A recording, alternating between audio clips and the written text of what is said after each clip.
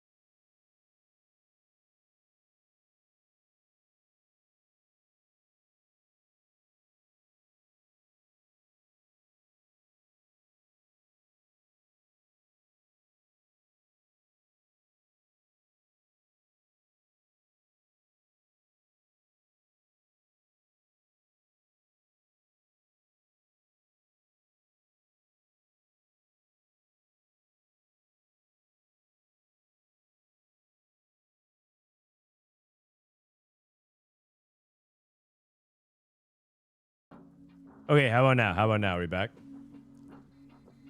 Are we back?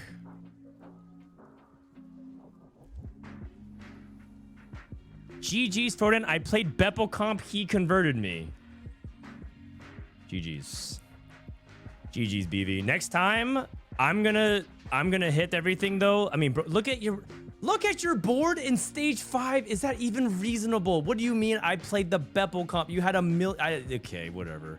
Like, I don't even understand how you hit Kabuko 2 in a world where everybody was also Fast 9 rolling for the exact same units, man. Ugh. Okay, we're back. We're back. Let's see who's playing. So top 28 is the cutoff. Top 28 is the cutoff. According to this, if I'm understanding correctly, for Tactician's Cup number 1, 28 will be from North American Ladder. That's what it says. Unless I'm missing something. Cool, I'm climbing and I might see Frodan in my Emerald game soon. How do I time out for like 2 weeks?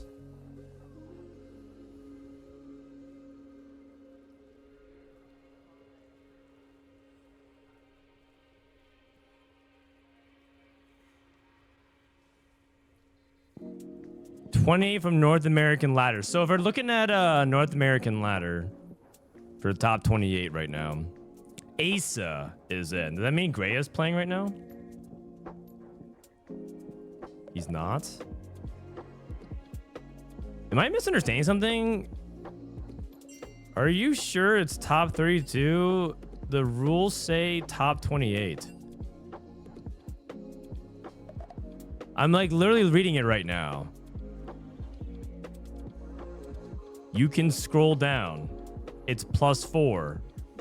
Oh, due to the no NAs. Oh, right. Never mind. Okay. So it's top 32. So 32 right now, the cutoff is at Robin. So Robin is at cutoff at the moment. All right, should we watch Robinsongz? Let's see how Robin's doing. Let's see how Robin's doing. So top 28. POV is number 28. Robinsongz. Cutoff right now. Or is that, sorry, this is 33.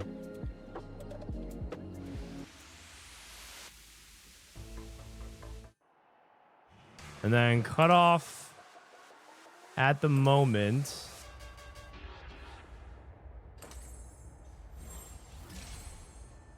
is 490.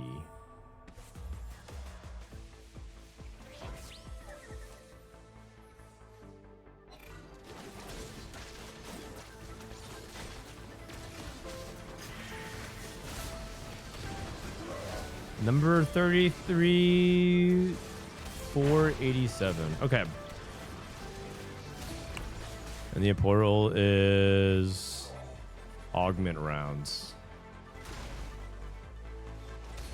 Earlier augs.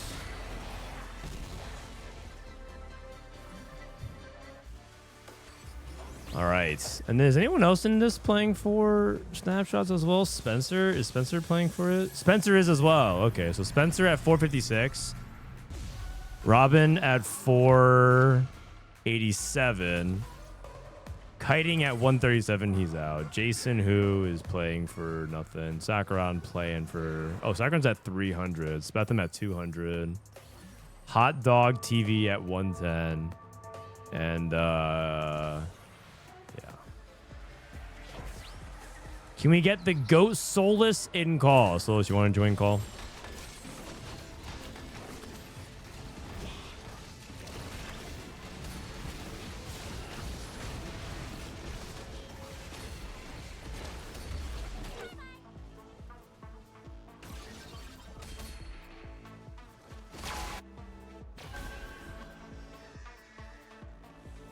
Solus is actually trying hard this set. Yeah. But then the problem with that is that usually people are like, oh, I'm trying really hard when they have good results. And then when the results don't come, then they say, oh, I'm not trying hard anymore. So we'll see. We'll see if he's able to maintain his effort.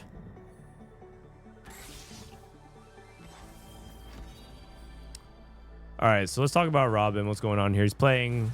Oh, he's playing Twisted Fate.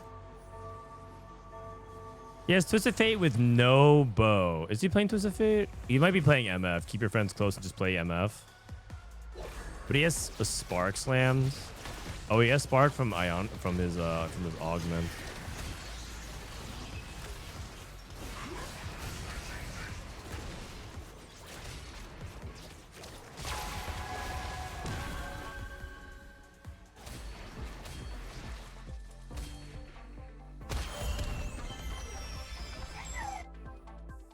Okay, so let's just continue to break things down here. So we got Slayers. Oh, we got double component anvils. So we got Shaco Slayers, probably holding items for Zed. Then we have Street Demons, Rengar. Then we have 4 Nitro, Flex for whatever. We have Robin's playing Twisted Fates. Dude, what is going on, man? We got another Rengar player. We got Cower Weaklings. Sorry, these are just, it's hard to recognize with just the models. Then we have Anima Squad. If so, this is a pretty bad Anima Squad setup. I am not a big fan. And then we have Brand with Manazane. Manazane Brand is one of the more powerful things people are playing for these days with artifact setups. How do they say tiebreakers? I'm not sure actually. I'm gonna go ahead and stand up just cause I've been sitting all day.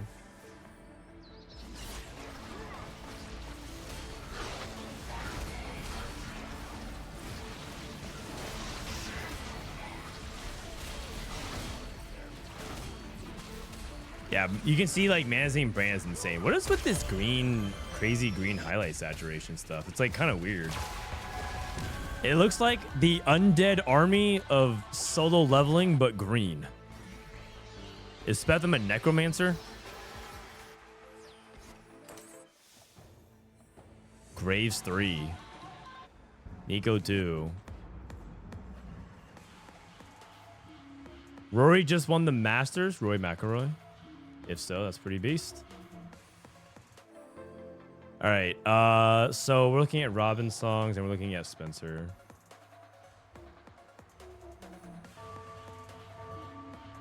Let me actually reform this. Tag Cup. Top 28 snapshots. We're at number 36. Spencer. Oh, he's at number 37. Spencer at 456.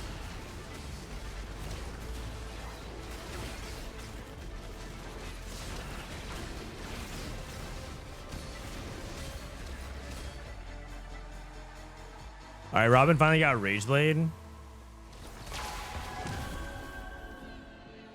Okay, all I'm saying is his TF spot does not look very good, but in terms of the number of copies of TF, but at least he streaked stage 3. That's all that really matters. Rory finally got the Grand Slam. I'm happy for him. I haven't been able to watch much of sports lately. I barely caught some of the NCAA, the Final Four, where Duke choked it up real good. My wife is a pretty big Duke fan, and I voted for Houston, or I predicted Houston would win. Or rather, specifically, I predicted that Duke would lose, to be more precise. He has 8 Skarners, yeah. Skarners can actually tank. Skarner's actually fine as a tank here.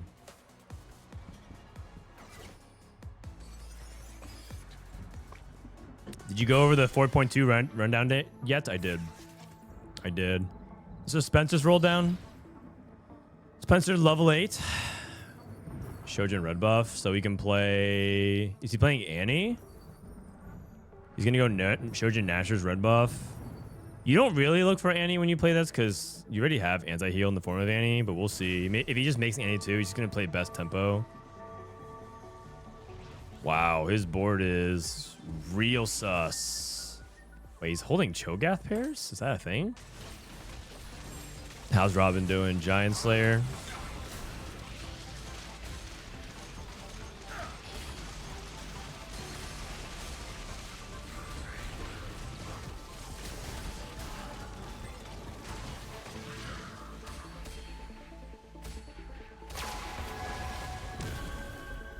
All right.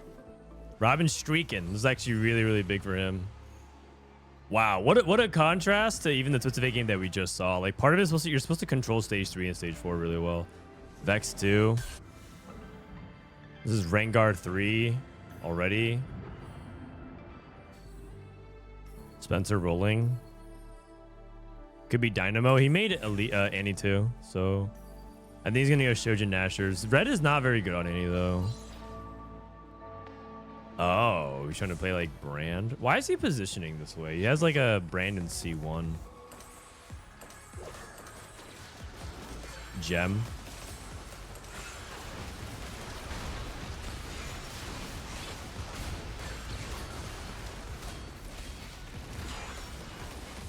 If he stands Nashor's with Annie, I think Spencer's in a really bad spot.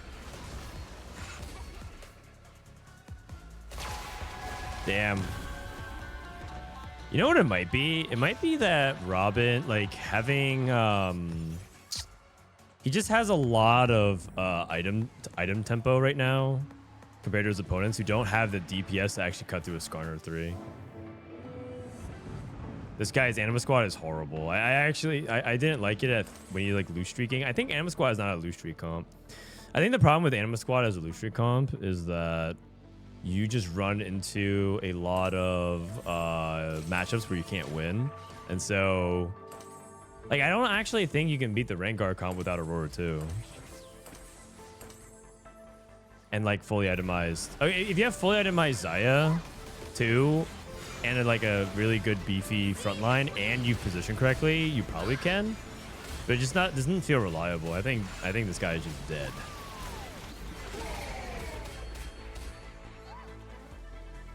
Huh? Huh? You can win a Rengar if you have Leona's Xayah beefed up. Yeah, I agree. That's actually, I agree. What are Robin's augments? Robin has, keep your friends close, Ifnai, and high voltage. But Robin's gonna start falling off. I know he's win streaking, but like he's only on TF2. He's basically stat checking a bunch of people right now, and I just don't think that. I think a lot of people can and will stat check. Why is Dissoap not sitting? Because he's bored. Dissoap's a funny guy, man. He asked me if I want to do the podcast yesterday for TFT Study Hall. And so I said, sure. And then I didn't message him all day. And then I DM him. And I'm like, what time do you want to do the podcast? And he just says nothing. I'm just literally here doing nothing. staring at the wall. So I think he's just bored, you guys. I think he's at 1,000 LP. He's just like waiting for something. He's just waiting for Worlds for the next set to start. He's not really doing anything. Okay, he hit Twisted Fate 3. That's big, actually. That's very, very big.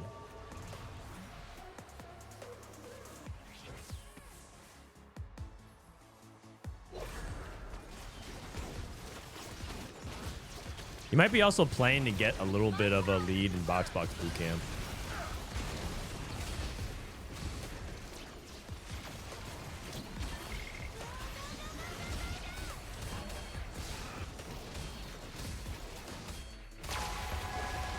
Oof, that's a really bad loss for the Anima squad player. Okay, looking good for Robin. And again, he's just aiming for a top 4. Robin is at the point where if he top 4s one time, he should probably just sit for a little bit of time. Just take a break. Because if he top 4s and then like goes bot 4 again, he's gonna risk falling out. Or he's playing because he likes TFT. I mean, it's a little bit of everything. Like, he wouldn't play TFT if he didn't like it. So that much is clear. But why isn't he just sitting? Is because he has nothing else to do right now.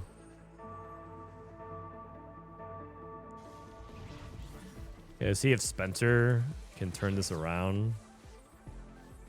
Nitro Amp Annie. Trying to play very flex. I feel like this is Spencer trying to play very flex. It's going to be in Z1 though, so it's not that hard. It's surely we don't lose to Z1.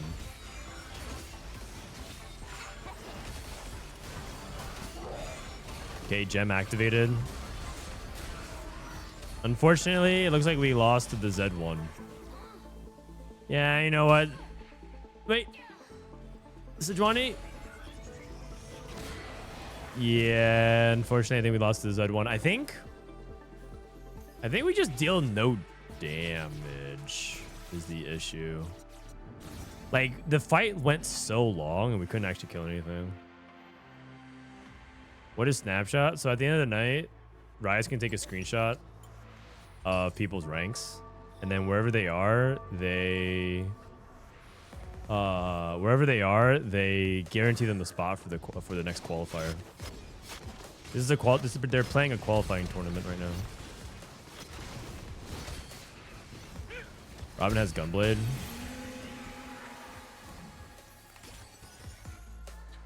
So Gunblade. Looking for MF now. And Braum 3. Aurora. But he doesn't want to sell Shaco because he needs that for the Syndicate. Oh! You sell that.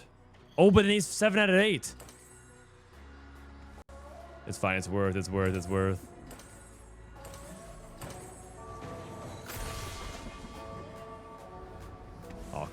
Awkward. Gunblade, Slam Spark, Skarner, Hop, something defensive maybe. Goes IE. I was thinking like another defensive item here for Skarner because it doesn't feel like we're gonna hit MF for a very long time, and I'd rather the Spark stay alive a little bit longer. I actually don't know if I agree with this, but at the same time, I didn't see a defensive item, so like maybe he just couldn't find one and he had to slam something quickly. Uh-oh, the Twisted Fate fall off. Oh, wait, he gets another component. Oh no, it was actually the second option. It was secret option number 3, which was wait. It was actually wait. Oh, that's sad. I forgot. I don't, to be fair, I don't track Eye for Night either. Braum 3 died quickly. Yeah. Is Polish Slayer still here? We're watching Braum 3. I don't think he's beaten the fraud allegations. He has a Spark augment at least. That's true. High voltage double Spark. Zed is a tricky matchup as well. Zed's a very tricky matchup.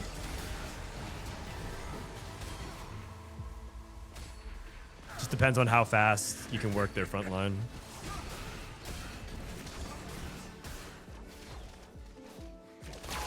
Okay, we got there.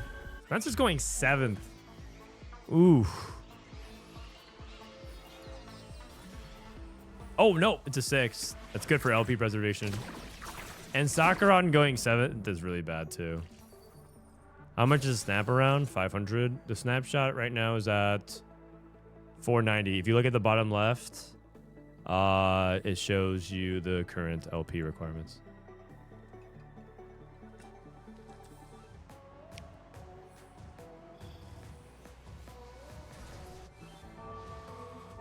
Hey, Michelle.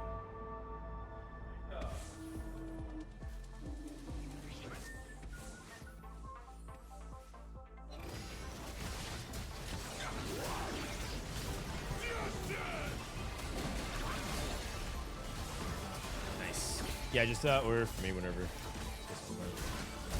Yeah, if not, it's probably on Postmates.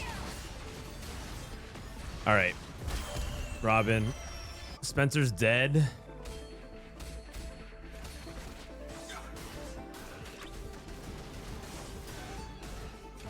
And the Zed's gonna barely win. No. Okay, that's actually really big for Robin because Robin has fallen off so hard. He's falling off so hard. TG, probably not that useful. Steadfast. Stone Plate, honestly. I actually think that you can take like another defensive item here for Braum and play for like Stone Plate. Takes Crown Guard.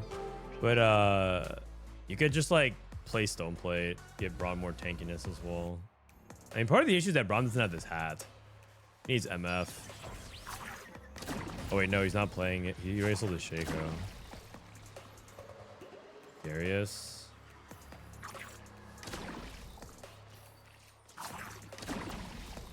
He found Shaco again. He needs MF.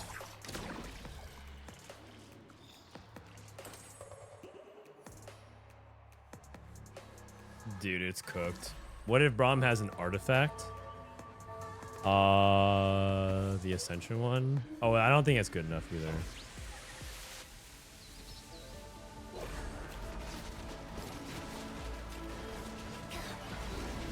He's going up against Jinx 3 Rengar. It's only Jinx 3 Rengar 2 though.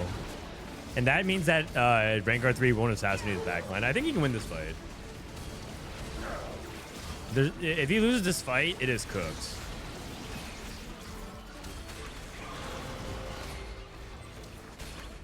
Oh, that is not good. Okay, but the good news is the Zed's falling off. I think it might be a 4th. It might be a 4th. It might be a 4th. Yellow card pulls unlucky. Yeah. That's another thing about Twisted Fate as well.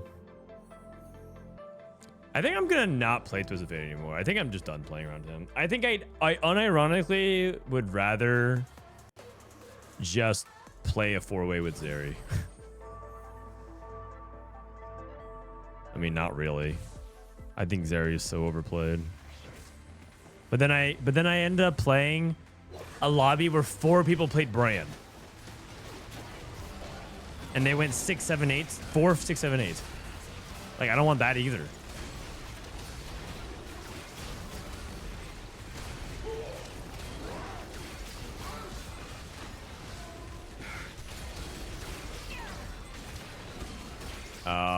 We're just getting farmed. Oh no, Robin lost. It's so close. Dude, this fit. If he gets 5th here. Oh, like if he's 4th, he actually can just take a break and not play because he would go to 487 and go above the cutoff. Twisted Fate is so mid. I don't see why they're nerfing his hat. Well, because he does really well at low elo. Also, they're nerfing his hat because they're raising the baseline of Twisted Fate without Syndicate.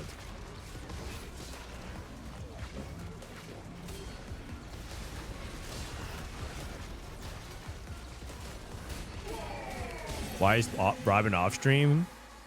Because you guys are too helpful. It's unfair if Robin gets to get help from chat and he makes Snapshot. So because Robin is honorable, he decided to do this climb off stream without chat's help.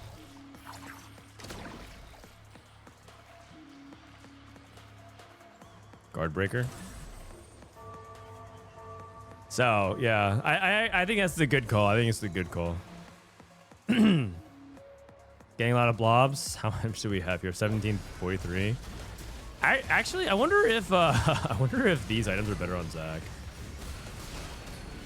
Oh no, never mind. He doesn't get value off the split. Oh, this is the ghost. It's the ghost. This guy's Renekton too. Scarter. TF. Oh. Oh, we got there. We got there. Holy cow. We got there. All right, you know what? Fourth is good. Fourth is good. Fourth is good. Because you guys see this? Robin was 33rd, and now he jumps over 32nd place at 497 LP. He's queuing up anyways. He does not feel safe. He does not feel safe. He's at 497. Okay. Okay. Let's see if other people are playing here. Let's see if Aesah's playing. How's Aesah doing? Aesah is not playing. He's sitting. Soju. All of them are sitting, right? Press event. Okay. I think there's a lot of people who are just sitting at 500. So we're looking at these people.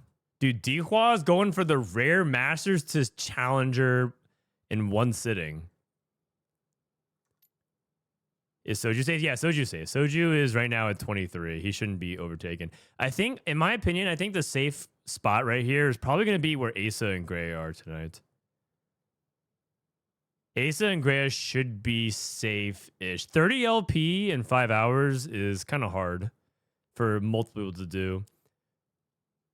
I'm actually kind of sad because I don't think Box is playing for Snapshots at all today.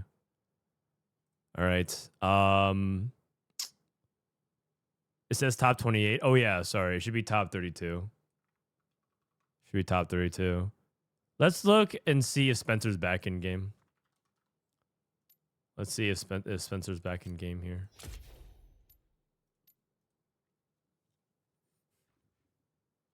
I wouldn't feel safe at 497 either. Someone's got to catch that by midnight. Yeah, 497 probably doesn't feel good. But so the reason why 511 probably feels safe for Darth and Aesah is because these people all have to jump above you.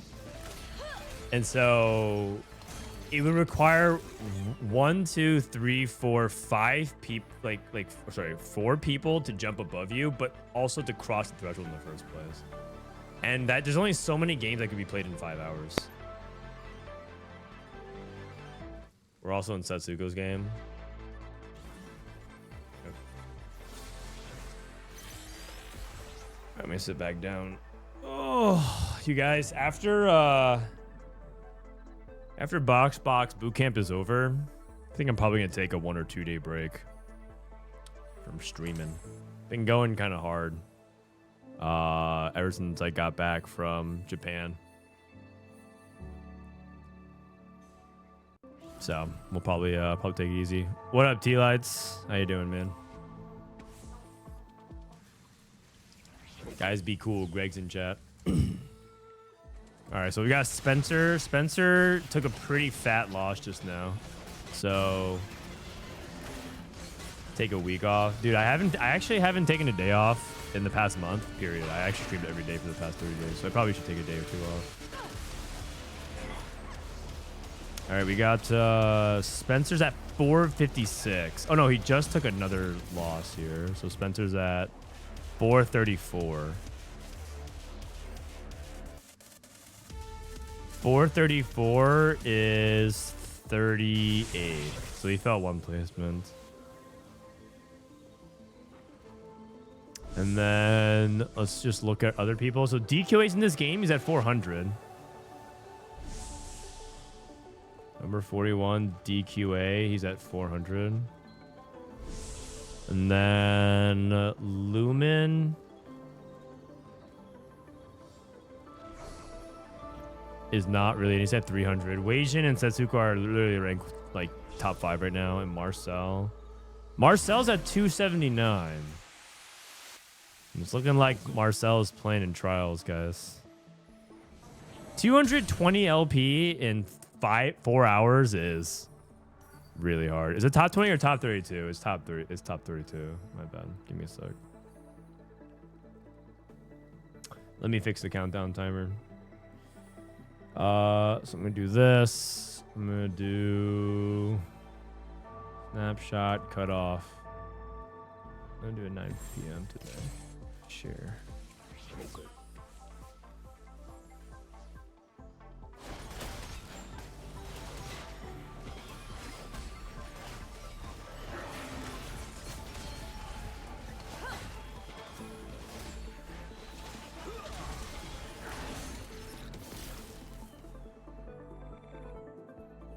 All right. Frodan, mind if I come watch for a bit? Oh yeah, absolutely. Sorry, I was in the middle. By all means. How many? Does anybody here want to hang out with Tleyds? Type Greg in chat to summon Tleyds. Type Greg in chat, please. Hello. Yo, what up? What's up? What's up? How's it going? Not too bad. Can you see the screen? Yeah. All right. How Chad, how does he sound on your end? Yeah, am I too quiet, too loud? No, but your mic quality is way better these days. Yeah, I actually got a new mic. And I also Excellent. got a new PC, so Ah, upgraded the setup a little okay. bit. Nice. Yeah. I love that. This is a crazy lobby. Yeah. I was like just watching and I wanted to spectate. Okay, so the hack armory is egg armory. Okay, the first question is for this egg. Have you ever taken anything besides 9? Oh, I've taken 13, like only if you like 100 streak. And a lot of times I think it's good to take 13 if you have like reroll as well, because you're not taking like 15 damage every time you lose, but you're like most likely gonna lose on stage 4. And then like you can cash out, and sometimes it's like a radiant item. For example, you can get like Radiant Rage Blade on Vayne or TF or something like that, which can give you like a top 2. But other than like rerolling 100 streak, I never have taken anything but 9. Yeah, same. I don't think I've ever taken the 4 egg, actually. Ever. I don't even know what the 4 can get. Low HP. Yeah, I don't know either. Ooh, HP. Oh. That might incentivize some people to go for 13, like Marcel and Setsuko, if they can keep streaking this stage.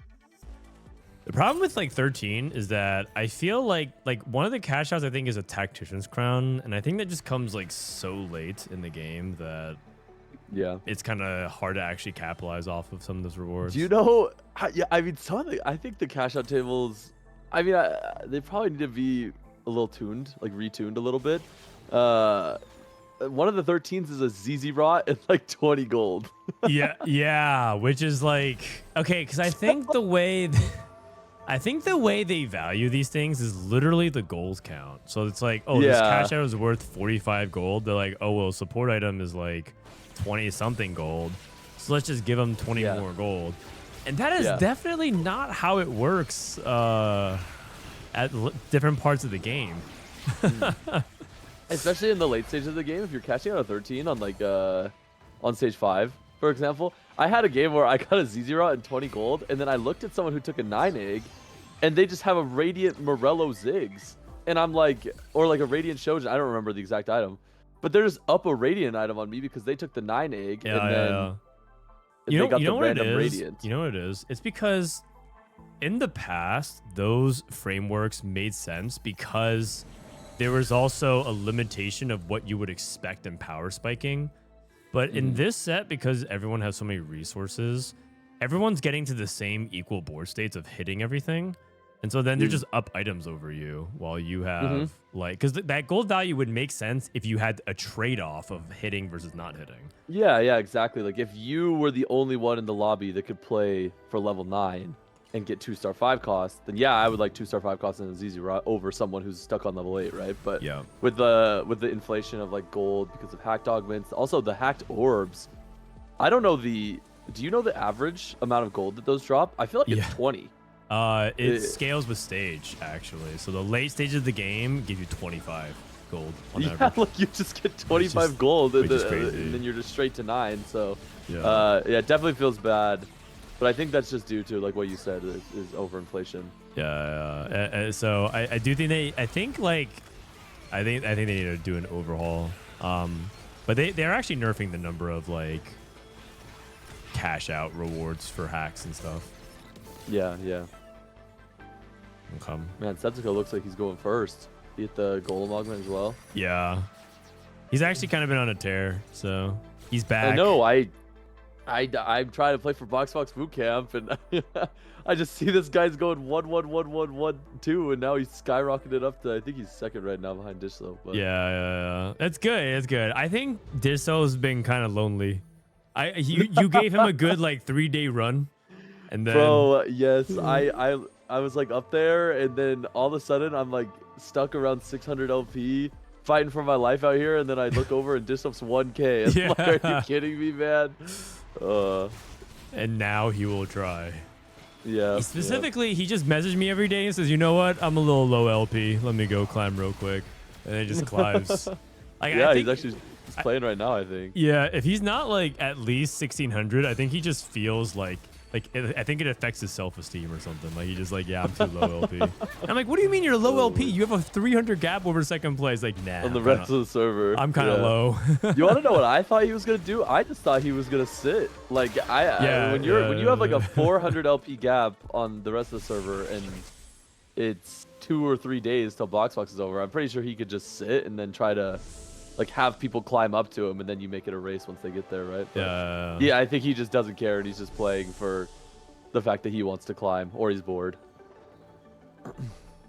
Kura Pointy asked, do you think prismatic augment plus gold versus 2 gold augments and a gold plus 2 plus gold plus versus... Okay, let me try again. Do you think prismatic augment plus gold versus 2 gold augments and gold augment plus gold versus 2 silver augments is balanced? Okay, yeah, I know, yeah. What do you think, actually? Basically, he's talking about the two augments versus the 1. Yeah. I think it's balanced. Believe it or not, I actually thought that was going to be a bigger problem than it currently is, actually. I think that's actually been some of my least... Like, I was worried I was going to complain about that. Like, why would you ever take prismatic over 2 gold, for example? But I've actually encountered several situations where, like, I've been surprised by my choice as well as other people's choices in game, and it worked out. So, I think that's actually been a positive of the set. And I was actually very skeptical of it at first. Yeah, I think I would agree with you. I always thought that you would take like the 2 options. Yeah, exactly. But I found myself, it's almost like a 50-50. And I feel like when I watch other people, I think you're on the money with it as well. That like, it really depends, because since the 2 augments are strictly RNG, a lot of the times you can get pretty bad combos. So it's like one augment does nothing for your spot, and the other one is either good or mediocre. And then you have to weigh that out with like, okay, this prismatic is like really, really good at my spot. Plus, I get 9 or 8 gold to roll when I need it, right? So, I actually think that it's in a decent spot. I haven't really... That's not something I complain about, so... Yeah, exactly. There's going to be, like, pretty big high rolls, right? Some people get...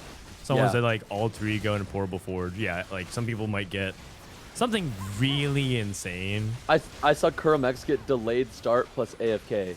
Oh, what? It's like, yeah, if you see someone else get that, then you're gonna be like, wow, I got Portable Forge plus the 5 gold. Like, what the hell's going on? But I mean, that's just a high roll, right? It's just a high roll, and that definitely happens. But I would say that like there's that's actually been a surprisingly like I actually haven't been complaining about that very much. And I actually think I enjoy it because it makes you evaluate augments differently. I think I'm a fan in general of anything that shakes up the normal formula of what you think about in TFT, and augment choices tends to be one of them. And another thing that I actually subtly really like a lot as well is augment rounds earlier. because I think Really? because I think it changes the context of when you pick a certain augment. Actually, well, maybe not necessarily like all in stage 2 or something, especially if it's prismatic party. But like if it's like something on 2-1 and then something at like 2-6 and you get something at like at the end of stage 3, I think that's like kind of interesting. Yeah, I think it's interesting too. I think there's a couple of points that I don't like about the augments being changed, and like one of them is that you can get like 3 augments in stage 2, for example, and then your entire game is decided within like 5 rounds, right? And then the other thing that I don't know how they would fix this, and they probably just would never touch it because it's not like that big of a deal, but it's something like, for example, hitting prismatic pipeline on 2-6, right? Like there's a certain batch of augments you can see stage 2, and the way they are designed is to like start at 2-1, right?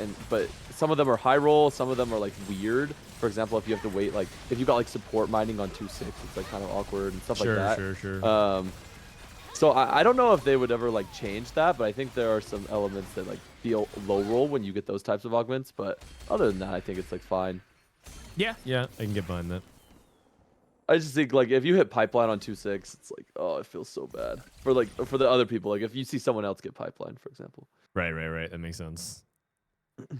Okay, so everyone took 9 turn egg, I think. 9 turn egg for Setsuko. He's doing his roll down. Did anyone take anything else? Like, I want to scout around and see. This is big grab bag. 9 turn egg. 9 turn egg. 9 turn egg. Nope, I think everyone took 9. Uh-oh, I think I broke the spectator.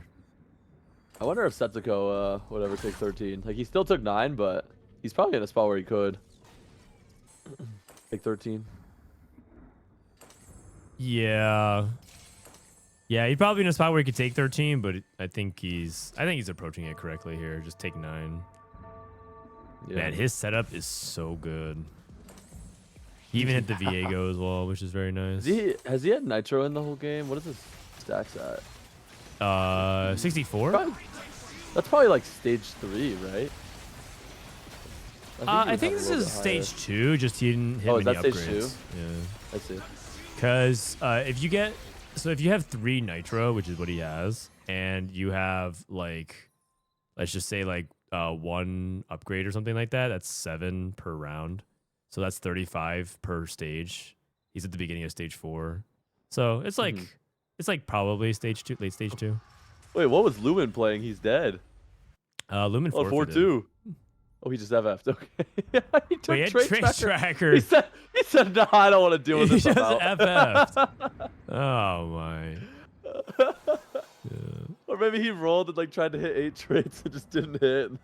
Yeah. Oh, that's funny. Well, I mean, if you look at his board, he literally just had 4 Nitro. He was a Trade Tracker 1 trait. Oh my goodness. Yep. All right, Weijin. Weijin's spot does not look good. You don't. I mean, he has MF too. Oh, I'm not an MF believer. Oh, interesting. I think the unit is good, but like she has some issues. One is she's like really tied to Syndicate, in my opinion.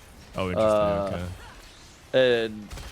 And 2 is like she has trouble killing certain melee carries, so you just auto lose those matchups. And if you don't have an Aurora, like you don't have another source of DPS a lot of the times. So I mean, she's fine, but I would look at Weijin's spot and think that it was a bot 4 compared to like another Nitro board. Got it. I think MF. So I'm a counter stats believer. If you were to follow the stats, MF is pretty weak. She's basically like in the same territory as like Aphelios, where if you take out some of the like best rerolls and the other things that you splash her in, like she's played in a bunch of comps like Twisted Fate, for example. She looks pretty bad, but I think MF is good if you are a player that can get to 9 and find a way to get to Aurora. Like if you're a consistently good like player managing your resources, I think MF is pretty good. Yeah, I agree. I think the part that makes her feel awkward is like since she's so tied to Syndicate, you have to play like a pretty weak front line to get like that 3-piece, and so your front line just falls over. I mean, Wagens is playing it with Nitro, and Nitro might just be the stronger frontline option. Yep. But then you don't have that Syndicate bonus, so you're kind of hoping she has enough damage. Yeah, and he does have MF2 with Bronze for Life. You know, part of it is that Syndicate gives you a bunch of damage amps, so. Bronze for Life definitely helps. Next patch, MF might be really good, though, because they're reworking it so that way she gets, she's just better without Syndicate. Yep. She's basically the same unit, right? They just swapped one of the numbers. Like, so instead of 8-4, it's 9-3. 9-3. So the cap is still the same, but yeah. Which will be good. I think having an MF duo carry, like being able to slam, for example, like Rage Blade. So say you could slam like Rage Blade AD items and like an AD caster set of items like Shojin IE, right? And being able to flex between like Zeri MF and Aphelios Xayah, like any of those combinations of duos would be nice. I don't know if we'll ever reach a spot that you can do that, but I think it'll be interesting. I think we will. I actually think that this set, assuming they can get everything in line, has pretty high potential for the competitive aspect by regionals. Yeah. Because it'll theoretically give you a lot, like, because there's a lot of dual carry setups that also can mix and match, right? You don't have to play Aphelios and Xayah. You can also play like Aphelios MF. Yep. And vice versa. You can play like Xayah, Zeri, because Jhin. So it's like... Yep. It's like Jhin. Jhin holds like all four of those. Exactly. And so theoretically, there's like a really good setup for 80 flex. I'm sure there's probably going to be something with AP flex as well. So I think there's potential in the set by the end of things. Okay, you're right. Wagen's losing out. This comp sucks. Yeah. Hold on. Cash out. 3 components. He got double even shroud. No, but actually, if he had Zac too, he might be back. Zac doing like 3 tank items, start getting blobs. Yeah, I think this Zac unit is kind of good. What's your opinion on Zac? I think Zac is really good. I think he's probably the most underrated 5 cost. Most people are aware of Aurora right now. I think people are catching on to Viego. I think not enough people know about Zac. Is where that's what I'm saying. I think Zac clears like so many of the 5 costs. Even at 1 star? Even at 1 star? No. I had 2 star. Like 2 star with blobs, he's broken. But like 1 star, he just doesn't do much. I mean, if you 3 item a Zac with Vow, maybe at 1 star, if you have a good amount of blobs, he'll do something. But this guy at 2 star is a monster. I actually think like I played Brand Ziggs, like you know that Brand Ziggs comp. Yeah. And I've started to think that Zac is just better than Kabuko, and you just never play Kabuko on that board, and you just play for 2 star Zac. And I actually played it one game and I went first, because like my Zac was just doing, or like what was he doing? 5 to 6k and tanking infinite, CCing the backline, way more stall than Kabuko would be, in my opinion. Now you would rather play Zac on your board than pull him with like an Aurora. Well, I think Aurora is kind of hard to fit on that like board. Or just in general? I'm just saying, like, conceptually, would you rather have Zac on the board, or would you rather have him being pulled in? Oh, I'd probably just pull him in, right? Isn't it the same? Well, I mean, it's the same, except he's sort of like out of position in a lot of times. Oh, sure. Yeah. I think if you could fit Aurora and pull in Zac and get another synergy, then I would always pull him in. But if you have a spot to just have your Zac as your main tank, then... What's the blob count? On the board. Soul says 30 blobs. 30? That's a lot of blobs, man. Holy crap, that's so many blobs. Dude, you know what's broken? Is prismatic ticket Zac. Like, if you could get to a spot where you reroll and then play around Zac frontline, I faced a Zac with investment strategy and prismatic ticket 70 blobs. I was like fully capped level 10 and I could not kill it. I went third to Vigar reroll because he just had a Zac 2 with 1,000,000 blobs. That's fun. It's crazy. Yeah. I think they did such a good job with the 5 cost this set. It's probably my favorite 5 cost lineup they've had since set 4. You think so? Yeah. I think their 5 costs are pretty good. Can you name a better 5 cost lineup of like a combination of like fun, flexible, interesting? There's a tank. Yeah. I'm trying to. Oh, it's so hard to remember all of the sets. I actually enjoyed last set's 5 costs. I know that might be a hot take, but I thought they were really cool. 76. What the heck? All right. Set 10? What was the set 10 5 costs? Oh, set 10? That was Jin. Viego. Jin. Oh, Jin and Alawi. Jin and Ziggs. Alawi. Yeah. Ziggs. Those are some good 5 costs. Jin, Ziggs, Alawi, Kiana. Sona. I think Sona was like, eh. Yeah, Sona's alright. I think Alawi was super cool. Alawi and Jin Jin were was pretty really dope. cool Yeah, as well. Alawi and Jin were pretty Yeah. dope. Agreed. Yeah, you know what? Not a bad lineup either. Oh, and Kane, but Kane was not that interesting. Sakran's dead. But Kane is a 5 cost? Yeah, he's a Heartsteel 5 cost. Oh, yeah. Okay. Kane was... He had the potential to like be cool, but he was bad all set. Yeah. He's just so bad. He was terrible all set. Thank you.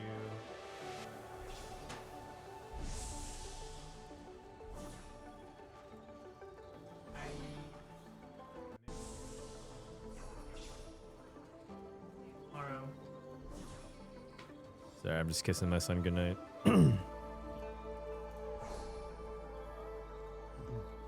Do you think the 5 costs are in a good spot? Like I saw they only buffed Samira in the patch. Oh yeah, they buffed Samira, and then they didn't do anything else to any of the 5 costs, right? Let me see. Let me take a look at the 5 costs here real quick. 5 costs. Aurora needs. Oh wait, they didn't nerf Aurora. Nope. Oh, what the heck? I definitely should have said that when I was watching when I was going through my patch notes. They didn't nerf Aurora, and they didn't buff Urgot. I think Urgot is kind of hard to balance though, because he has like so much util, but I was kind of surprised by those two at least. Yeah. Yeah, agreed. I think everything else is probably fine. Renekton is definitely fine. Garen is actually like hidden OP. Yeah. Aurora is very OP. I'm actually surprised they didn't nerf Aurora. Yeah. What do you think about Viego? Viego's good. I think Viego.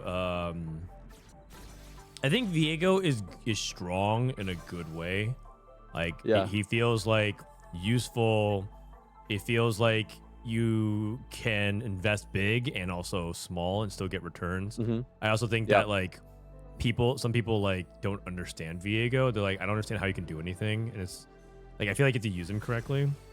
Yeah, I think you're right. I think he's in a good spot where like, yeah, exactly. You could turbo invest in him with like an 8 techie full damage build, and he can do work. But you can also just play him as like a 2 techie splash to try to like dazzle the back line and whatnot, and do a little bit of drain tanking. So I'm kind of glad they didn't touch Viego. I think Soju thinks Viego is like giga broken though, so he'll probably complain that he didn't get nerfed. Yeah, I think Viego is really powerful as a capstone to a lot of comps. Because I think right now, another really like weird thing about late game right now is that there's just so much shit in the game. There's like the summons from Viego. There's the Nitro. Yeah. There's Aurora pulling in units. There's Zach Bob splitting. And so Viego just says, he just like gives the middle finger to all that and just says, yeah, I'm just going to slam everything. And so Viego's numbers always look outrageous in the late game because he just hits like 9 units. Yeah. So, yeah, I kind of like his spot. They also buffed like 6 Golden Knocks and everything, so. Oh, true. Probably good. Maybe he'll get some time under that trait. Maybe. What do you think about Veigar reroll where he is right now? I think it's good. I don't know the exact conditions to like make it succeed, but basically I'm pretty sure. Okay, is it green on your screen as well? Yeah. Is this like a spectator bug? Oh, I was like, what is going on? Is this like an Easter egg or something? No. I think if you can make it to 4 Cyber Boss, then you're in a pretty good spot. Obviously, it's hard to get there because you need to make level 9 or high roll Kabuko on 8. The Cyber Boss augments are really good, in my opinion. The one that gives you a Kabuko, like the high score one, I think is good. And then I haven't really played the the other one as much. I think I've played it like once or twice, but it seemed Tower okay to me. If weaklings. you build like, yeah, if you build like blue Shojin, something like that, it can do good amount of work. I think he's in a good spot though. You can also play him into like vertical techie if you get an emblem. That one's a little bit harder to play though, because you kind of need to hit a Viego and have decent front line. Like this board that DQA is playing is the standard board that you play with no emblem, because it's a good amount of front line, a good amount of DPS. You can have 3 duo carries, or like 3 trio carries. So yeah, I think I like Vigar. Let's see if Spencer can get higher than a 4. Spencer's a player of focus in this lobby now because he can make up the most ground, but a 4th is like plus 10. What is Spencer at right now? I thought he was safe. He's at 434 and now he's at 444. Okay. And cutoff So is he's- 490. Yeah. Okay. So he's close. I thought. Oh, did he? He must have just ran it down, right? I thought he was at like 700 or like 600. Was he? Oh, that feels really bad then. He must have tilt queued. Man, I'm Well, getting he worked was again. he was like top 3. Oh yeah, he was at 537 and then ran it down all the way to 322 LP. I see. So some people went from like 550 to like 700 and he went from 550 down to 400. So Yeah, dude, this guy has played 250 games. Spencer? Wow. Yeah. That's the number one reason why he always struggles by regionals, because he plays too much at the beginning. He's the box bootcamp grinder. Yeah. I mean, he's technically the reigning defender. The reigning Yeah. champion. That is true. DQA, if he gets a first tier, DQA might be really in it now, because then he goes from 400 to 440s. Maybe even 450. So first tier would be massive for DQA. I didn't even know he was still playing the game, honestly. I thought DQA kind of soft retired. Pretty sure he just plays it casually, but he's like good at the game, so he can make top 32 if he gets like a good meta read. That's pretty beast. I don't know Wait, what how he's up many games does he to have? these days. Do you? Yeah, no, I have no idea. Let's see. EQA. I mean, he's 184 games. That's a good amount. So maybe he's like job searching or something. I'm not sure. Ooh, level 10. Sensigo has so many units on his board. That's what I'm saying. Let's count. 1, 2, 3, 4, 5, 6, 7, 8, 9, 10, 11, 12, 13. And There's he's throwing 13 at Zach. things. He's throwing at Zach as well. He's throwing in a Zach. That's 14, and that A splits Zach to 2 that more was split things. into 2 more things. Oh. He's not You know biting what, anything for the next one either. You know what I saw? I was watching Dish Soap earlier, and he took, or maybe it wasn't Dish Soap. Or, oh yeah, it was. He took Wandering Trainer with Trainer Golems and Nitro, and he just had like 7 units on his board on 2-1. I was like, what is going on? Wait, how? Nitro, Exotech, oh, and Wandering That- Trainers, yeah. Yeah.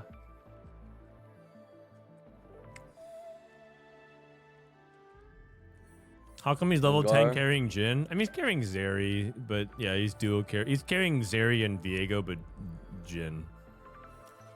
Oh wait, Jin's just top damage. Dude, this Jin unit is so good. I don't understand.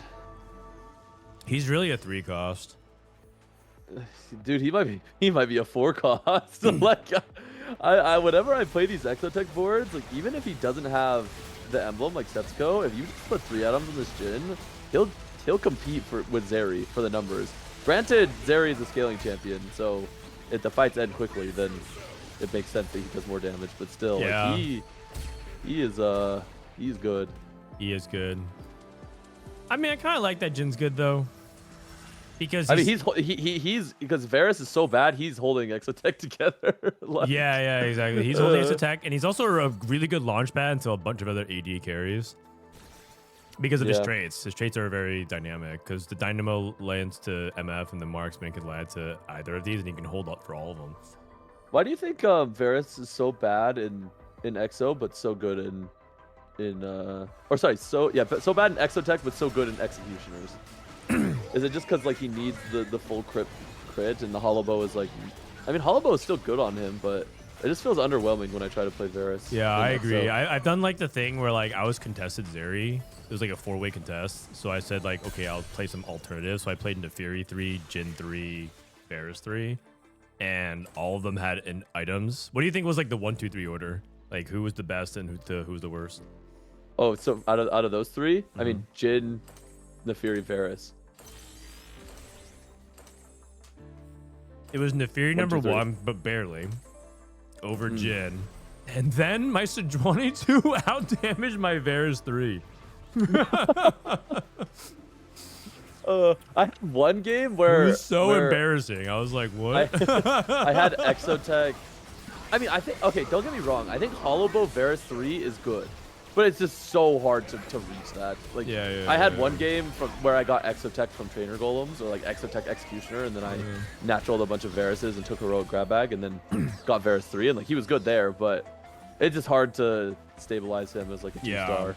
I mean, to be fair, I didn't play any Executioners, so that was probably a big part of it. But I put like, I think I put like Shojin JG on him. I was like, surely like it'll do Yeah, you something. probably have to build like JG because you're not gonna be, unless you're playing Urgot, you're probably He still not wasn't. gonna want to play Still doing Executioner like on that board. 3K, and Sejuani with like her 3 casts and Sunfire was out damaging it. It was just crazy. Oh man.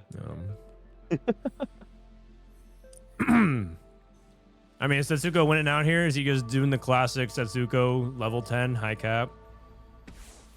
I mean, this game, I think he had 2-1 Nitro, propped branching out, and it hit Exotech. And then he hit Golem on 3-2. It's wild that they still never get to 200 on these robots. Yeah. It's like 7-2. Yeah, it's a Setsuko masterclass. Wait, hold on.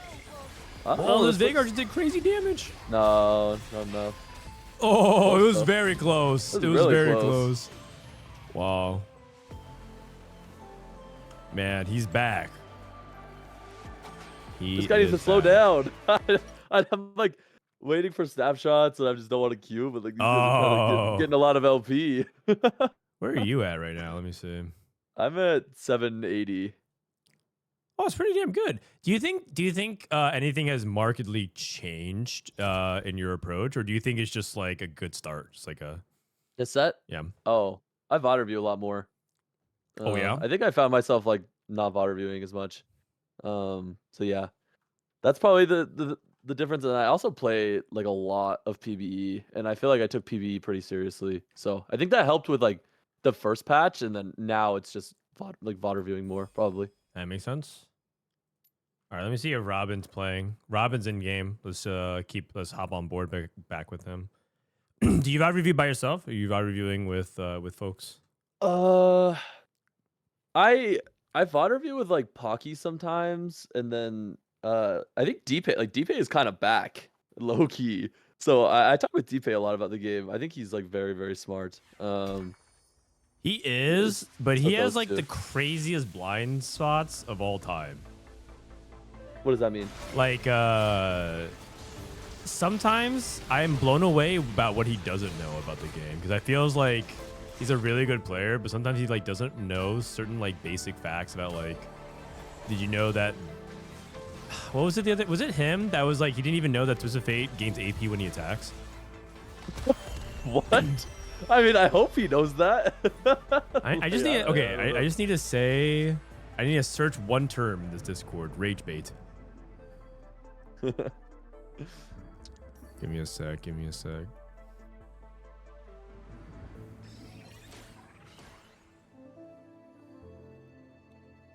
Oh, I can't find it.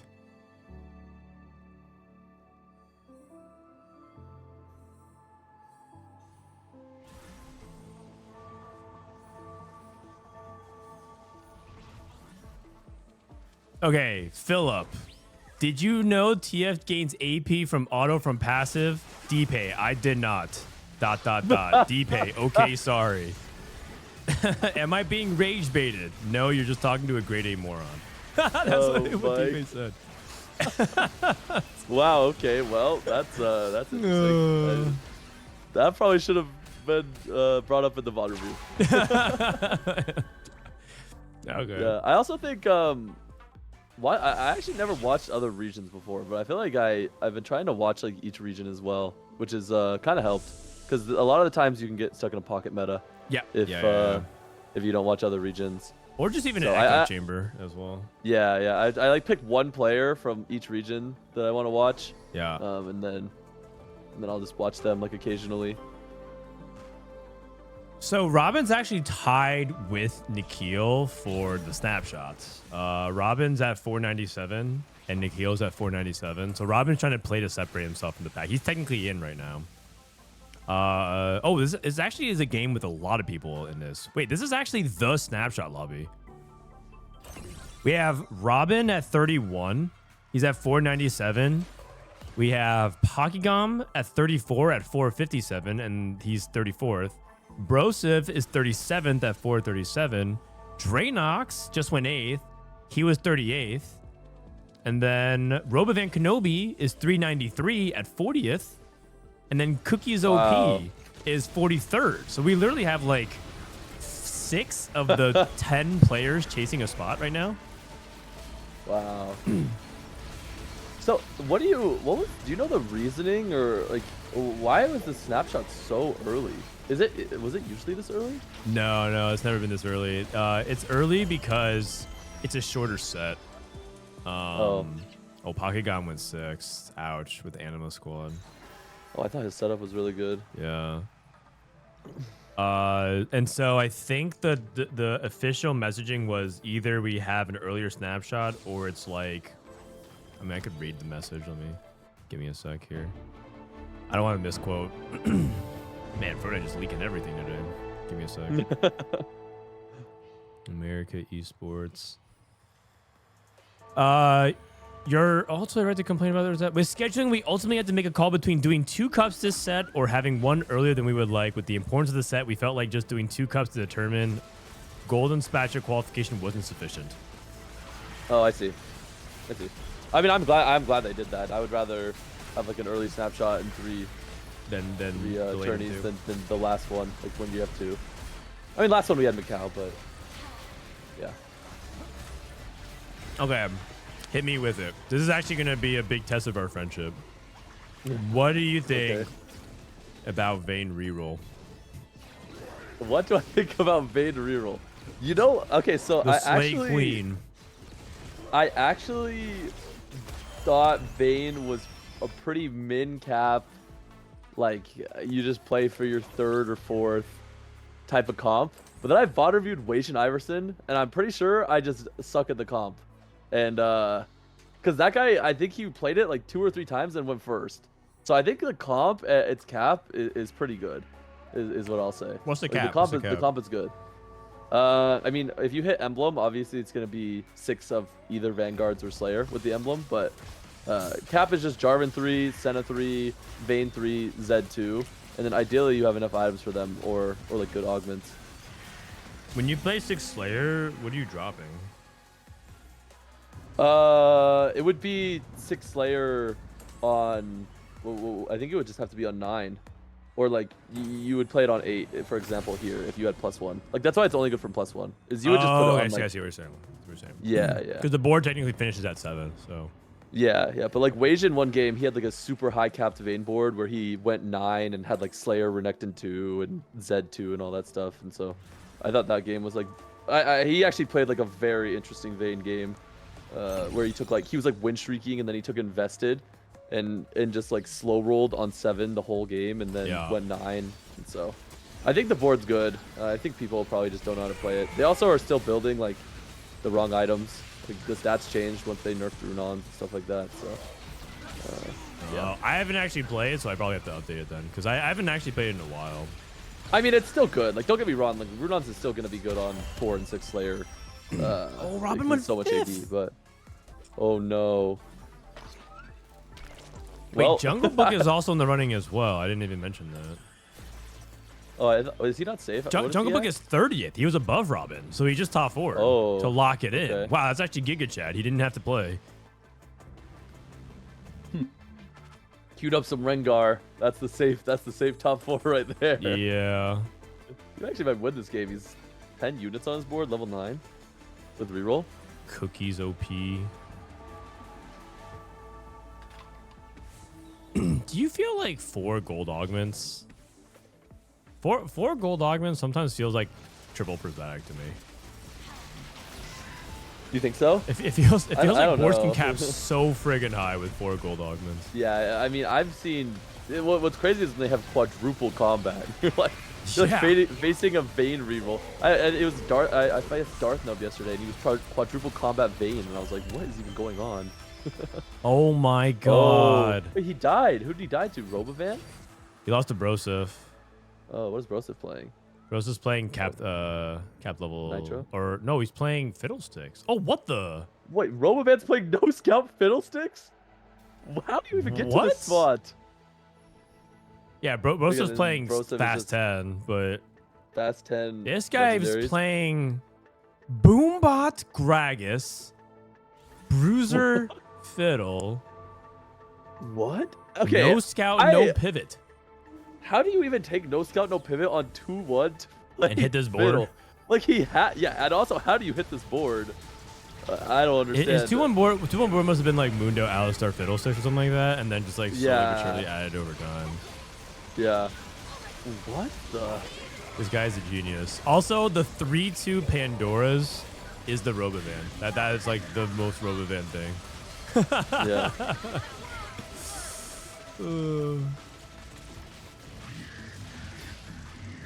Robovan with this second is pretty huge for him as well because he was at 393, so now he should be in like the 430s. I think Snapshot's heating up, man. It's gonna be Ooh. it's gonna be good kind of watch. interesting.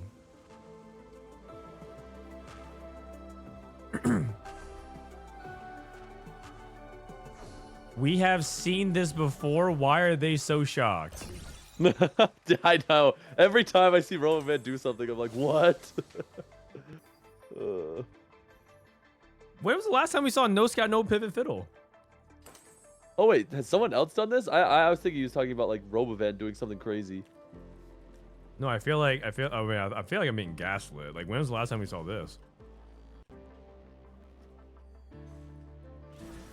Dude, no scout, no pivot 3 costs.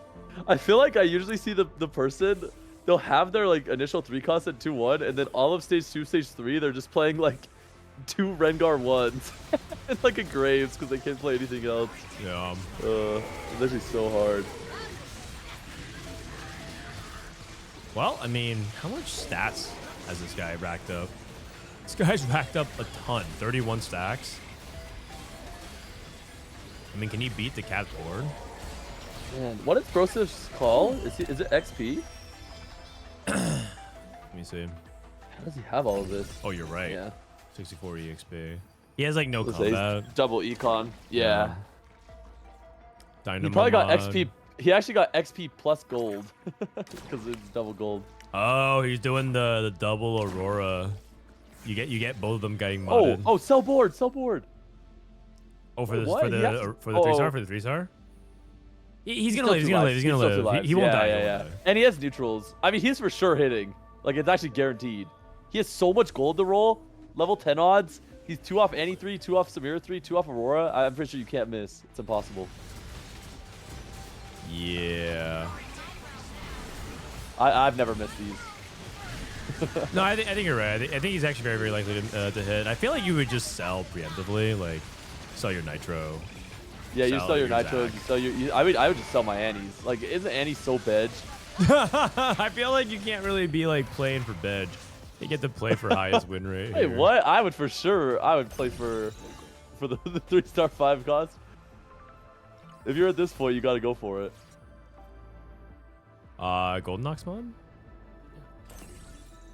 Yeah, Gold Knox. He's not going for it. I mean, he can wait till. The thing is, he just won his round, so he thinks he can just win the game anyway. That's boring. Yeah. Also, his Dino just hit 200. So. Yeah. All right, if he hits one more Aurora, he's required to sell. I'm making him. Agreed. Or Samira. Yeah, yeah. He has 7 Samiras. I actually haven't seen Samira 3. Oh. Well, I hit it, I think, early in PB when they didn't do like the animation stuff, so it was kind of underwhelming. Gotta see it again. Dude, you know I had one game on ladder. Oh. Come on. Let's get to rolling. He's doing it. He's trying to roll for 5 Oh, costs. no way you make that. Oh, really? Missed 83. Come on. Oh no. Boring. Dude. Really, Broseph? Come on, man. I need to stay awake for a few more hours. TG Aurora. Bedge. I know. Checks it, and then he's gonna TG Garen or Aurora. Wait, who did TG? Oh, Urgot. Oh, Viego. Oh, it's looking good. It's looking good. Yeah. Unless Fiddlesticks, this next cast turns everything around? No. Wait, unless? You know, honestly, dude, if the Fiddlesticks casted one more time, it was winnable. You know, I had one game on ladder where I hit Zach 3 and like my opponent just instantly FF'd. Like I had a Giga Tuber. Who was it? Who was it? And I just never got. It was SV. It was Saint Vicious. Oh, Saint, come on, man. He just man. instant FF'd, and I was like, that has to be a crime. Like you have to get a 7-day ban for that. Yeah. That's so lame. Like I don't even know what Zach 3 does, but yeah. Like, I did it. I was so excited, and he just FF'd. So now I'm down to see Zach 3 as well. This Broseph guy writes boring guys for boring plays. Damn. Wait, Emily Wang, is she playing? Wait, is she playing for anything? Or is she just streaming? She's playing for trials? Off stream. Oh yeah, she's probably playing for trials, right? It's like, what's the cutoff for trials? Probably like 100 right now. Yeah, I think she's like Masters 60 or something. Let me see. No, she's doing. Oh my gosh, she has the anti-sniper tech. Emily's using the board that doesn't allow you to spectate. Oh, what zooming the? in. Oh my. No watching. Yeah, Emily's at 22. She's playing for trials. Trials right now, the cutoff's like at 100 LP, which is actually kind of hype. There's like basically 50 LP separates like 150 players right now. It's so tight. You think that's just due to the early snapshot? Yeah, or I think more people are trying harder than ever before. Yeah, I mean that is also a factor, right? Like the most competitive set. Yeah. I think it's very telling. I think I'm officially washed, Greg. I'm officially washed. I'm ready to throw in the towel. What makes you say that? I'm getting wrecked, man. Watched? I'm getting wrecked by all these Masters players. Oh, on ladder? Yeah. I keep getting high and then I can't get the Masters, man. Damn. It's because this is probably the least amount of studying I've ever done. Because I've been so busy with stuff, so I just feel like I'm really far behind. Wandering Trainer. Okay, when's the last time you played a 4 marksman game? No, I haven't played four marksman since last patch. Really? Sure. Yeah, I think maybe I played it once this patch from like Golemify or something, and you like missed Zeri, but yeah, I don't believe in the comp at all. Same. I just won't play it. You know, I actually see Robin play it though. I mean, Robin plays it, he gets his third and he gets out. So, like, if you can play it from a turbo high tempo spot, like you probably have to 5 streak in order to play that comp. But yeah. Okay, that makes sense. What is Cookies at? 367? 44. 367. All right, Emily's just straight up trolling. I feel like this arena should be banned. I didn't even know that was a feature. No, it's not intentional. Or like, yeah, no, sorry, not a feature, or like a thing. David's at 316. David's gonna be really far out chance. I think at this point, if you're not at 400, it's kind of tough. It's doable, but it's very tough. 1 vs 9 Peter and David Ace are both at 300 LP. 3 hours, 200 LP gap. David usually makes snapshots, so it's kind of surprising to. He's kind of a buzzer beater though. He's like a person that's always like playing himself in at the last second. Yeah. Okay, is Robin What is Robin playing here? What's his EXO? Flux. Flux on M7. 7. I mean, I don't think. I mean, he could play. It looks like he's just gonna try to 5 loss into Rengar. I don't really like Caretaker's Rengar though, because you're down a component. Right, It's right. kind of a big deal. Yeah. And for me, it feels like it actually feels like Rengar items aren't that important in the sense that like it feels like pretty easy to get Rengar items. Yeah, because a lot of tank components. Yeah, you're using like vests and cloaks, and like people aren't really going for that. Mm-hmm. But it does feel like you kind of need to have good duo carry components. Yeah. I mean, he could probably just make like good Varus items with Caretakers and then go for Rengar items off Carousel. Yeah. You have to zoom so far. I know. in. I had to zoom so far in to like see like the fight. If I zoom out even a little bit, I can't see anything. Oh my. She's got the anti-sniper tech. Wow. Twisted Fate. TF. Okay. Man, I hate Twisted Fate. 4 lots Twisted Fate. Yeah. I mean, he's stacking the rolls, but I'm kind of a Twisted Fate hater as well. Yes. I mean, I think the comp is okay, but yes. I actually think he's kind of a cool unit, but I just like hate playing him. yeah. I hate feeling like I have such little potential to like, win. Out. Yeah. Yeah. It's like, I'm pretty sure you just play Twisted Fate, and I guess like a spot like this, right? Where you have like no opener, everything else is taken. Maybe you have like a mid augment or something, and then you're like, all right, I'm just going to settle, participate, like stage 3, slam my double Rage Blade, and get my 4th or 5th. And then, I mean, there are some cases where you can place higher with TF if you high roll augments. Like, I think the Randuin's augment is really good in that comp. Like Big Friend is pretty good. Obviously, 7 Syndicate, you can win the game. Yeah. If there's ever a chance that you can get to 9, I actually think the comp cap's pretty high, but it's really, really hard to get to 9. So What's the cap with it, Aurora? you can go like Aurora, Zac, Garen, just like any legendary you can throw on there, right? Yeah. If you get a Garen, what's like the mod that you're looking for? On that board, if you're playing 5 Syndicate, I would probably just Syndicate for the HP and damage amp. I'd probably just like Syndicate Garen, but I don't. And then like maybe Dynamo is playable on some units, but I think mainly just Syndicate. I would just play Garen for like a Garen 2, some damage, and then. Do you put items on him after that, or like do you? If you move have anything? items, I'm down. Yeah, like if you have an IE plus healing or something, I would probably put items on him. I don't think I've ever reached that. I've reached that cap once. So, because I took invested playing TF, and then I just went like, or no. Actually, what happened was I took Think Fast, and then I hit my whole board on 3-2, and then I had Gambler's Blade with Moguls. Like I had the Prismatic Gambler's Moguls augment, and then I just went fast 9. Got it. And won the game. Oh Yeah. my god. 5 Cypher. 3-1. He is not on the lose streak though. One thing that I actually found out like a little bit late, I think I found out like a week ago. Cypher Intel loss streak counts. Like basically like your lose streak leading up to when you play Cypher matters like a lot. Mm-hmm. And I didn't know Yep, that. I like- thought it was like Chem Baron. I thought it was like whether or not you're on a lose streak or not. Oh wait. So. So like if so he you lost mean, like, here and he was 2-1, already on 2-3, 5 right? loss, it would be giving him more than just if he Yes. was on like a 3 loss.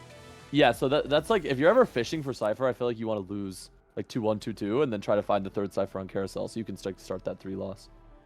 Yeah. But like it matters like Because you how get more many you're intel, on. right? Yeah, exactly. Yeah. That was not very clear to me. When I was like first playing it for like I played it for like PB for 2 weeks. I didn't Also, even know. what is that guy's spot? Didn't he just guarantee win the game? He's Yeah. 5 Cypher on what? On 2-1? Yeah, sorry, that's what I was saying. It was like this board is insane. Yeah, what? Cloning facility. Street Demon cloning facility. That's a classic. Category 5 Starry Night playing around Vayne this game, but he's just like flexing Double Runins. some front line. Is Starry Night, what do you even roll with Starry Night for Vayne 3 and then what, Skarner? Or Ross 3? Yeah, I mean, I guess you can go for Skarner and Skarner? Ross. I wouldn't think that Starry Night is a very good augment in this comp, Yeah. personally, because I think you just want to play for those 3 costs. Play Silas 3. I guess. Yeah, Silas 3. GG. Yeah, you just roll it with Silas 3, Vi 3, Yeah. Vayne 3. Yeah, I would just think Starry Night's not that good of an augment in this comp, but maybe like Skarner 3, Kane 3 is enough if you can hit it early. It feels like Starry Night this set isn't as crazy. At least right now, it doesn't feel like it's as crazy as it was last set. Yeah, they didn't touch it, did they? Well, they did. They did so nerf broken. the lower chance levels. Oh yeah, they did nerf it, huh? They nerfed 4 and 5, but like technically buffed it at 7, 8. I have a feeling once Nitro Tempo gets nerfed, it'll be good. And like Nefiri gets buffed Yeah. next patch. I'm pretty sure it'll just be a Nitro line. Okay. So Yeah, I can see like it. Starry Night, Jin, Nefiri, Shyvana, I'm pretty sure that will be broken and people will complain about it. But we'll see. Yeah. Like ironically, it'll make Nitro easier to hit because they're not playing it anymore. Yep. I'm pretty sure Nitro will still be like okay, but it'll just be more reroll focused again. Soju went 4th with 5 Cypher 2-3. I mean, I've hit 2-3. Okay, that's really that's really early. Listen, I actually think losing with Cypher is entirely reasonable when Rengar exists. Because you just like I played 3 Cypher games today and I ran into 2 people that had Rengar 3 with Radiant Titans and they had Rengar 3 at the beginning of stage 4 and I just died. Like I just can't. There's nothing else I could do about it. My board was cracked. It was so good. You have 2 lives, and those 2 lives are for the Rengar player. I had Senna 3, Galio 3, Draven 3, all fully itemized. The only thing I didn't have was Zed 2 at 4-2, and I just died because I lost against the Rengar player. Oh, that trade tracker? This is a magic roll. Oh, apparently you can tell based off these dice that like if this one has a question mark on it versus something else. I'm just gonna look at that and think they're the same. Yeah. I always think they're the same. Let's check in on Grandma here. What is Crown Guarded? Crown Guarded, Stoneplate. Crown Guarded Stoneplate, Crown Guard kind of looks like an emote like this one, you know? The one in chat. Yeah, that it does. It looks like a little cute face, little cat ears one. Gargoyle with a big nose. Yeah, I can see that too. I can see that as well. Okay, Emily takes a loss here. Crown Guarded. What is that just a generic tempo augment? I think it is. You just play it on like Kabuko late game or something. I think you can tempo it. If it 5 streaks you, like the augment's fine. But I do think it's like you want to play it on specific carries if you can. So for example, I think Crown Guarded is like really good on Braum. I think it's good on. You know, I played this game just completely random. But you know, like, do you know like the Nitro Cypher line or whatever? Yeah, yeah. Disop actually told me about it on the podcast yesterday. Yeah, so I played it maybe like 3 days ago, and I had double Crown Guarded Galio 3. Crown Guard is kind of good on that guy at 3-star. He gains like, I don't actually remember the number of durability, but he went up to like 80% durability, and he has a pretty chunky heal. Like his AP ratio for his healing is pretty good as well. So I was like kind of impressed by Crown Guarded Galio. I don't know if it's actually good, but I think Braum, Galio, any of the Vanguards it's pretty good on, but anyone who shields, like I would try to itemize them that way. Got it. Oh. Unending Despair Galio. Or not Galio, sorry, Vi. Unending Despair Vi. I think if I was Tropical, I would... How many lives does he have? Like, what's his HP? I mean, you can reforge it. He's 32. But I also think you could low-key just, like, play to win 2 more. And then, like, try to catch something more. Or, like, lose the next one and then play to win. Oh, like you thought you should skip. Yeah. Yeah. Oh, man, that's bold. I feel like I can't ever justify it when there's Rengar players in the lobby. Because the thing is, you might lose 4-1 anyways. And then you like, because he's gonna level and roll. There's a chance that you level and roll and you don't hit like a strong enough board, you get wiped, and then you're at true 1 life. I think losing 4-1 is fine because he'll go to like 25. But yeah, you need to win 4-2, which is kind of hard because you don't have your cash out. But yeah, I mean, you could just reforge unending and hope you get a good item here. I mean, he needs to play non 5 safer here. Okay. Yeah. Senna, Renekton. I mean, he's got the board. His coil though, coil's like pretty bad. Yeah. The only unit that coil is good on is like Viego and Zac. So, I think the item just might be a little underpowered. Yeah. Should be better next patch. Whenever I read it, I thought it was a good item, but it just doesn't perform that well, I guess. Well, it's not terrible. It's just not a good item. I think is probably the way to describe it. I think it's like mid, but like you're not looking for a mid item as your first item here. Yeah. Robin, trifecta. Wham. Oh, that's not bad either. You know, I gotta say, I've played the Jinx variation of this 3 times, and then I played the Rengar variation with regular Executioners 3 times, and I just feel like the regular Executioners clears the Jinx version by like a lot. But, you think so? But I don't know if it's something I'm doing wrong with Jinx. I did a deep dive into the stats for this comp, and Jinx Street Demon like clears Executioner in terms of the stats. Why do you think that is? I mean, it's just so basically what the stats suggest is if you don't have Executioner +1 and you don't have Street Demon +1, that you actually just want to play like 7 Street Demon, 2 Executioner on 8, and then you can play 4-3 on 7. And basically the idea is that like since Graves is such a bad unit, and the jump from 3 to 4 Executioner is not that much, that you just play Vex, Varus, Rengar, and 5 Street Demon, which buffs your buffs your Rengar more than 4 Executioner would.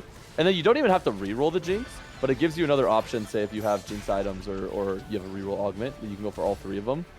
And then you can push levels for 7 Street, 2 Executioner. But if you find Urgot, I think you're supposed to play 5 over more Street Demons. Okay, so 7 Street Demon. Am I itemizing like brand and anything and all that, or what? I looked at Wei-Shin's match history. He's had a brand itemized in his Rengar games, but I don't know if that's like...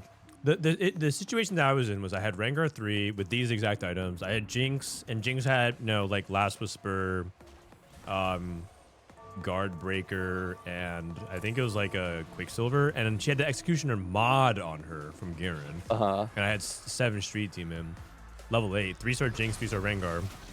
I got to 9, and then I lost every fight, 6 fights in a row, and I went from 70 HP to a 5th. And I was just like blown away. I was like, what happened? Yeah, I mean, I don't know. I feel like that, when I hear something like that, it might just be like an augment diff. But I don't know what your augments were, so. Like maybe you just low rolled combat. Because, I mean, you still want combat, but you also want econ. Like, I mean, this comp wants a lot of resources, so. Fair enough, fair enough. Sometimes if you don't get enough. I looked at it, I'm like, I had to be doing something wrong. There's just nothing like. I guess probably the Executioner version is just easier to understand. You just hit 5 Executioner, you get 15 durability. You just put out Varus and it's good. But like the Street Demon version, it was just like, I just couldn't believe it. I was not winning any fights. I mean, I like Spencer is a Rengar 1 trick, and that guy, he plays like Street Demon all the time and has pretty decent success with it, I would say. And if you have the spat, the 5 Executioner, 5 Street Demon board fits very well on 7. So, like a good thing to roll for. Okay. You're saying the Executioner +1, right?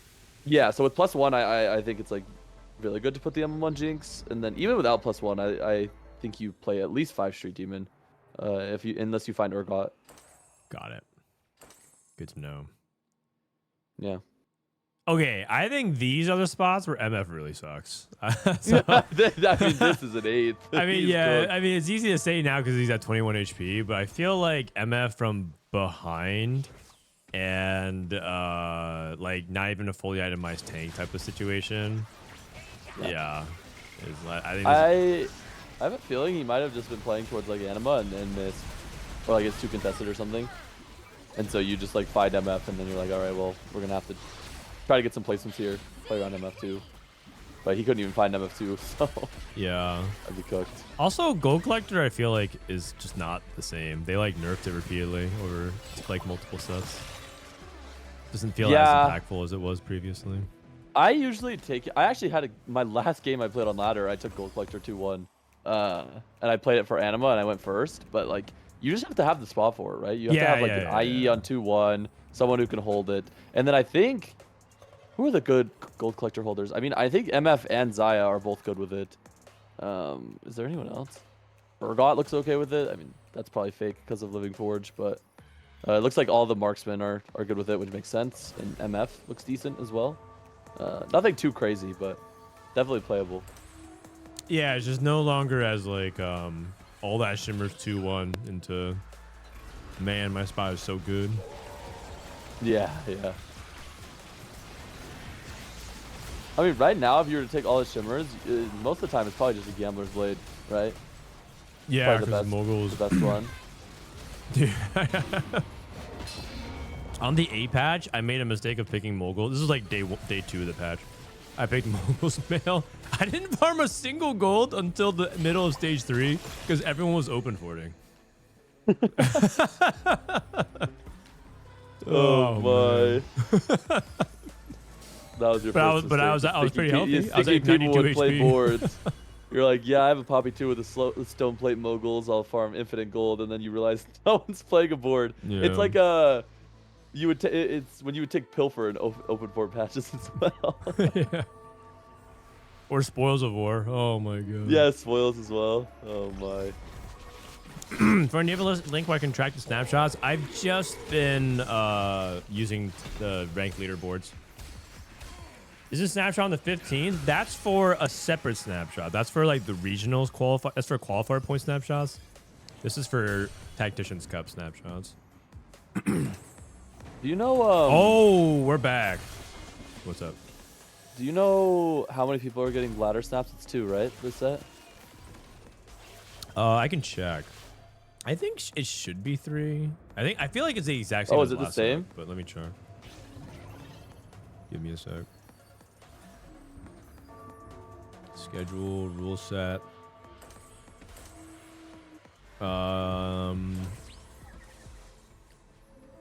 3 total players from overall set 14 will qualify. 3 in it. Oh, okay. What's the same as last set?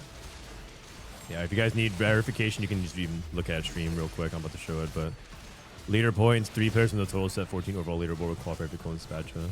And there's going to be 1, 2, 3, 4, 5, 6, 7, 8 snapshot days. There you go. Robin trying to fight for his snapshot life here. I think taking a 7th is a really big setback. Really big setback. Robin's exactly at cutoff. He is the cutoff right now at 32. So Robin going 7th is devastating. He needs Emily Wang to shift her momentum.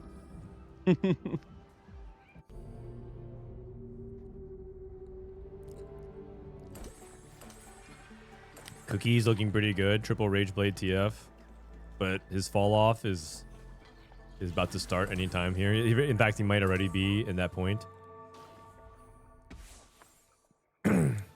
I see so many people trying to play Brand now. I think like the pendulum's kind of swung the other way. Zeri was like the most overplayed carry. Today, I would have to give that award to Brand in a lot of my games. Is the most overplayed? Yeah, like I played in a lobby where it was a 4-way Brand Street Demon, and they went 4, 6, 7, 8. I mean, I don't think that comp. I'm pretty sure there should be like 1 Brand player at max. Yeah, lobby. That's crazy. Huh. I went 5th. I was like, how did I get outplayed by one? Like his Brand went 4, 6, 7, 8. Yeah, guess what? Guess what comp I was playing? What? Twisted Fate. Rengar? Oh, Twisted Fate. Yeah. The classic. The classic. Hit everything on 4-1 into a 5th. Nice. Oh, jeez.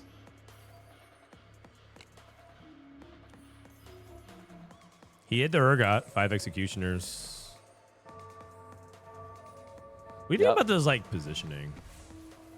He's trying to get Zeke's value. Oh god, Emily's trying to deny us. Oh, it's Emily versus Robin. All right. Yeah, I mean the positioning seems fine. All right, you guys. You know what? Just imagine what's happening with Rengar. Just watch the health bars. Man, I'm getting more. Oh, where did Zaya He's go? just disappearing. Wait. Oh, bring Varus. Wait. Varus. Wait. Varus Oh. versus Crown Guarded. What? Oh, Emily's not dead. Not bad. Not bad. Vincent, thanks for the 9 months, man. Why are the units green? There's a spectator bug. I'm not sure what's going on.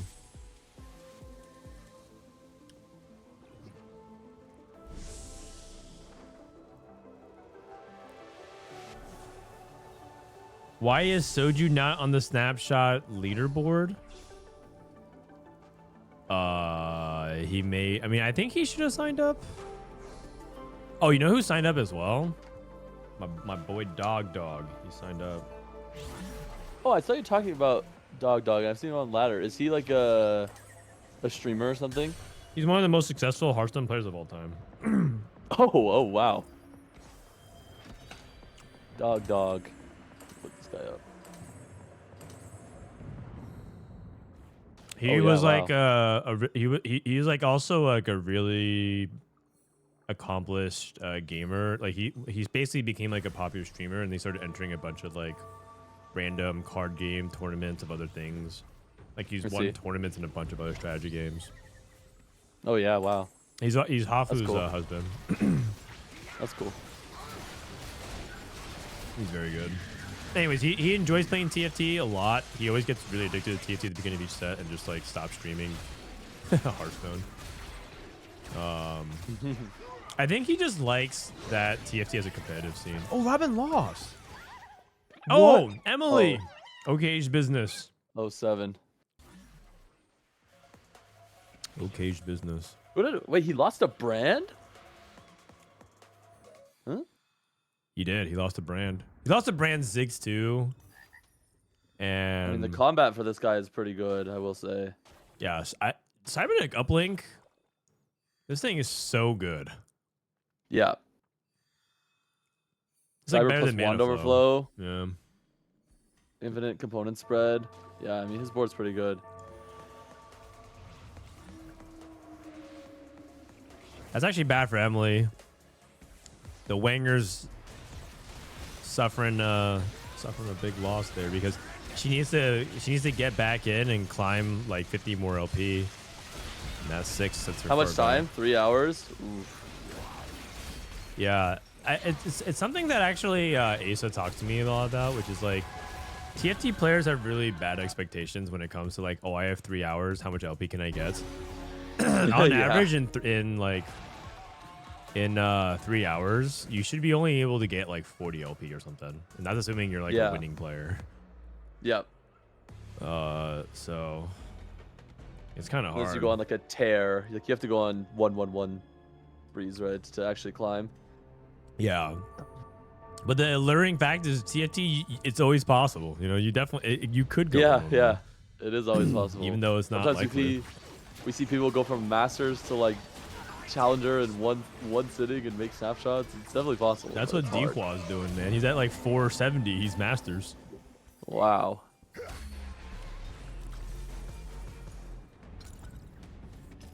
All right, Robin, you can do it. This top 4 is huge.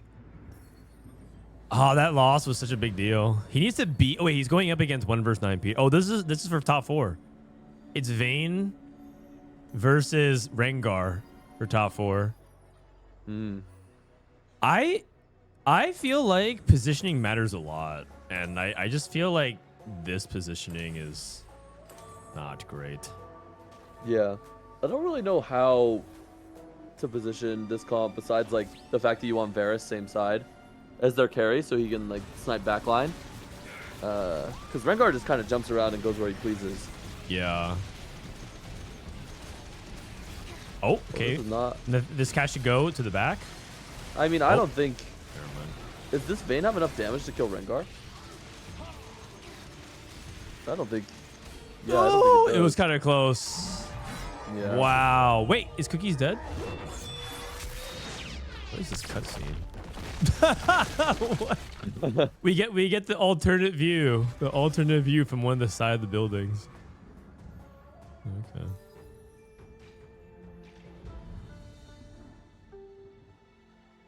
How much LP does Emily need? I think she's at like 40 LP and you need like 100. Is Cookies safe? Because he actually messaged me and said that like he wanted to know the LP so he could sit, because I think he's like at a wedding or something, so he might be playing on like mobile. He's at 367 and he 44th place, so he's not even close. He dropped. I mean, he was doing really good. He was like top 10 like a couple days ago. Yeah, I remember because we kind of have like a bit where like, you know, I flame him in chat and he's like flaming me, and then I went over, I'm like, wait, I can't even flame you, man, you're like top 10. Yeah, I guess he had to queue it up because people passed him, and then he ran it. So, dude, it's a Robin clutch top 3. Dude, Robin might be able to go first. Yeah. Every placement increases his likelihood of qualifying by like 15%. Really? Yeah, because if he's at the cutoff right now, he's at 487. If he gets just from going from 47, he's at 497 for a fourth. He should be at like 505 with a third at least. And then if he goes second, he jumps up to 26th. So he actually just jumps 6 placements, and then he's at Milala. And if he goes first, he jumps into like 20th place.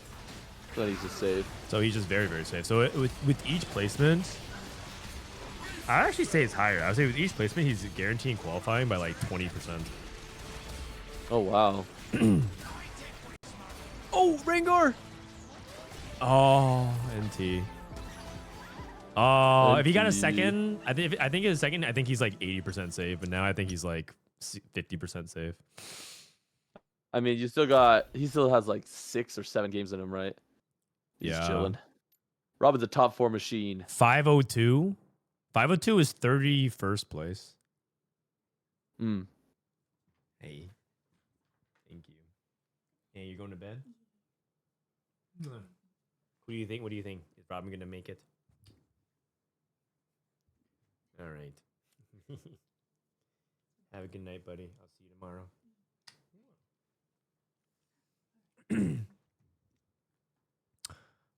Okay.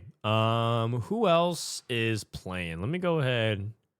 Go through my friends list. DQA's not playing. Milala's just watching. Aesah's in game. Should we check out Aesah? Yeah. What is Aesah at? 510, and he's at 29 LP. So he's like very, very close to the cutoff. I'm pulling it up on stream right now. So if I were to refresh this, Aesah is 31st and at the cutoff. Oh, actually, a lot of people played themselves. Dihua played himself in. He's at 515. Oh, wow. I know Grea is in game right now with Dish Soap and Weijin. Yeah. So he's also playing for it. All right. Oh, wow. A lot has changed since our last updates. Grea is the 32 cutoff now. Oh, Manazane Brand. This is a first. Nice. That is good. With Prismatic Cyber. Who else is in this lobby playing for something? Nikhil? Yeah, Nick, I think. And then I think that's probably it. It's Aesah and Nick. J or C. J or C's at 300. Lucan is at... Lucan's not in it. Pitsy is not in it. Bro, Pitsy is back. Dude, Pitsy... man, that guy.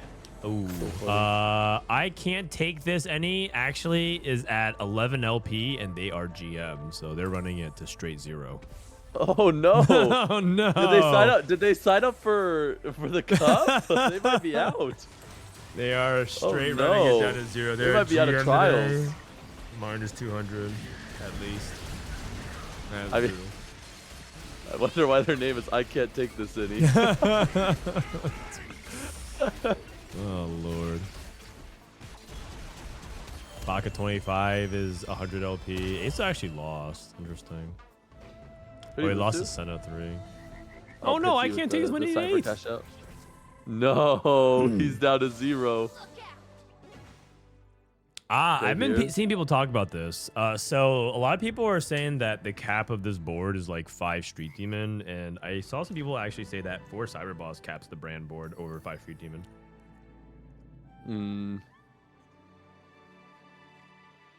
Interesting. I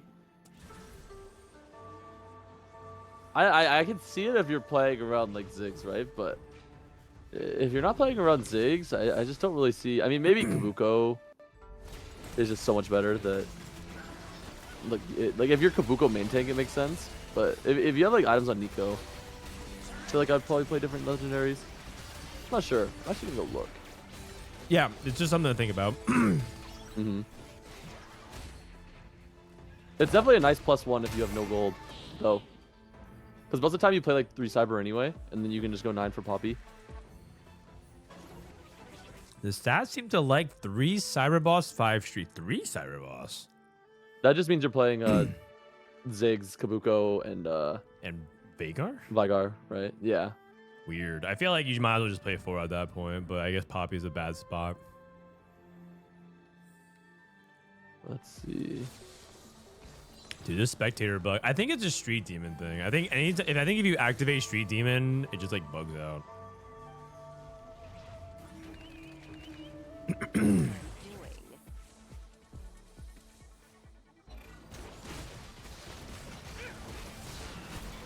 have a Cypher cash out. Coordination, backup. Zeri with Hyper Fangs. Twisted Fate 3, Radiant Rageblade. Sadly, Radiant Rageblade is not as good as you would hope it would be. This is really bad for Nick. Nick is 30th, and if he goes 7th, if he goes as low as 7th, he falls out. And that's there's big room for Spencer and Broseph and Robin to move in. Man, this is so close. Yeah. What is going on? Aren't you glad you're just chilling? Dude, that's why I like Boxbox Bootcamp, because it's like I'm just incentivized to climb for snapshots anyway. Right. I feel like anyone who doesn't have the opportunity of playing all day, like, really, like, true. What's the word? It's like detrimental to them, I guess, because the snapshot is so early.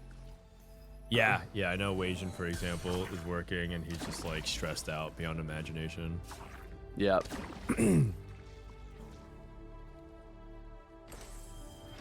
Divinicore, okay.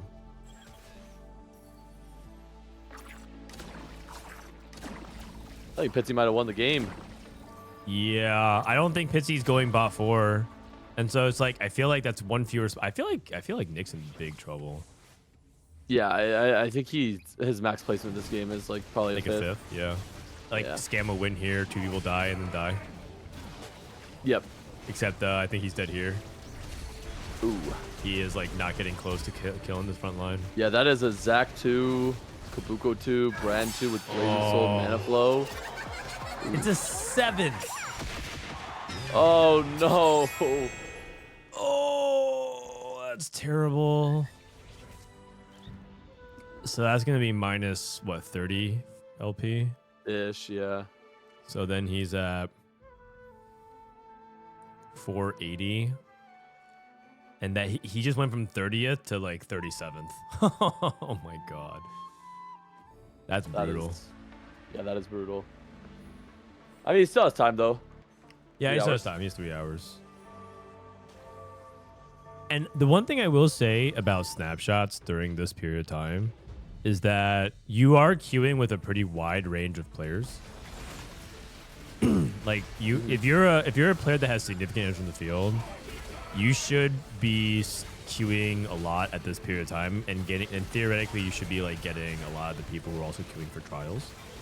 Yep. And so you should have, assuming you are a winning player in those situations, it's much more likely, like someone like Nikhil and Aesah are much more likely to queue and gain LP than another player. Yep.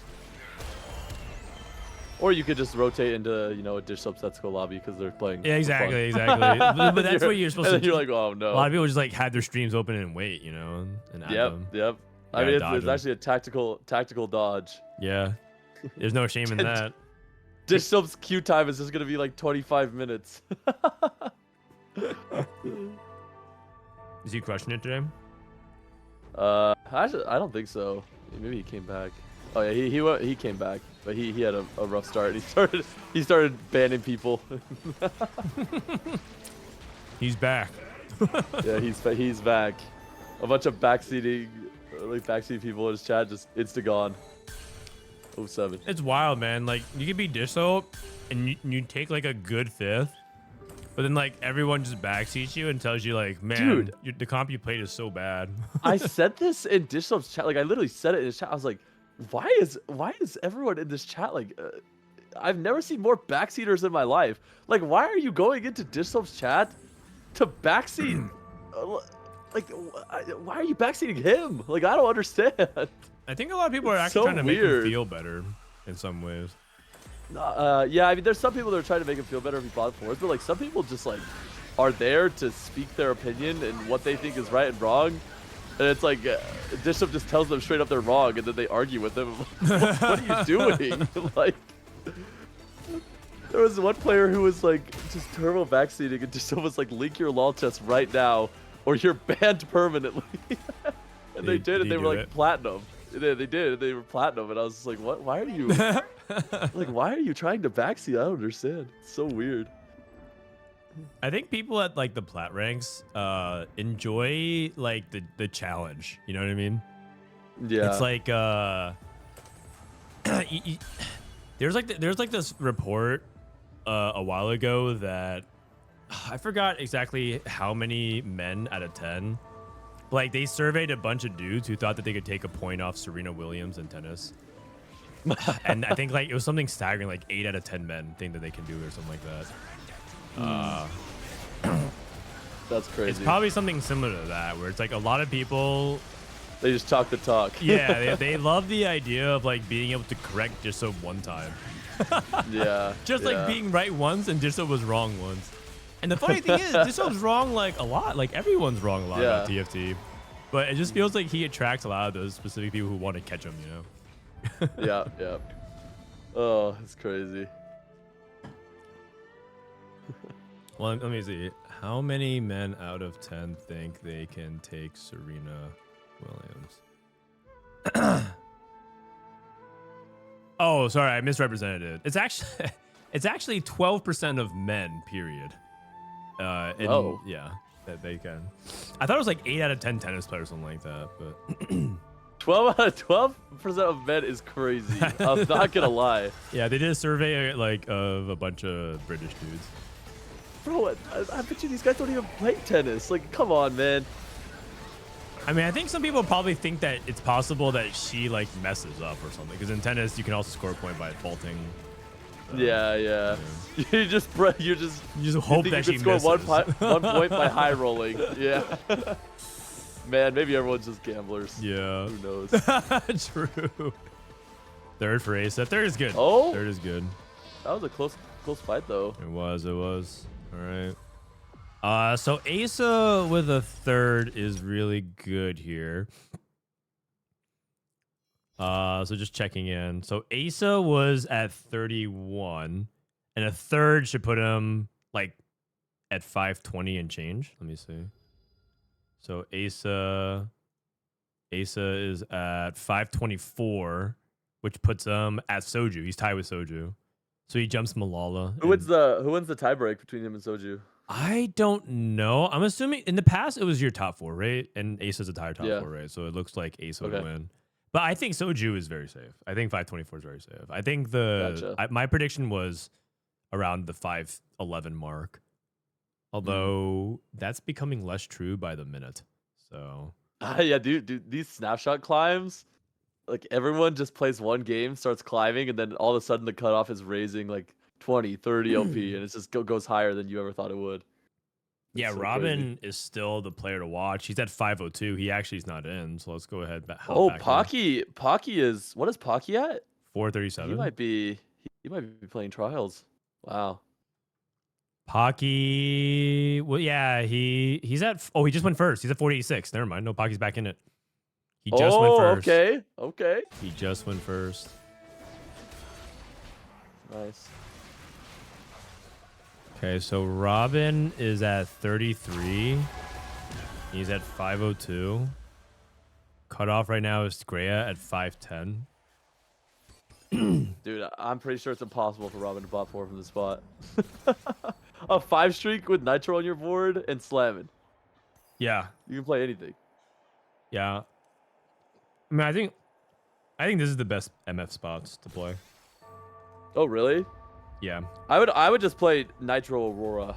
Like if you were gonna play around Aurora, I guess you could play MF on that board, but Yeah, just play both.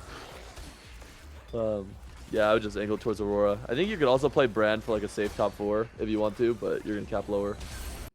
Oh, Galio too. You know what? That's not even bad. Just play his front line. Oh, wow. Yeah, I mean that's not bad. HP Orb doesn't pick it up, which is nice because well, He's locked in. Yeah, maybe he could scam around. Look at that. He just gained 3 pick placements. Yeah. What do you slam there? Is that JG? I think he had JG. Robin. Yeah. He went Spark. Dude, Setsuko might be the biggest fiddle enjoyer on the server. I was looking at this guy's match history and I watched a little bit of his VODs. He hard forces fiddle from heroic grab back like every game. I'm pretty sure he thinks this comp is broken. Well, China thinks it's broken too. Really? Yeah, they think Fiddle's S tier. So I thought that fiddle was always like conditional on artifacts and whatnot. Bruiser +1's not bad for him either. Yeah, and +1. So, but like just ripping heroic grab bag and playing fiddle like this, I would not think is a real line. But it seems like the more that people are playing it, they realize you can play it for more than just artifacts. D-Bay asks if he's safe. 540, you should be safe, man. I think there's like a sub 1% chance that 540 you miss out on 540. You should be able to go to nerd. I think based on the way things are rising, I think the 520 line might be in jeopardy. So I think Milala, there's a possibility that it creeps up to Milala, but I'm pretty sure right now Filup at 513 is going to be where it stops. I'm pretty sure the fuckery stops at Filup. But because Aesah just jumped Filup, and Grea, if he plays, jumps in as well.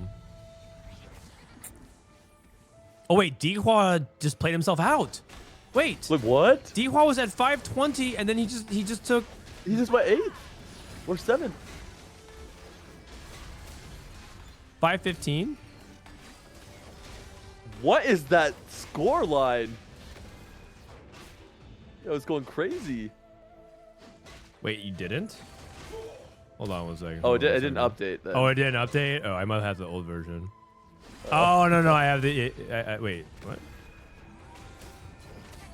Does anyone have like the Rio snap? Do you have a link to the Rio one? Because... the TNT Americas one? Yeah, the esports website one. Yeah, I'll find it.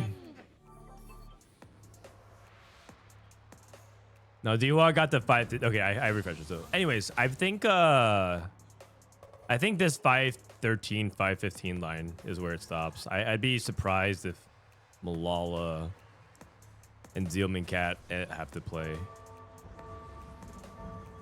Oh, wow. Actually, Brosen, Aesah, and Soju are in a 3-way tie. That's crazy. I just sent the link if you want to look. Yep. Give me a sec.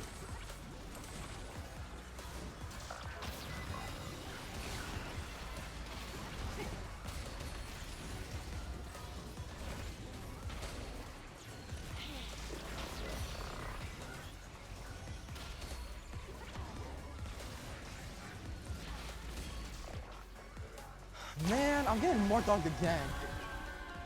Dude, I'm actually really sad. Boxbox didn't even know that registrations were closed or even that like how to register, so he missed the registration. Oh, he didn't sign up? Yeah, Stiffer, thank you for the 2. Dude, I actually had someone like it was Cam. Cam went on my stream last night and was like, "Dude, are you signed up for the thing?" And I like signed up for the event, but it didn't register me, which is like Wait, what? kind of crazy. Yeah, so I had to like message GG Tech and whatever, and they got me in. But yeah, I don't even know what happened. Setsuko didn't even sign up, man. He's not. He didn't sign up? No. Wait, what? So He he didn't has sign to play up. for Wait, so you're telling me he has to play for ladder?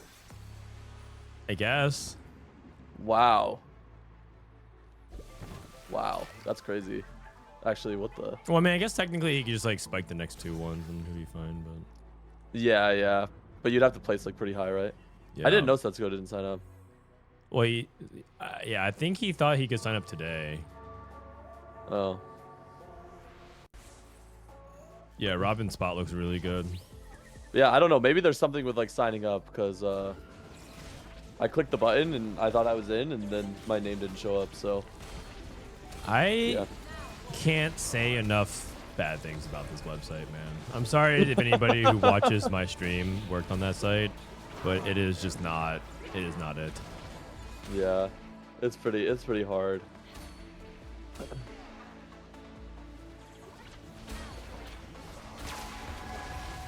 Robin's looking real good. Cookies OP also looking pretty good.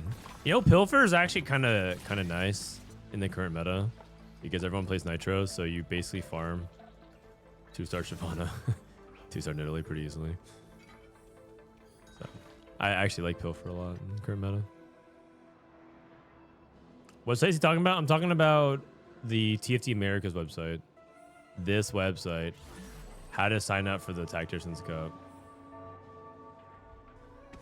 So based off of this, right now, top 32 is Spencer at 496. Wait, really? Spencer's the cutoff at 496? What? Oh, really? That means that 2 people on this list didn't sign. Oh, it's because Setsuko didn't sign up.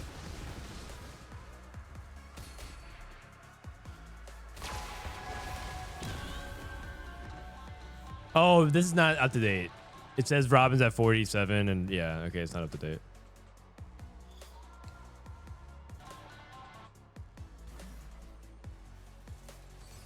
Is Setsuko not signed up for real? I don't see his name. If you look at the current signups right now, Dishop, Tleyds, Kiyun, Wage Iverson, Kai Wang. If you look at the top ranked right now, Setsuko should be 2nd. He's actually about to eclipse Dishop and LP. Oh man, I gotta get Q in. Dude, Q's kinda high. Didn't this guy drop a nuke? Yeah, I think Kiyun is motivated for this set. Yeah. Oh, full item. Oh my. Okay, I might be watching some Kiyun VODs. This guy dropped a nuke. Kiyun? Past Oh, 2 days. yeah. I think Kiyun he's kind of just been always struggling with motivation, but I think now that they announced the pro circuit, he's very much motivated. So I'm excited to see how well he'll do. Bro, he's a TF one trick. TF Rengar one trick.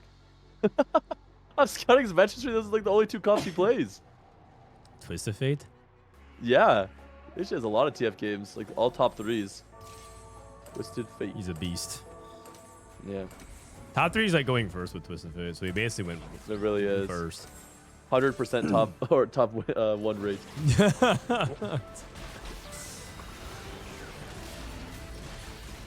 He loves pressing D. It's true. He's a believer that it's not even worth going into the 4 cost right now and just reroll unless you have like a gig opener. Yep, I think he's right. Like if you don't have a win streak opener, it's really hard to play for 4 costs because none of the comps really win out if you can't get to 9, right? And most of the time you're gonna lose to some reroll players if you don't hit everything on stage 4, right? So I think it makes sense. Yeah.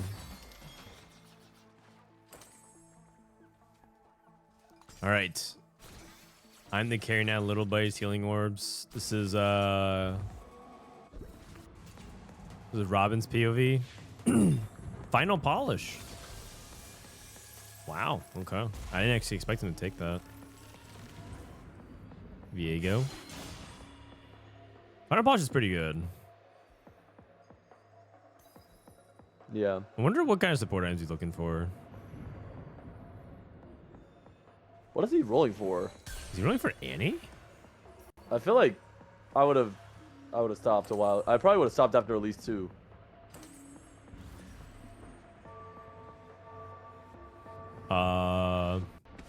Martyr? Yeah, Martyr's pretty good. I actually do like If? Randuin's if the Nitro was actually good. The Nitro's at 58 though, so it's not that good. Yeah. But I'm a big fan of buffing the robot. Yeah, I can see that. I think whenever I face Martyr, just in general, like for some reason that item does so much healing. And when you have so many summons and it's healing all of them, it's a pretty good item. So It's really clutch sometimes. Agreed. yeah. Oh, healing orbs. Oh.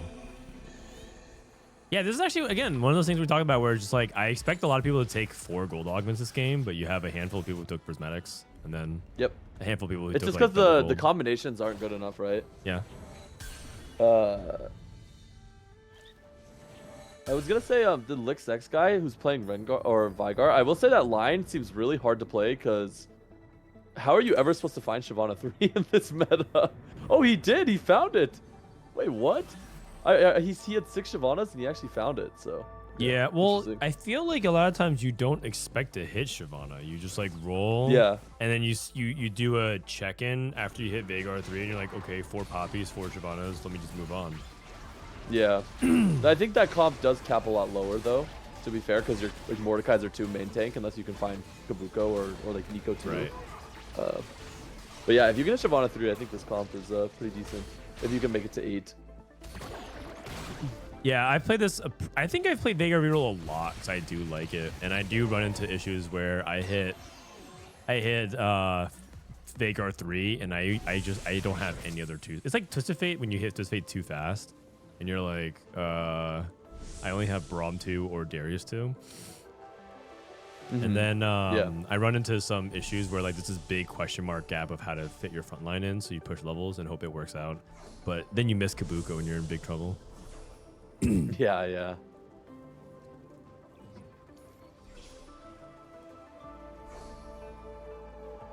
All right, let's see the Fiddlesticks, yeah? Let's see if... I mean, this Setsuko guy, whenever I watch him play Fiddle, he just spawns in with Fiddle 2 and Cho'Gath 2 on like 4-1, 4-2, because he always plays like 10 loss streak with like some econ augment, and then he just plays for like the Giga Spike on. He played Cypher for 1 gold. When you trade 40, you get 1 gold. Hey, that's min-maxing. That's min-maxing. I've done that more times than I'd like to admit as well. I'm like, yeah, you know what? 1 gold is 1 gold. The intel has been traded. He's just upping his chance of winning the game. Well, If you ever trade intel, you have a very high chance of winning the game. Doesn't matter how much. Fiddlesticks and Cho'Gath are so undesirable that it just feels you're very likely to hit. So it just makes sense that he likes playing it. Yeah. The one weakness of the comp is if you don't hit on curve. But if you hit early you start stage losing every 4, round. you're good. And so that's why I think he plays it off heroic grab bag, because that's why he's like guaranteed to hit. That makes sense. Man, I'm just gonna start open forwarding Fiddle every game. Dude, okay, let me just, I'm just gonna pull up Setsuko's Fiddle scores. Okay. Because I'll just read it off to you. Because I was actually blown away. Alright, let's see here. Grea went 7th, by the way. Robin is the cutoff now. Whoa. Wow. That is not good. That is 4, not good. 4, 2, 1, 1, 1, 1, 1, 6, 1, 4, 3, 3, 4, 1, 1. What? Yeah. What has so many ones? Yeah, he 6, goes 4, first 1, with Fiddle 1, all the 3, time. 1, Like, he 1, might be a 1, Fiddle 2, genius. 1, 1, 1, 3, 1. Yeah, you know what? I might be playing Fiddle next time I log in.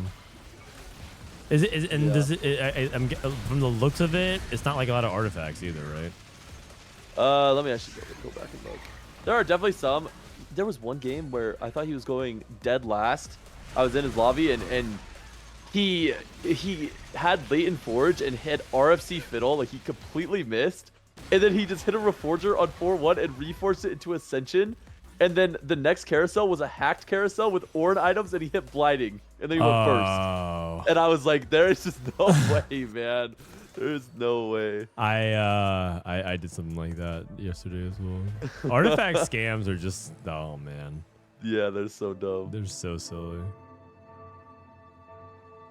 The site's not loading, but I'm pretty sure it's like half of his games are artifacts and half are not. Okay. Yeah, there's surely a certain amount of artifact or starts that he's willing to play it from. Yeah.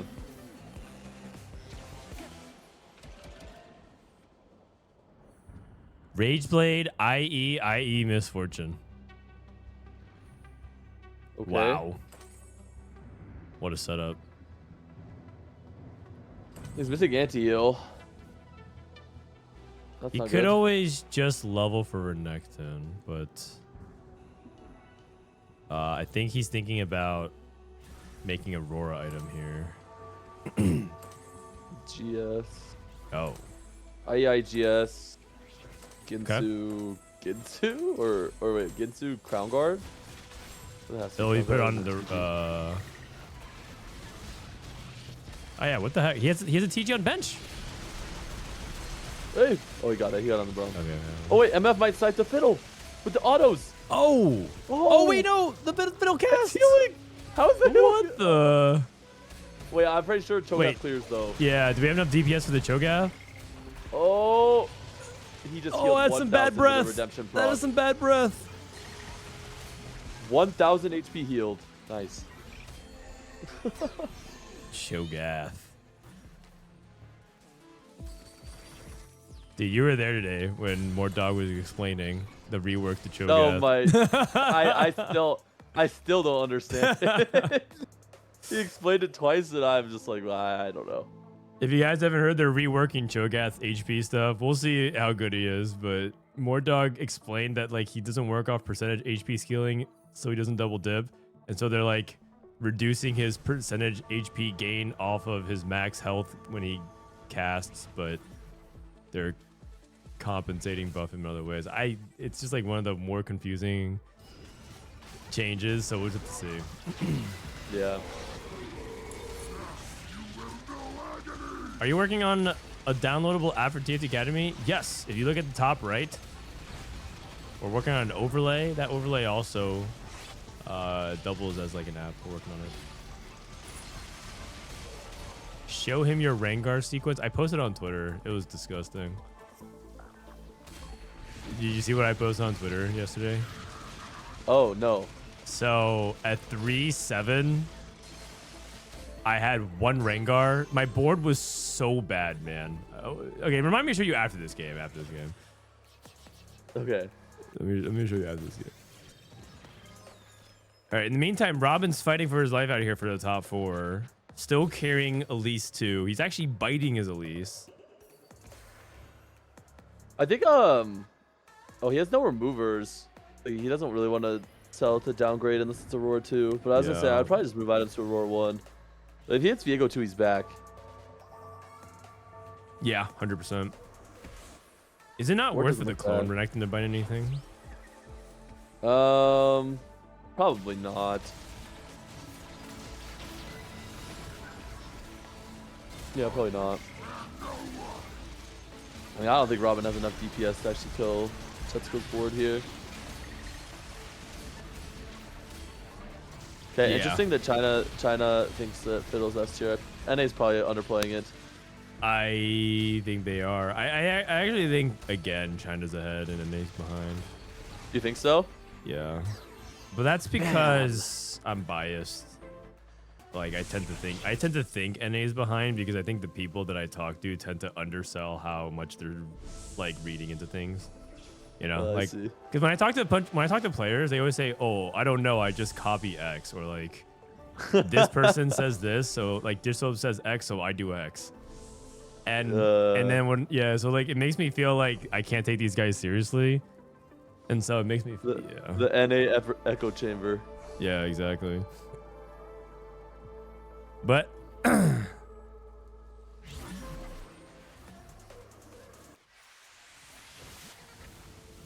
Cien can think when they win next Worlds. Dude, but it's like if you really think about it, I mean, you're not wrong. NA has the scoreboard check. But also, Cien has been doing well. It's just that, like, NA got carried by Dish Soap. Wait, did we even get carried by Dish Soap? Didn't we have, like, a pretty good average Not this past set, we did well. But, like, the 3 worlds before that, we were, like, not doing too hot. Yeah, I think there was 2 worlds where we had pretty bad average placement. Yeah, 11 and 12. Yeah. 11 and 12, we did pretty bad. Am I safe at 530 plus? You should be, yeah.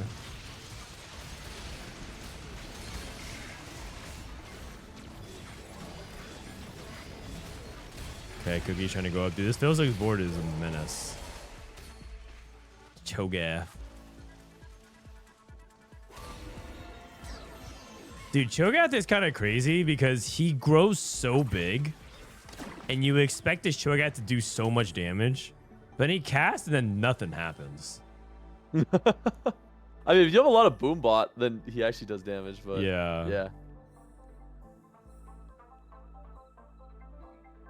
4 boom bot. I think if you can reach this cap where you have like Cho 2, usually you want like a 3-star tank like Mordekaiser or Gragas, but like this cap usually can win the game. Yeah, and then you can get Garen. You mod Bruiser on the Fiddlesticks. Oh, it's great. That's usually what you play instead of 4 Boombot because you need the emblem otherwise. Yeah. All right, Robin. Robin has Diego too.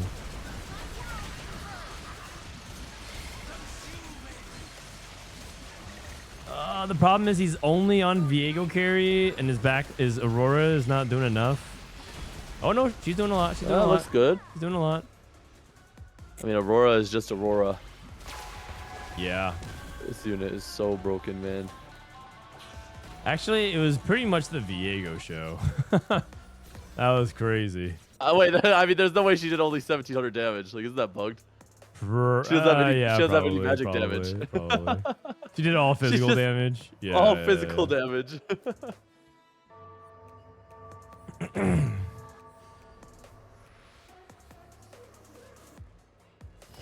Robin trying to book his top 4. Robin, if he top 4s, should once again be playing himself in. He's basically been chasing 32 all night. He was like, he was 33 to start off when we first began watching. Then he played himself into barely in, and then he got squeezed out, and now he's playing himself back in.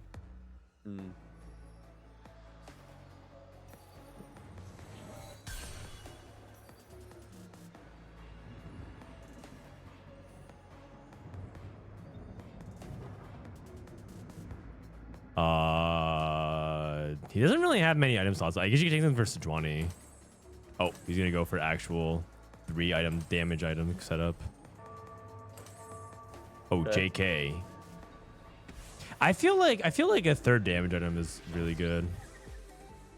Cause like, yeah, it's just like Aurora anti-healing the whole board is so valuable. Yeah, it's true. But you do have anti-heal in other ways, like Renekton. Yeah, I can see it. So you could like put it on one unit. Red buff Elise. Yeah, exactly. That's what I was thinking. And going for like a real 3rd damage item on her. Because red buff is like not that much DPS increase anymore. Just some attack speed. Yeah. Oh, Robin. Oh, it's very close. Oh. Oh, jeez.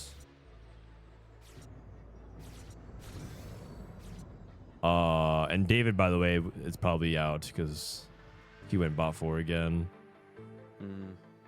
So Zuko got more 3.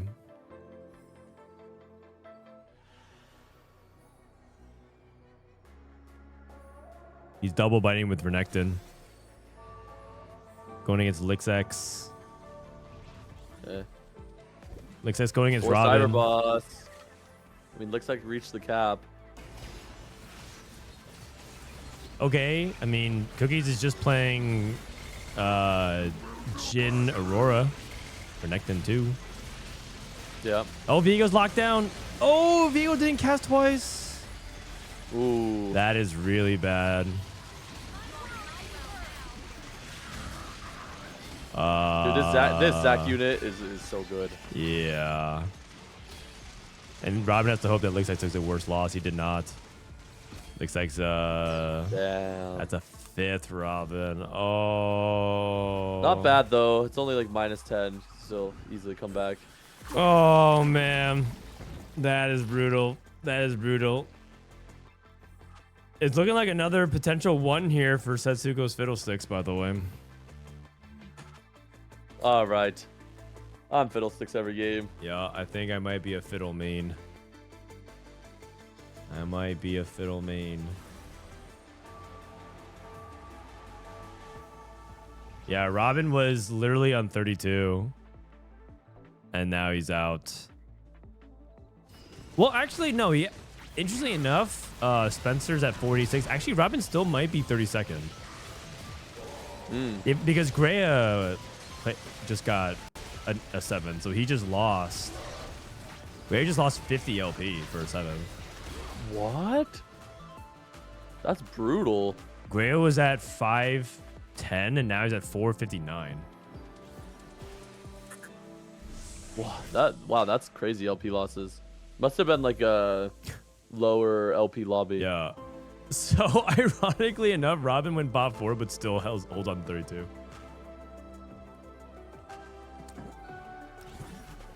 Is this Fiddle 3 with no bruiser on Fiddle? Yeah. Yeah, it is. Oh, wow.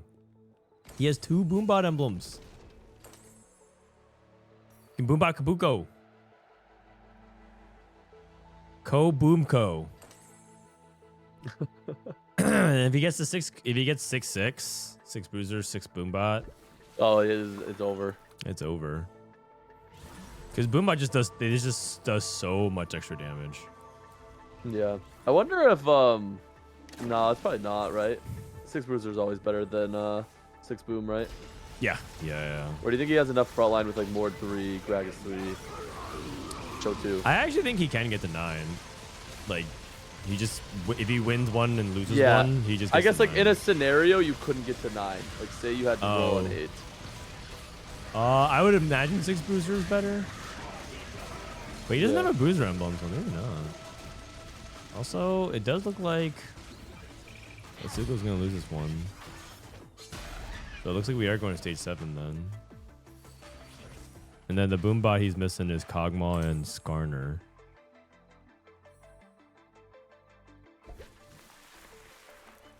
Cookies. How many blobs? What's up? How many blobs on the Zac? 38. 38. Ooh. That is a scary Zac.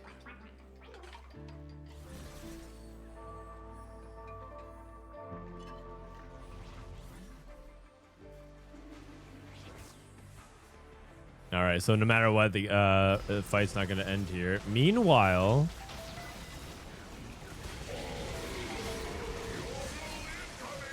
I refresh. Pockygom is in game. We should probably check on Pockygom after this, see how he's doing. Yeah, Nick and Grea played themselves out of top 32. Is Soju Hydra account? Do you know who that is? Is that Jigglypuff King? Okay. Yeah. I mean, I'm not confirmed, but I looked at like, there were 3 games where I just looked at their board. I lost to it. I looked at their board. I said that had to be Jigglypuff King. What does that mean, though? It's like so random, but it like looks strong. I don't know. It's just like Jigglypuff King plays the game so differently. So you can just like tell. Okay. Yeah.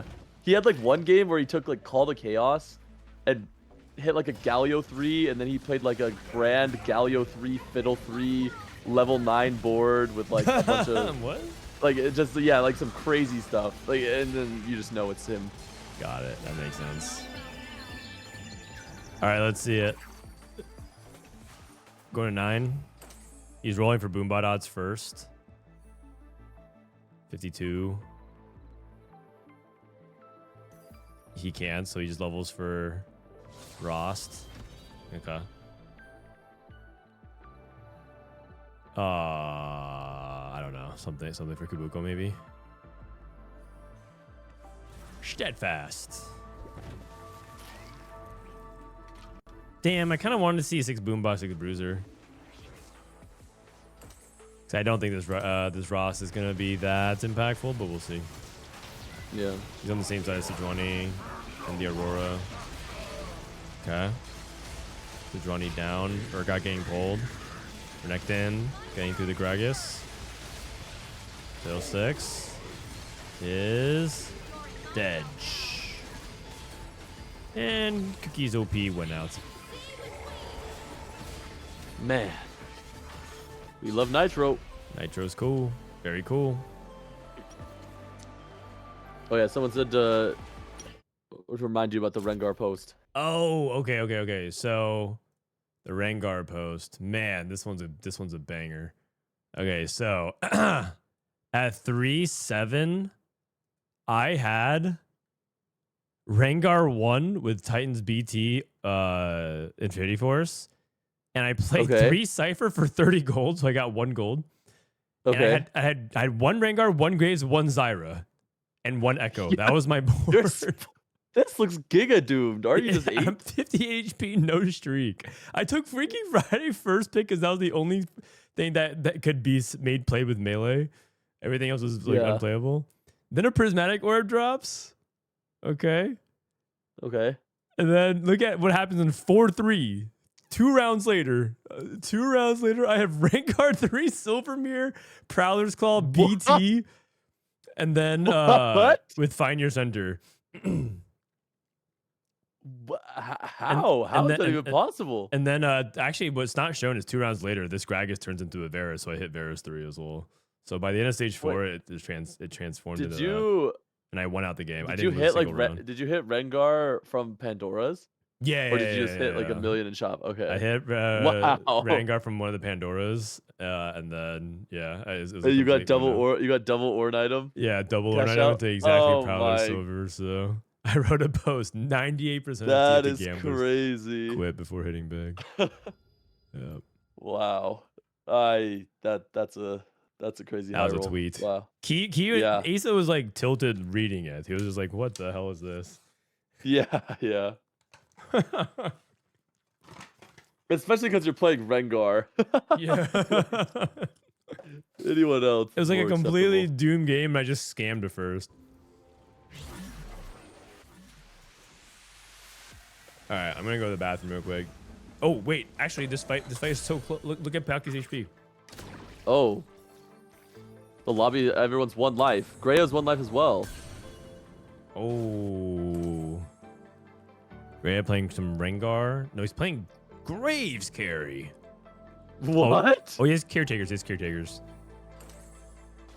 Caretakers Graves. Dude, you know when I got Graves from caretakers, I just used his gold. I just sold it. Yeah. Oh, it's so bad. I saw someone like play Graves caretakers into Brand fast enough. just Ram Kev. Contested Rengar. Ram Kev. Oh, Rengar's dead. But do we have enough left for another cast? I don't think there's enough. I think he's not. No, he's dead. He's dead From 14. I think it's exacties. What? Oh no! Just what? Look at how close they are. Just 1 more cast. Wow. And then if he survived, he could get as high as 4th. Yeah. Rengar. Wow. Ramkev, he went triple econ. Patience of Virtue, Rig Shot, Max Cap, triple econ. Honks, crafting. Oh, that stings because Pocky, like I said, was like right behind Robin. For top 3 too. What is he at now? So, I mean, that 6 probably knocks him down 20, so probably 460. And you need to get to like 520. Yeah. To be safe, or that's pretty hard.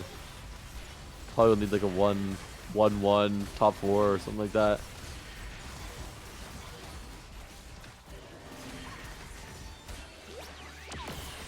Oh, wait, it's my mod. Egan. Wait, Egan played defense on Pockygom. Bro. Whoa. Wow. Egan, we're cool with Pocky. Man, he's about to kick out Pocky and Grea. He's got something against TL.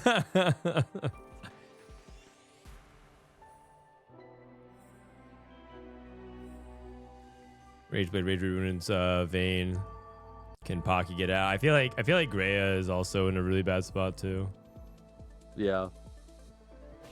5 Street Demon, 3 Executioner. Yeah, he's just playing the Rengar board without the Rengar.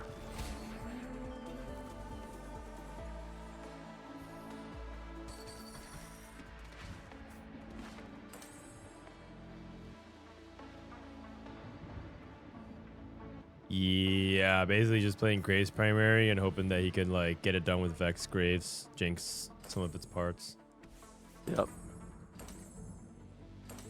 Crown Guard? I kind of like Crown Guard Nico. Maybe he's going to take Yeah. Bramble. I mean, I think you scout lobby, and if it's AD, you just take Bramble. But Oh, yeah. He popped it a little bit. Oh, no. Actually, it's 10 seconds. Oh, Bramble. Nice. Good read. Good read. yeah. I don't know if he wins this. I would assume Senna 3, Jarvan 3, Kane 3, Vayne Graves. 3 wins. But Graves is useless. wow. Oh. Wait. Oh, it was kinda close. My. It was kinda Unless close. Beery takes the worst loss, there's no way. Yeah. Oh, my. This lobby was so close. Look at how close Everyone it is just one life.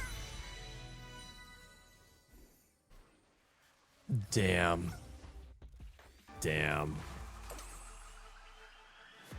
Wow, this is such a low cap lobby. Yeah. This is looking like old fashioned TFT, man. Like you level for 1-5 cost. Well, what's the portal? The portal is component anvils. Okay, it's like no econ portal. Interesting. Oh shit, my mod's about to win this whole thing. He level for the Aurora. He's throwing in no unit. Yeah, about that. I didn't teach him that.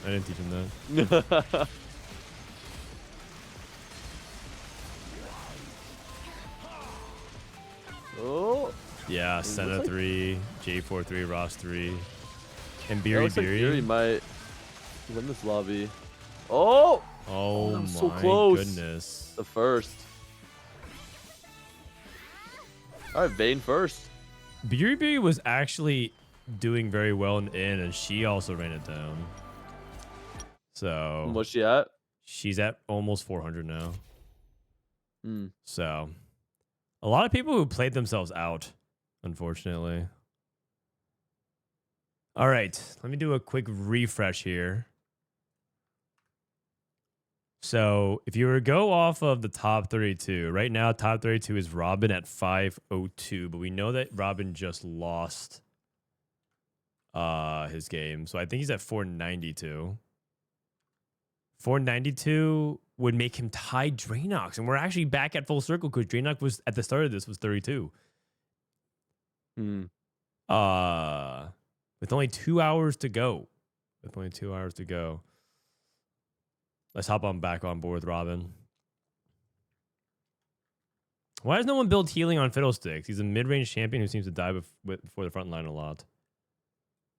He has built-in healing. That is partially true. As to why no one builds healing on him, like he really wants to scale with damage. Okay, I need to use the restroom real quick, so can you take over? Or just like watch everything? Sure. Thank you, BRB.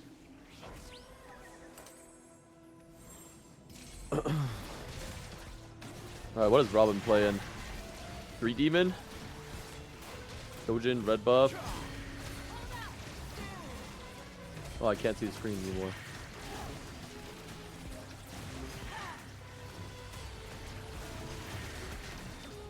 Hello? Okay. Well, I can't see the screen in Discord, so I'll just watch on Twitch. Was he playing Street Demon, Raining Gold on... Was this 2-1? Oh, it was 3-2 Augment. Going fast 9 for... Or fast 8, I guess, for Brand. Okay. Split. You must split.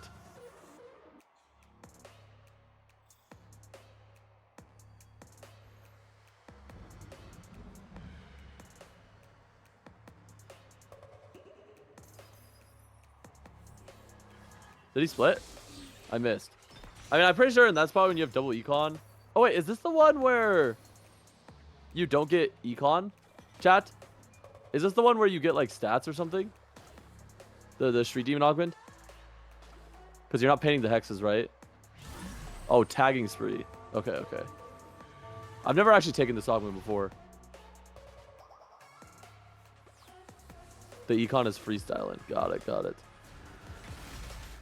It's 5% attack speed and makes more signature hexes. Okay. Is that good? 5% more attack speed and then you have like 2 or 3 more? I feel like that's pretty mediocre for me, but maybe I'm just like underestimating it. If you play vertical street and then I guess you could tag like all of your street demons in the signature hexes.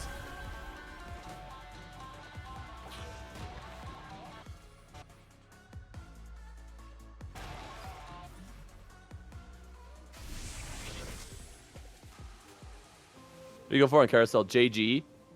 Goes. Oh, there's a glove brand. Do you think he's gonna get it? He's 3rd pick. It's insta-gone. Okay.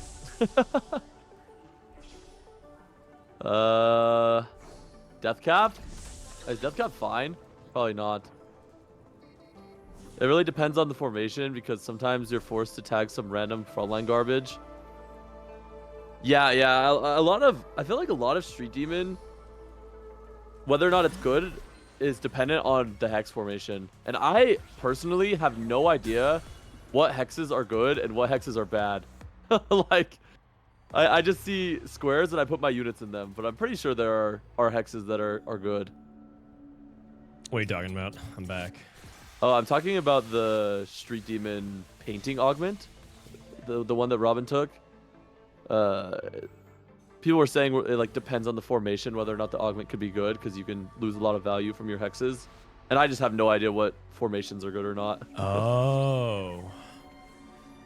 Yeah, I mean, I'm pretty sure the #1 thing you want is if you have either you want to make sure that you have good frontline hexes with spray paint that aren't trolling you, because some of them favor like only position them on like the far left or far right. Yeah. And so you want to have options. So, for example, there's like a formation that like favors the right side. So you can only play like on the right side. But if you just put one in the top left and one in the bottom left, it gives you like way more positioning options. That's usually the best one. I see. For this one is like, you don't really care actually. Maybe like turn one the top left or something. But Yeah, yeah. I mean, it seems like you're just taking this because it gives you like Street Demon units. Maybe he gave him like a Zyra 2 Mundo 2 that he could play around early game. yeah. Like, how many people are angling towards AP though? It looks like at least 2 or 3 are angling towards Brand. Yeah, Robin, Tropical, Peter, and Shoma. Oh no! Wow. Is Shoma is probably Anima. He has little buddies. I'd be very surprised if he doesn't play Anima. Yeah, I mean, Street Demon plays how many 1 and 2 cost? You play Echo, Zyra, Mundo. Echo, Zyra, Mundo, and Vigar. You do play 4. Okay. Yeah. So it's definitely playable to play both lines, but Anima you can play almost like 5 or 6. At Yeah. some point, so. Crazy. I wonder what the stats, like, you know how when we had augment stats, you could look at comp stats and then look at like 2-1, 3-2, 4-2. Yeah. What little buddies would average on 4-2 in Anima. It's probably like a 3.x. Like a 3.7 or yeah. It has to. Something crazy. It's just too busted. On 3-2, it's like way worse, but. Yeah, yeah, on 4-2. I mean, I'm pretty sure if you hit little buddies on 4-2, like, it's just a first. I'm pretty sure I've only gone first with little buddies Anima. Like, or top 2, I guess. It's ridiculous.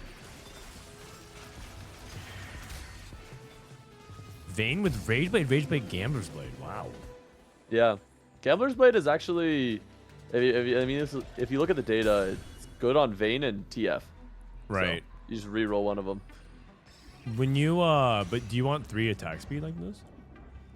I would not think you would want double Rage Blade Gamblers. I think you would probably want something like a Gunblade or maybe like Deathblade for Vayne. Let me just look. Maybe he could reforge one of the Rage Blades. Peter going with Annie, by the way. Ginsu Gamblers. I mean, the sample size is way too low, but it looks like, I mean, the stats suggest that it's like Ginsu, Runon's, DB, Gunblade. I mean, these are way too low. Let me lower it to Platinum. Deathblade looks good. Deathblade and another Rage Blade actually doesn't look that bad, so. Surprising. You just full index on attack speed. Okay, interesting. Was you're telling me that the build isn't really based around runes anymore, so I'm just curious what it is. Yeah. I would think it's like intuitively that it would be Ginsu Gamblers DB or like Ginsu Gamblers GS. Got something it. like that. Ginsu's Gambler DB.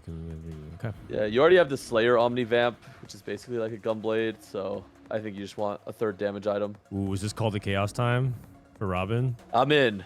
Oh, it takes Techie Emblem. I mean, Techie Emblem on Ziggs can be pretty good. It doesn't have a 3rd item. Okay. Yeah, I think you really want to reach the 8 Techie cap if you can. Oh, he had a... Wait. No, is that a Viego? I think he does. is. Yeah, he does have a Viego. Oh, he can play 8 Techie. Oh, he has 8 Techie now. Yeah. Well, I think he has Fiddlesticks. He needs a Shyvana or Seraphine. Who's the other one he's missing? Or Seraphine. I feel like 8 Techie on 9 is very strong. I don't know about 8 on 8. On 8 because you kind of want to play Street Demon. Yeah, you really lack frontline, like really lack frontline. If you just go 8 on 8, unless you have it through like a Golem, from like Wandering Trainer or something like that. You just like have no frontline at all. Yeah. On Vayne? Oh, you're talking about the Gambler's Blade build? Yeah, we're just saying like if you do take Gambler's Blade, it looks like it's Rage Blade, Gambler's Blade plus like a Death Blade or Giant Slayer. Yeah. That's what Tleyds was saying in stats. I mean, the stats aren't very low sample. Conclusive. Yeah. Yeah. GS, I can see it.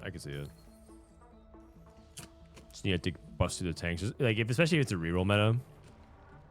GS over DB. Could also be just the difficulty of getting bows currently in the meta game. Yep. Oh, this guy took Trait Tracker, by the way. Cashed out. His board's looking kind of good. Priz Bulk as well. Oh, Priz Bulk. Okay, I mean, his board, he needs, like, some better item holders. Like, he's got 3 items on the Kindred, but once he gets, like, Zeri with these items, I think his board will be pretty good. There's a Viego as well.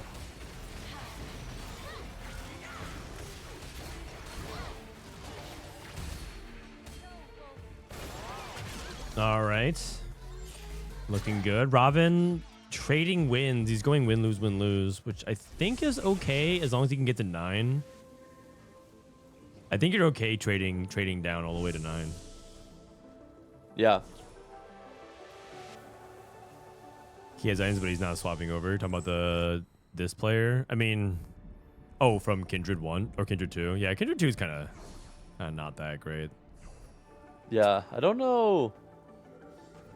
His Pulse. I mean, I think I would want Pulse Collector together, and then, like, I would go Ginsu, Pulse, Collector, Zeri, and then... Actually, is Collector even good with Pulse? Because it already has the Execute. So you probably go IE Collector together then, and then Pulse. Yeah, it's probably... Last Whisper? Probably Pulse Last Whisper, right? For Zeri? Yeah. I like the attack speed items on Zeri, like the bow items. It's probably still just Gold Collector, even though you lose the execute value. I don't know. I think it feels bad. I think it feels bad to not like spread your damage items equally between like your execute and your crit between like the Jhin and Zeri. Yeah. That's why I kind of this like. This feels bad too. Yeah. I mean, maybe you could just keep Pulse on Jhin or something, and then IE the Zeri, but I think one of the items needs to go on her. Yeah, one of the crits. Yeah. Well, okay, Pulse also... So the funny thing about Pulse is that it's basically Gold Collector and IE. It gives you crit Yeah. and it executes, so it feels like you should put the pulse on Zeri and then just have Jin hold IE Last Whisper. That's what I like. I like. Well, I like the IE collector on Jin and then pulse Rageblade Last Whisper Zeri. Yeah. Okay. I mean, either way, I think we can agree that there's something here. There's something. there's something that needs to be done. Golemify. Do they need to fix this spectator bug? This is just so annoying. Yeah. What caused it? Is this Cyber Boss? Yeah. No, I think it's Street Demon. Anytime it's Street Demon, they just turn to green. Oh, I see. DQA might be on the verge of falling out of contention here. He's at 379. Oh, he's definitely out of contention if he goes 8th here. Not even close. Yeah, we might have to call it. And it looks like he is dead. Forward thinking into an 8th? Wow. A lot of people think forward thinking is just broken, so. I think you have to play it into a decently high cap comp, right? You play forward thinking into Anima, and it's like, I'm pretty sure the way you play Anima is you play it from win streak, and you play it with Giga Combat Augments, right? So if you don't have those two conditions, I think there's a very high chance you can bot 4. Yep. Unless you can go 9 for like Aurora 2, like 9 on 4-2 for Aurora 2, Viego 2, Renekton, and stuff like that, but yeah, pretty hard to do. I feel like Anima Squad is just a play from a head comp. Yep. Corrosion and components, they can finish his 3rd item. Yeah, I don't love Corrosion here. And he's probably just taking it because he likes the Shojin so much. Like his items are good. So I think it's acceptable, but Corrosion doesn't do much for him.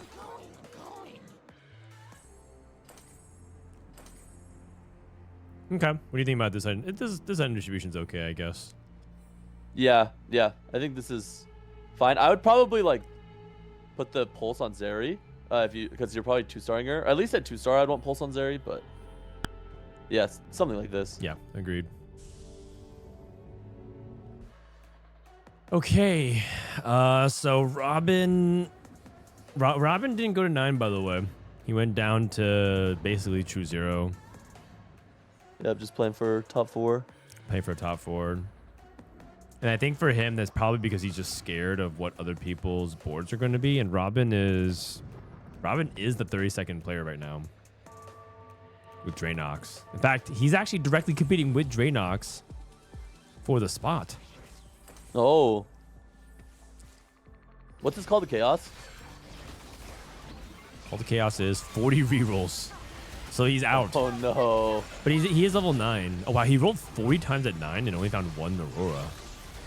Yeah, like he's double econ, but he is level 9, so. Oh wait, never mind. He just got the 9. It's 2 out of 84.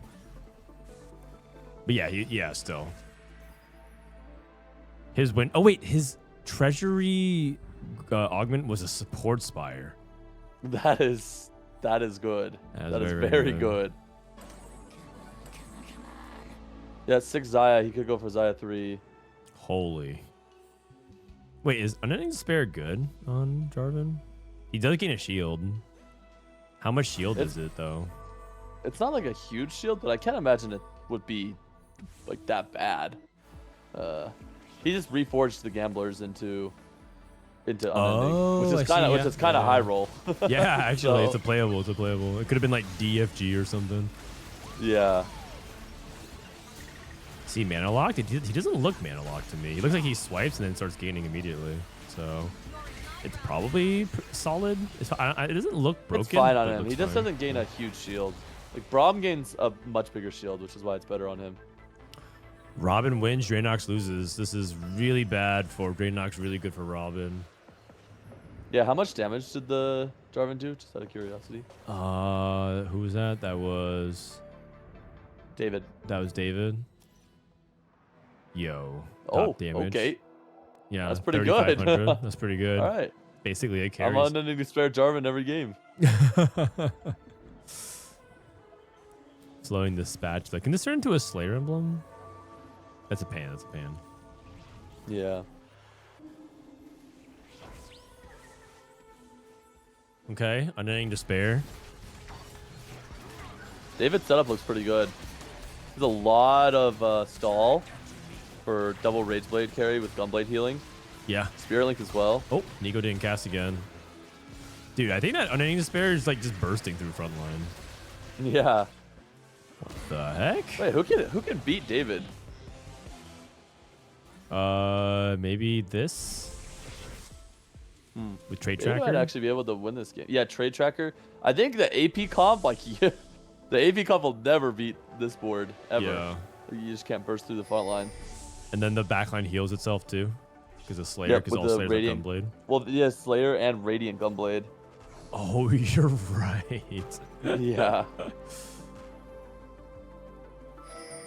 Dude, look at that healing, man. Holy cow. Rage Blade, Radiant Gunblade. Okay. Wait, Robin rolled again to 0. He's rolling in true 0. He's just praying for that top 4. Draenox hit 2-star Aurora. Wait. 8 Zayas. Oh. Zaya, yeah. He's 2 lives as well. Uh-huh. People are pinging. Oh, it's probably Robin pinging.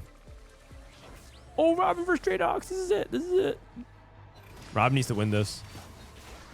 Yeah. I think Draenox wins, though. Aurora 2, Renekton 2. Yeah, Aurora 2, level 9.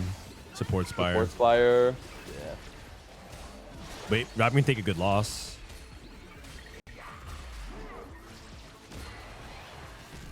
Okay, decent loss. Shoma is dead.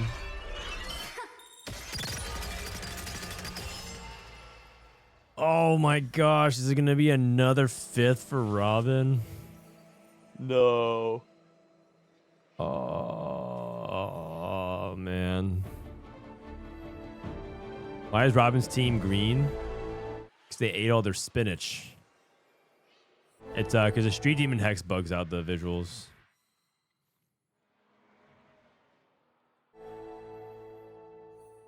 What does Robin need here? He needs 1 versus 9 Peter to take a 5-unit loss.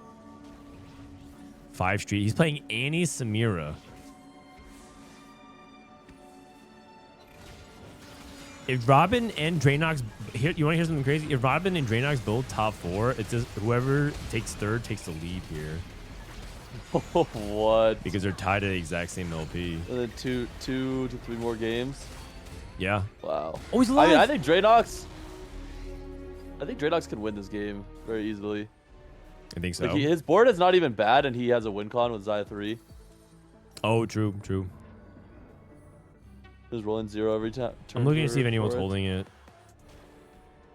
No one's holding it. He can hit. Samira's unclickable. She's not great as a primary. She does fine as like if she's like part of the full setup, like Brand, Viego, Kabuko, and then you like throw in some stuff on Samira. She'll look like okay, but she's just not reliable as a primary carry. It reminds me a lot of like just like these AoE carries that can't. Oh.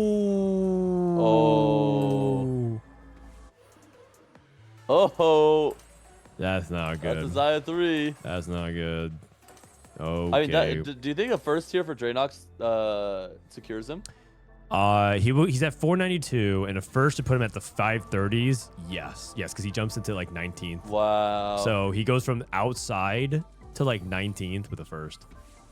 That is crazy. And he started off today at 32nd. Then he took an 8th and went down to 400s and had to play himself back up here. Wow. Interesting. Puts GA on Xayah to try to guarantee survivability. Wait a second. He did. What? He lost. What? Whoa, wait, Robin. Oh my god. Bro, wait a second. Isn't this a Guardbreaker Xayah diff? Hello? Can we get Guardbreaker on the Xayah? Like, I'm pretty sure GA, like, I'm down to take the GA off and maybe not get our Xayah stunned as well. Yeah, he also ate the Sidrani as well, as I wanted to say. Yeah. All right, He heard he you. moved it. He heard you, he heard you. He realized that was some trash. Imagine he loses anyways. Oh, there's no way.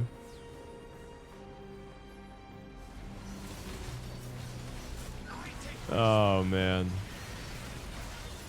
Imagine though. Imagine. What if Unending Despair Jarvan is just the absolute truth? Wait a second. Oh, Zycast wipes.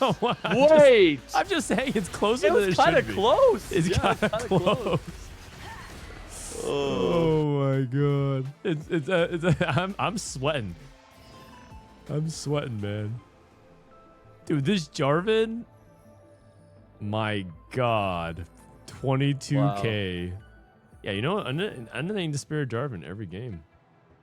Yeah. Just reforge your gamblers. GG. Yeah, I'm wondering what would happen to if he had like Bramble. Yeah.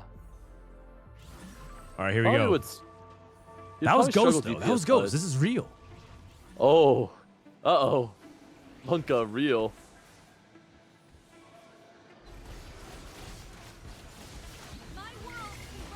You never know. It might be one of those weird things where like fighting real makes it like less close. Yeah. Like some difference in positioning and yeah. Fight RNG. Okay, it's looking like a Draynox went out. Yep. I mean, I don't know if this JX gets a Sejuani on his carry again. Yeah. You never know. Dude, he needed those extra lives. If he was at one life, David gets a fawn. David gets a fawn. Okay.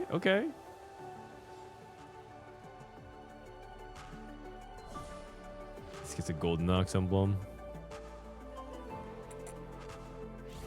Wait, he beat the clone. Oh, wait, he beat Draynox twice.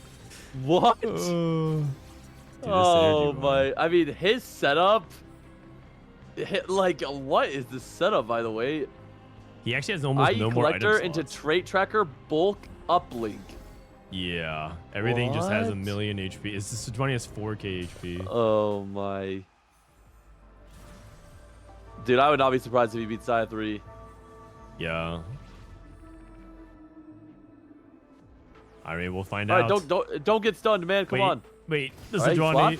This one, Johnny's about to cast. He's about to cast. Wait, oh, Zaya's toes are not in. Oh. Zaya's toes are not in. Good dodge. Hey, can't he win if Wait a second. Done?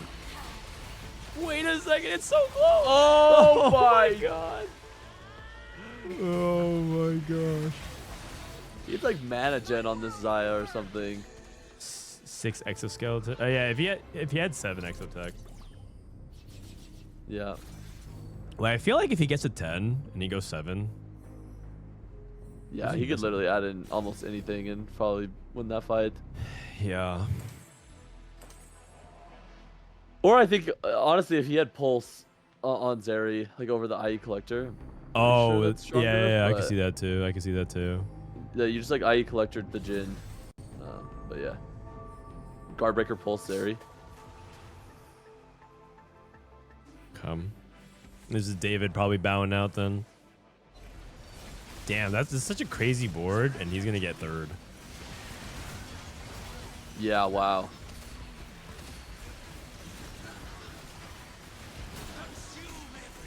Man, I'm surprised Sejuani can't even hit that bottom right.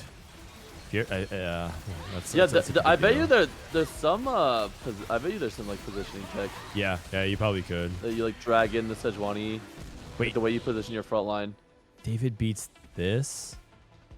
What? So we're going to stage 7 with 3 people live. I don't think I've seen this in a while. 3 people live at stage 7.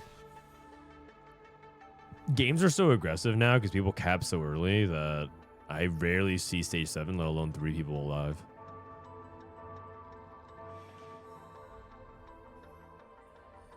That is the positioning tech. They're both doing it on purpose. I mean, it looks like David is. I don't know about Draynox. Draynox only has like 3 frontliner. Yeah. But yeah, maybe. Yeah.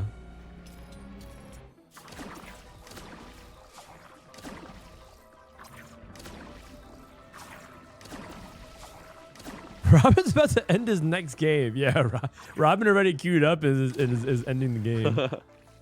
Oh, man. How many blobs does that get? 12. Not that much. Pod Xayah. Actually, is that even better? I'm oh, he's gonna go 3 damage items on this. Wait. Oh, you know what? I would have been down. Could he have moved Shojin to Xayah or something? Oh, I feel can like see you it. probably want the armor shred on the Xayah. Like, I don't know. I Maybe feel like this wasn't that impactful of build. an item though. This is a side grade, and then we just basically like have Shojin on Yumi. Yeah, it works. I feel like with Xayah 3, you just want her spam casting. It's probably Shojin, IE guard, Xayah, and then yeah, I can see it. Just have her cast as much as you can. If you have enough removers. I don't know if he had enough removers. Yeah. To be fair. I can see it.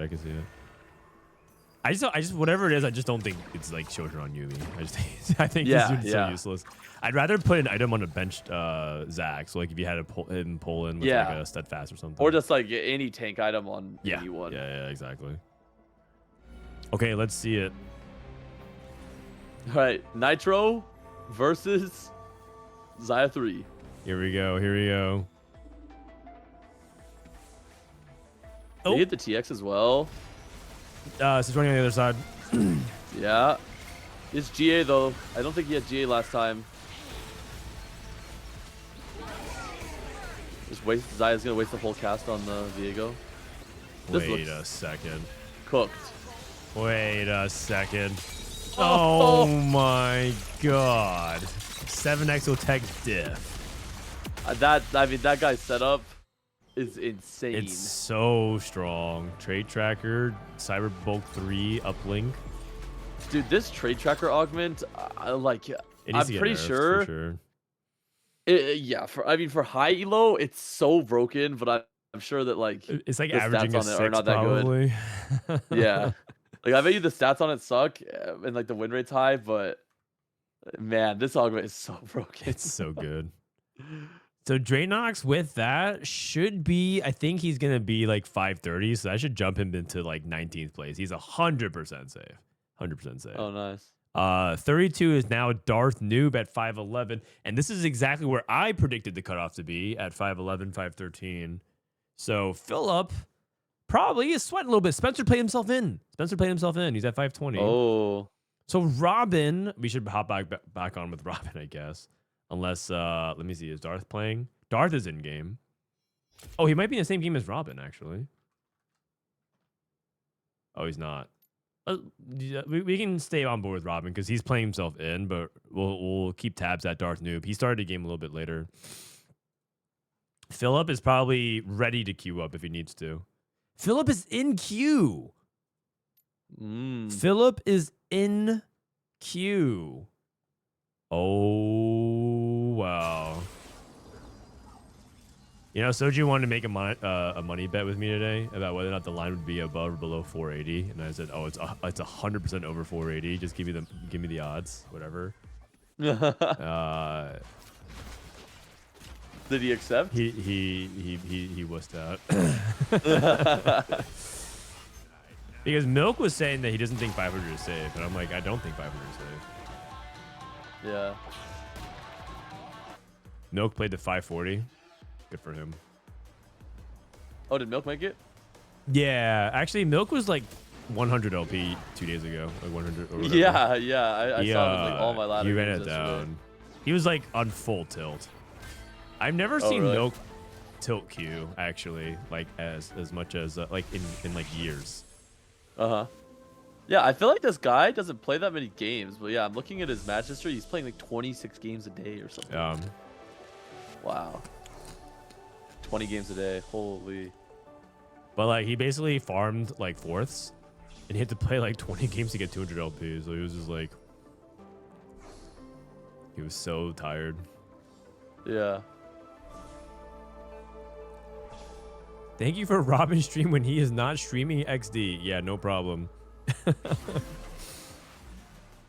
Robin has trial run. Good start. Really good start. And his Exotech items are... like mid. No, like truly bad items, but nothing crazy. You know the tech is you just play for Hyperfang's Garen, then you win the game. Oh yeah, Hyperfang's Garen. Go build 1 IE plus healing, Hyperfang's, GG. It is obscenely good. Agreed. Yeah. Let's see. The most important thing though isn't what his items are. I've actually come to understand that it's actually about how contested you are. So this person's playing spare parts, Rage Blade. Oh, so you got one contester, Myro Stick, Board of Directors for sad mid gap. Then we have Cooking Pot into Executioners. Another Cooking Pot. We have 2 Cooking Pots. We got Cypher, Clockwork. What's your favorite Board of Director setup? I've never played the Augment. Oh. So. What about stuff you've seen? Apparently, I've heard it's broken. But I think people will just play like Zed with Senna and I would guess like Senna, Renekton, and maybe Kayn. But I've also heard you can play it with Vayne reroll. I don't really know much about this augment though. Wait, oh god. I think Rob's in a 3-way for. I think Rob's in a 3-way. Also, what is this like random purple shroud covering? Come on, man.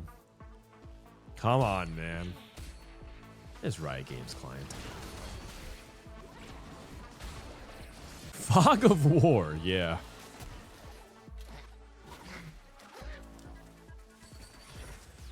I think it has to do with certain arenas. Basically, certain arenas obstruct your view when you're spectating.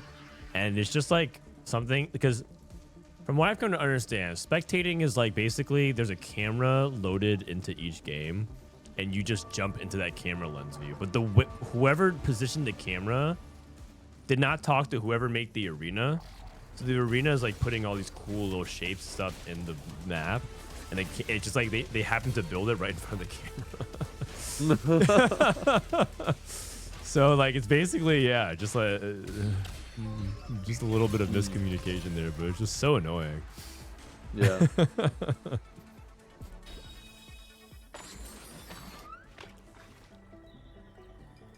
Apparently in China there is Divinicore tech with Morgana, Gragas, and Fastnut with this setup.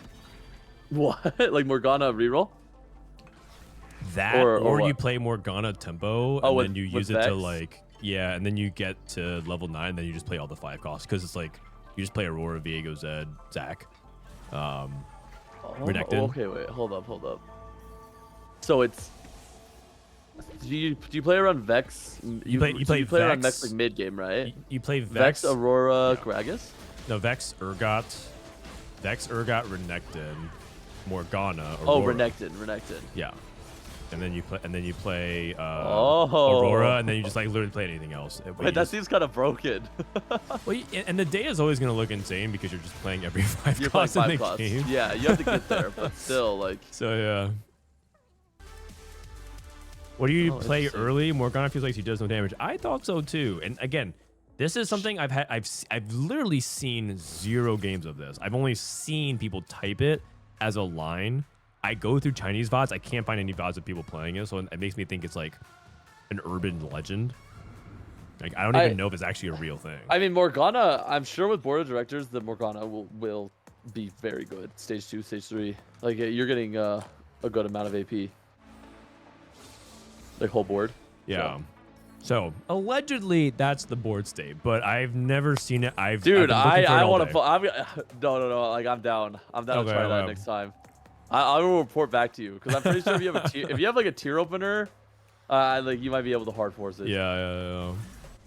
Or like you play like Nitro opener with a Morgana and then that can drop out of Nitro into that. That's probably actually there's like a lot of ways you could do it. Yeah.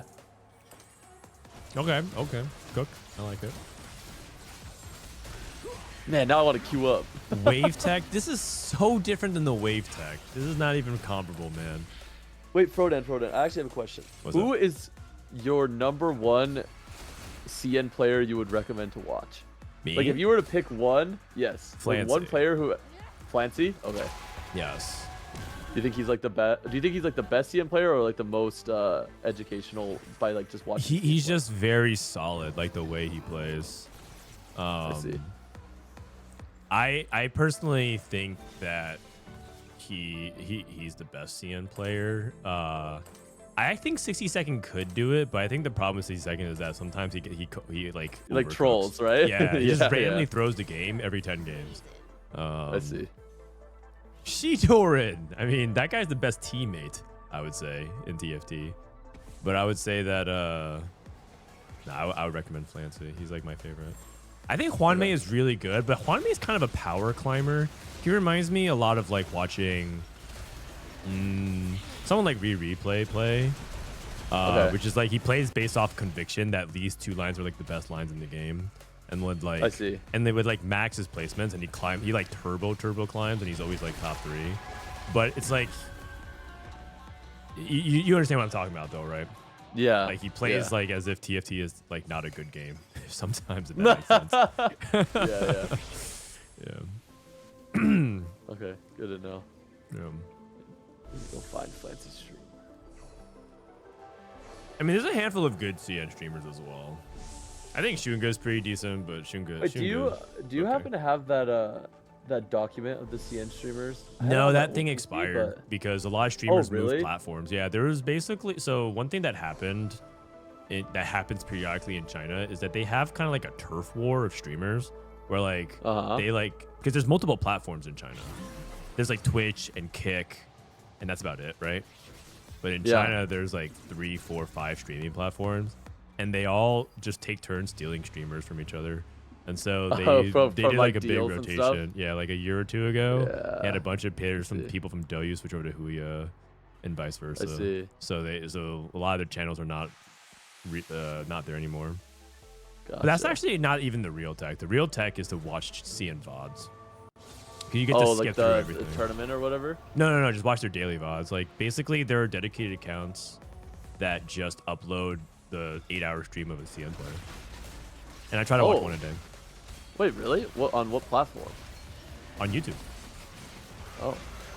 Like Chinese YouTube. I see. Yeah. Interesting. All right, I'll look into that. Yeah, I can DM it to you if you want more. Like, yeah, that would help. More information. Because it's kind of hard to say to tell you how to do it beyond this. Yeah. Okay, looks like Cookies by the way is going for Zed. He found an early Zed. This is, I think, the most standard way to approach it. I think a lot of people play it like this and they go for like Senna.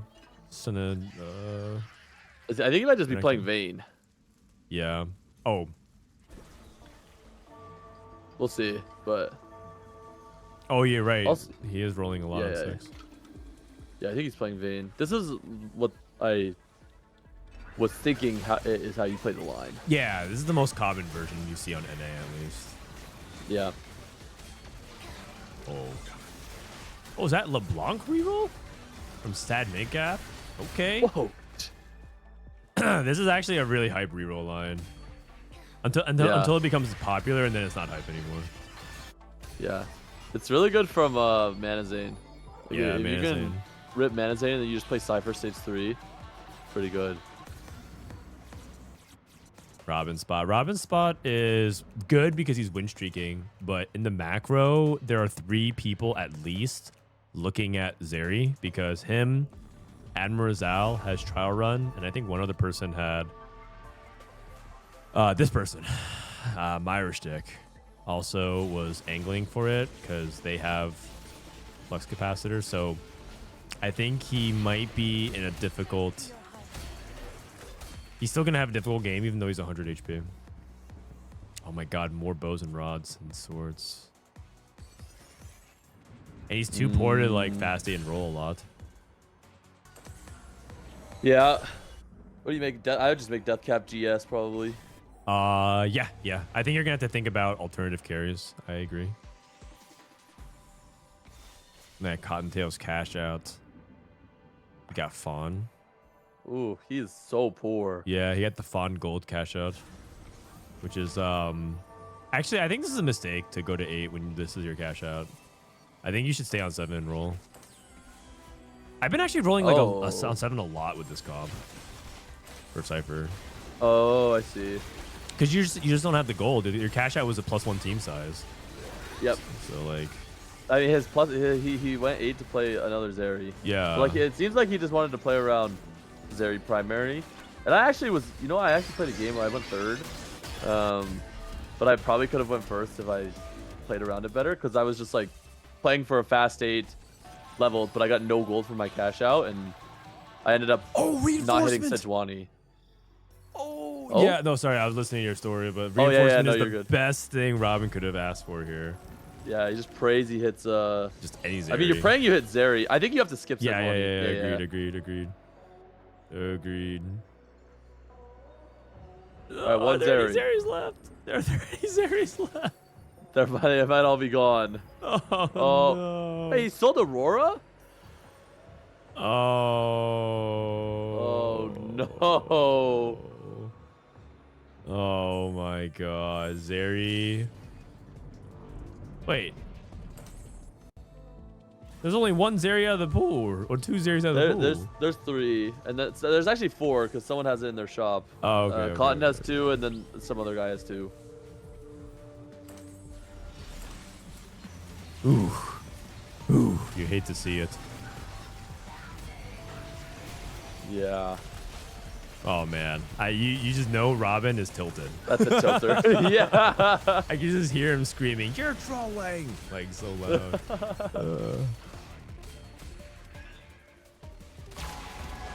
Good news is Cottontail's gonna die because I think Cottontail messed up macro-wise, but yeah, you know. Come on, come on. Oh. Yeah, whatever, Aphelios then. No, definitely not Aphelios. Definitely not Aphelios. Not whatever. Aphelios. Oh wait, Myers Take has 2-star. I think if I understand why Robin rolled for it. He definitely he could have considered waiting for Cottontail to die because never mind, he's queuing into Cottontail. Nah, yeah, I think he's 4-way contested Zeri though. I'm pretty sure you just like you just pray to more dogs. You find a Zeri. A single Zeri. Reinforcement just like creates clones out of thin air, right? So it'll be like if there's only 1 Zeri left, it'll just create 2 more. I think so. Does that negative too?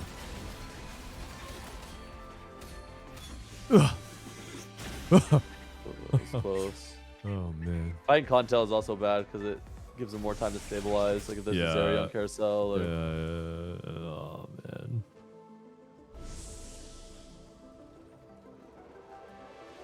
That is brutal. Yeah. And then also like, you know, Robin's HP lead is gonna get chipped into. Robin's at 88 HP, but like right now, once again, he's on track for a 4th or 5th. Because the whole point of reinforcement is to be strong quickly, and then you fall off later on. He's only going to fall off later on at the same time, so. Basically, what I'm trying to say is he needs to hit soon. And by soon, I mean now. All right, so Nidalee. The thing is, even if he hits a Nidalee.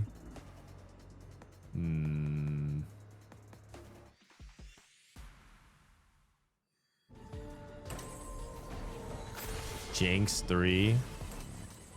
Oh man. Oh, did he get it off? Oh. He did. Man. Valor, I mean Prowler's Rengar 3.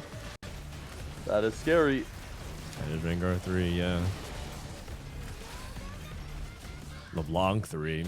So the reason why LeBlanc reroll can be good is that she actually scales and fights very quickly.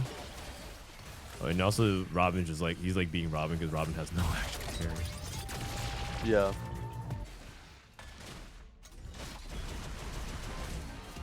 Yeah, LeBlanc's kind of a fun unit to play. Yeah. I've actually played her from like caretakers.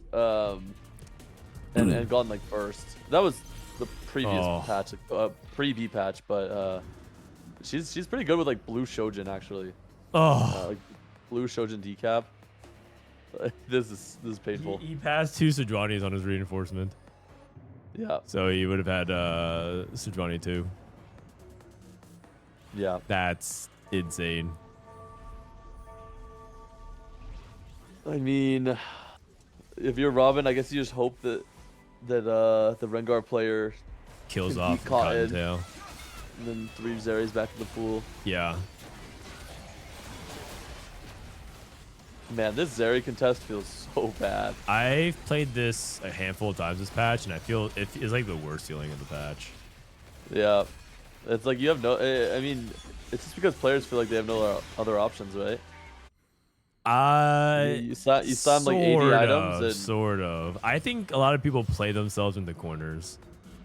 I can Because, see that, but... because they're lazy about it. They just like look at this, and they're like, oh, okay, it's a Zeri game.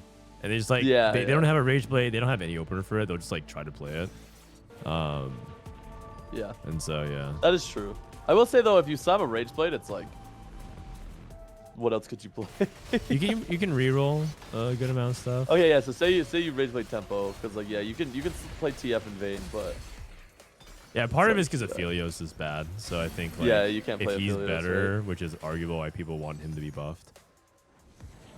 Yeah, I wonder if they're ever gonna buff Aphelios, because I know I heard Mortdog say that this is so sad. Oh no! I heard Mortdog say that like they consider Aphelios like Marksman Vanguard to be like the baseline of balance. So I guess if like anything outperforms that comp, then it would need a nerf or something. I think I remember him saying something like that.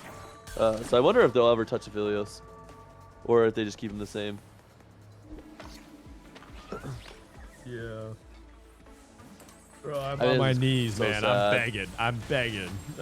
Oh my god, he hasn't used his augment for a full stage. Oh my god. My god. Like a single Zeri. Like a single, just one.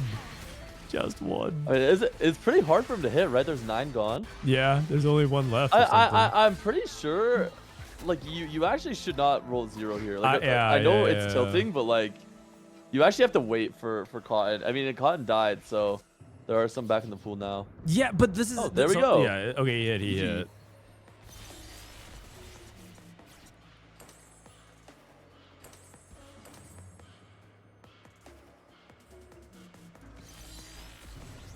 Ah, Hyperfangs. Dude, isn't Hyperfangs Zeri so bad? It's like very mid, but like yeah, like if he hit immediately at 4-2, he'd be pushing 9. Different story. He'd be at 9 right now, but now instead he's at 8, and now he's hoping for a 5th. This is a bleed out angle. Yeah. Yeah. He's playing for a top 4. We are so back. I love the optimism. We are so back. Yeah.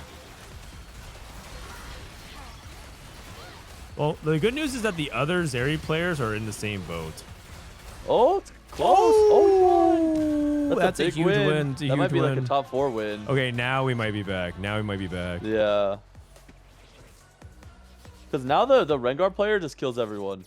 I'm pretty sure. So you just pray that you can save enough HP.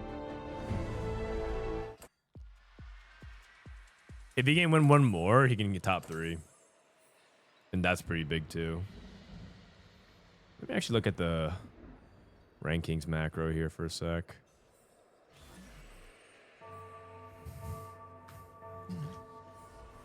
Oh, Satsuko's officially taken rank 1. Jisop has been dethroned. Wow. Jisop, Satsuko's at 1,000 LP. What the? Oh, going on a tear. Oh. And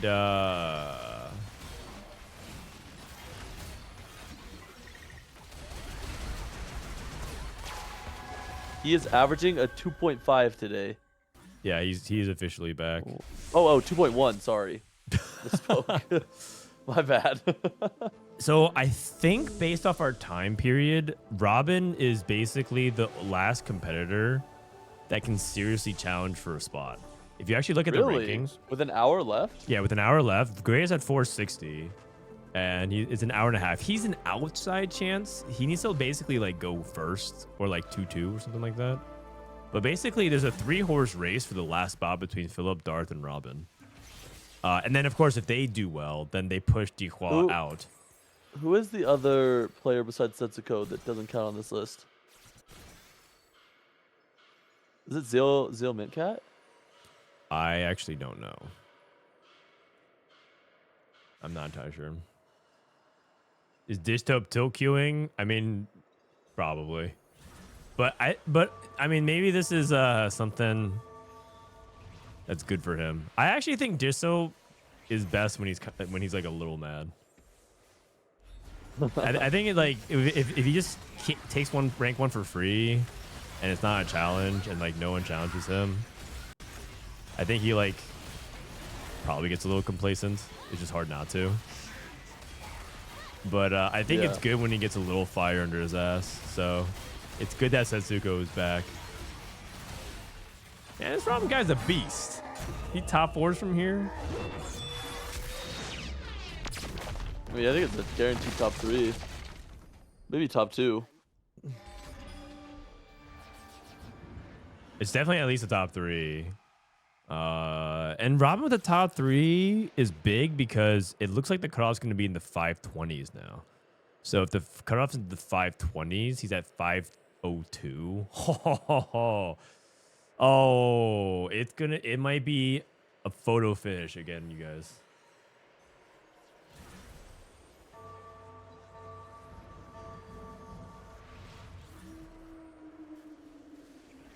But I think it might be Setsuko's the only one who didn't sign up.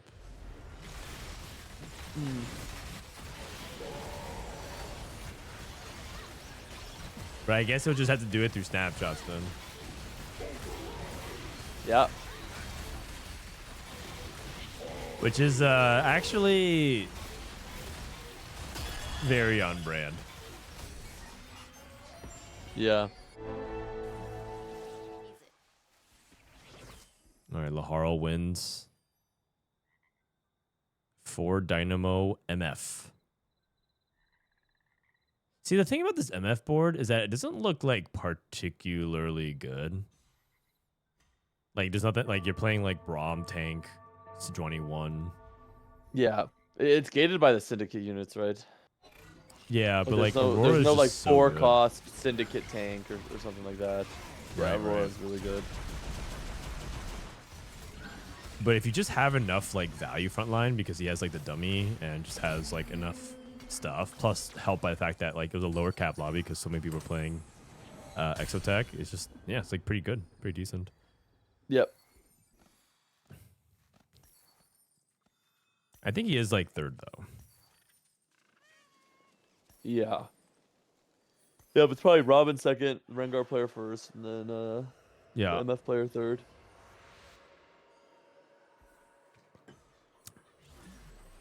To get into the circuit, is it top 32 at regionals? You have to be top 28 at regionals. The bottom 4 people don't get in because Riot decided to hold on to 4 spots and said, we want the right to invite people to the pro circuit. And I think that's probably reserved in case something crazy happens, like Guaranteed Soju slot. yeah, like if Dish Soap didn't make it for some reason, they want to invite Dish Soap probably. Dish Soap, Soju. No Soju slots, guys. Don't say it like that. Come on, dude. Soju qualifies for regionals a lot, and when Soju goes to regionals, he definitely gets higher than 28th. Yeah, no, like he's definitely conveyed, like he's a regional caliber player, but it is reserved for him if he doesn't make it. So. Yeah, I actually feel like that spots are probably reserved for like if Robin doesn't make it, he'll definitely get an invite. I mean, I think it's smart. Because Robin like, won 2 regionals before.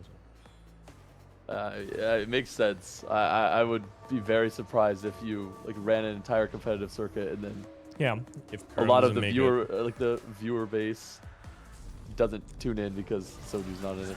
Emily Wang spot.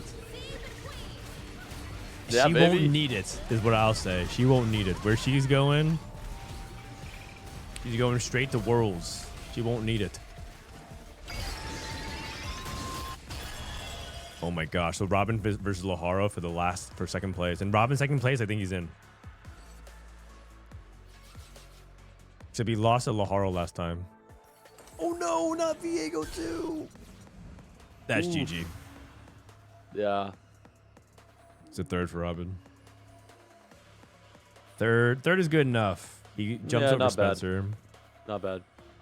But the problem with third is that like the difference, you know how you can get like 17, 18, 19 LP? That has a big difference for 3 placement slots if you get 17, 18, or 19. So yeah. A third is like, he might have to play again. Crazy. One round from T-Hex. I promise you, even if he had T-Hex here, it wouldn't matter. He's going up against 2-star legendaries and Viego too.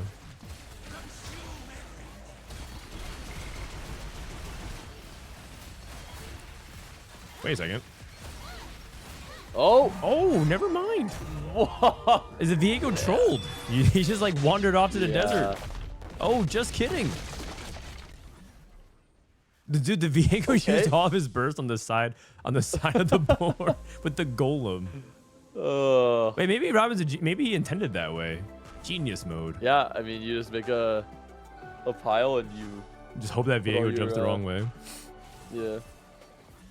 Put all your useless units in it. Wow. And that's okay. So Robin should be in now. He's gonna gain like a 30 LP, and he's gonna be top 20. GG, Robin. GG. That is crazy. Imagine he just wins this one for good measure. How many games did he play today? Let me look. Robin 502. Robin he's at 533, ranked 21. He played 13 games today. He played 13 games today and yesterday 24 games. So in 2 days he played 37 games. He played 37 games and gained 300 LP. Not bad. He was at 248 and he gained 300 LP to 533. Awesome. Awesome job by Robin. What a climb. Do you think he walks when he's not streaming? No. It's like LeBron's load management. You know how like LeBron takes some off days to save his knees? Robin does the same thing.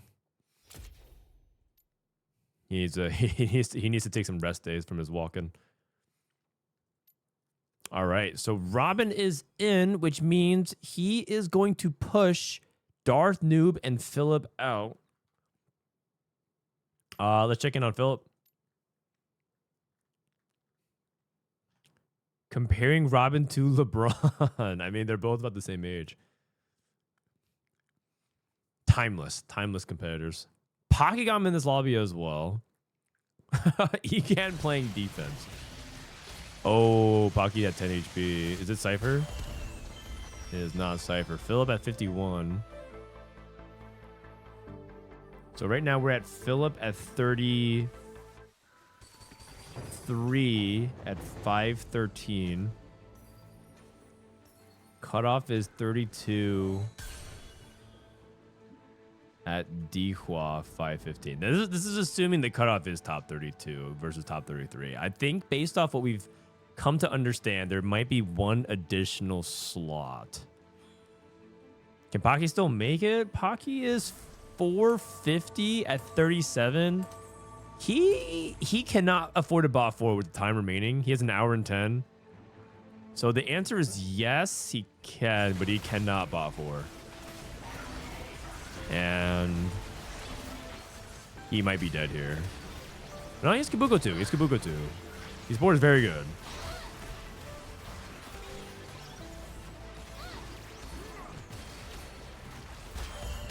That's not me. WTF. Nice try, man. We know you're smurfing.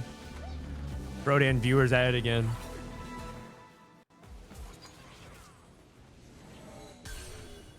Do I have a chance if I play nonstop starting now? I'm Diamond 4. Yeah. Yeah, you should queue it up. Play some defense.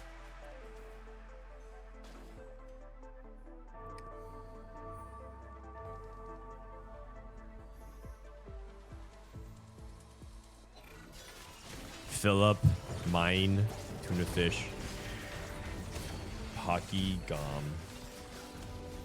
Wow, if Pocky and Grea both are on the outside barely, that's gonna sting. Assuming 33 is the spot remaining though, I think I'm just gonna go ahead. The thing is, I don't want to say 33 is because maybe they might let an exception for Setsuko to sign up. I mean, maybe not. It is Setsuko we're talking about. Maybe they just don't let him in. Oh, big hits for Filup. Pockygom level 9. He got the level 9. Random Kabuko is huge. Open Vow. I think he can win out from the spot. Yeah, he can. The only thing is that his items are like a little bit. They're a little sus because it's like Brand has no mana. At least no direct mana. He has uplink. I don't know how his remover situation ended up like this, but ideally he would have like the Shojin JG guard on the Brand and then just Gunblade, double arc on Ziggs. He probably hit Ziggs 2 way before Brand 2, so he just felt like he needed to itemize the 2-star. That's usually how I find myself. I still would like Archangel. I guess he has 1 arc on the Ziggs. Arc, I think, is that makes pretty sense, good actually. on Ziggs because I think it's his best item. Yeah. Like, so I think this itemization actually makes sense. Yeah, he probably hit Ziggs first.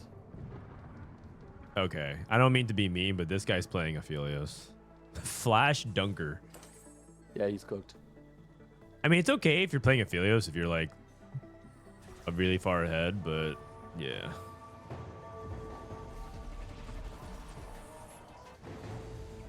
Is Suzuka boycotting? No, he just forgot. Is there some kind of positioning nuance with this? Oh, this is for Rengar. Wait, but there's no Rengar in the lobby, right? I was told this this actually used to be the way like Soju positioned. He just called it the K3 Soju. Where you put your backline in one corner and then you like opposite corner your entire front line. So he plays like top, like he goes A1 to A5 and then D6, D7. And I was told that this is anti-Rengar positioning, but I don't see any Rengars in the lobby. So is it anti-Sejuani positioning?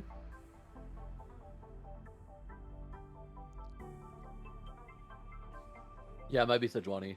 Not sure. I'm pretty sure that's anti-Sejuani positioning, like what he's doing.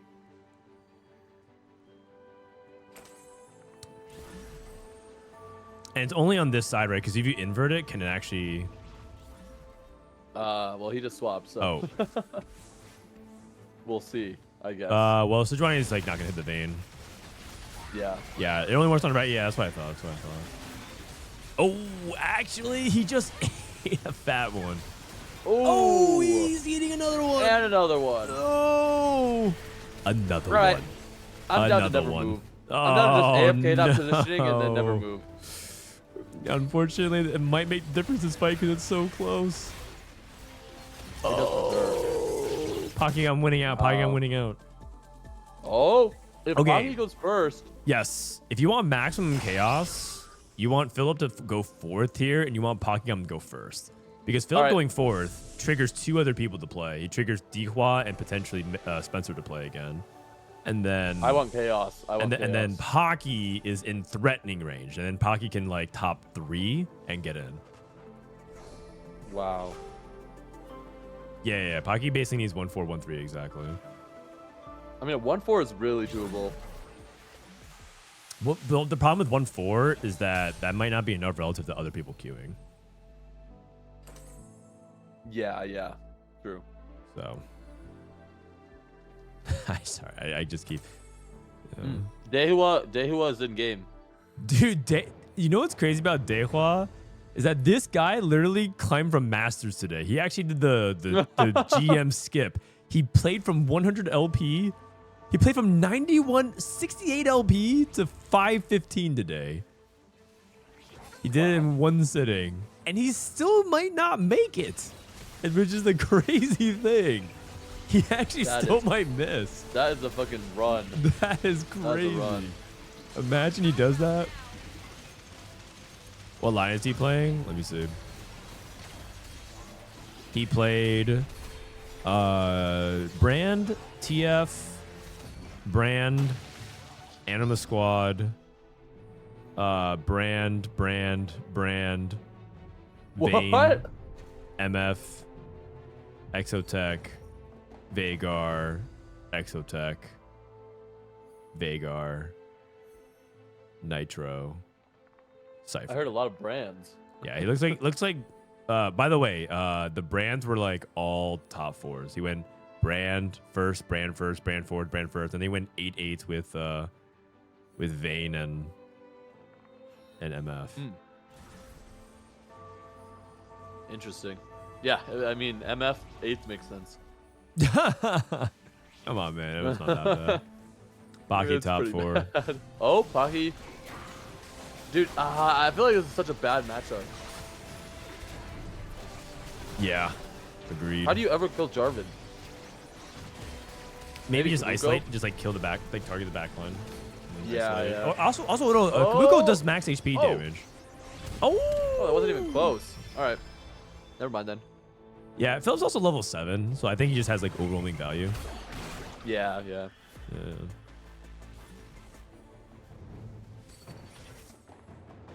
Can you open the card shop? I'll do that after this game.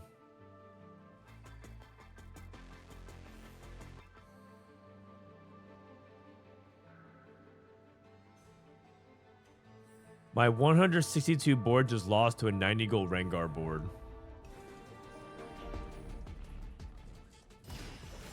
Smiley face. XD.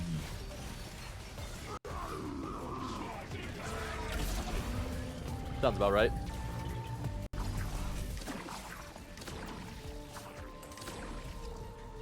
Come.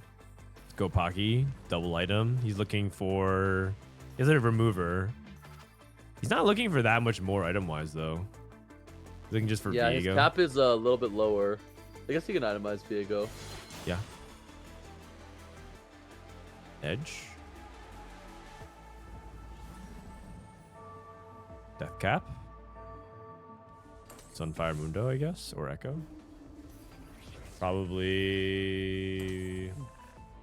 Oh, all Viego. Okay. Yeah, that works too. And she's super clutch. Viego jumps into the Zeri. That's good. Oh. Back again. Boom. Dude, Lock it up. Pocky might be winning. Pocky might be spicing this up. Yeah, I think Pocky. It's a Pocky win now. And I think Filup top 4. That's all that really matters here. He's, like we said, we're hoping for if you're hoping for chaos, you're hoping for a Filup 4th. Oh my gosh, it's really close. Oh, close. I'm okay with just a Filup 3rd. I mean, actually, honestly, Filup. The reason why I say ultimate chaos is because there is an extreme circumstance where Filup has to queue again, but 3rd and 4th is basically no diff for Filup. Because he jumps 4 placements here, so.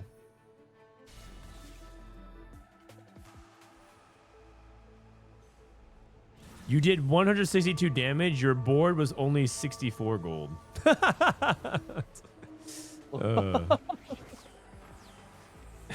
NT BV.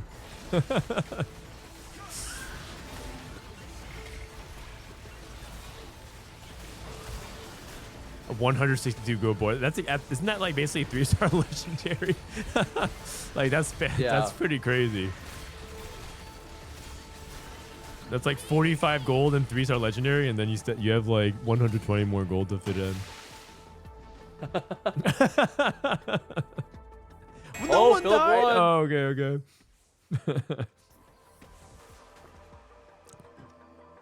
Now imagine my Twitter inbox full of complaints like that one. Pocky with the 10 HP win out. Hold on, it's not guaranteed yet. I mean, it's basically guaranteed, but I don't know. I thought that Xayah 3 was guaranteed as well. You never know, man. You never know.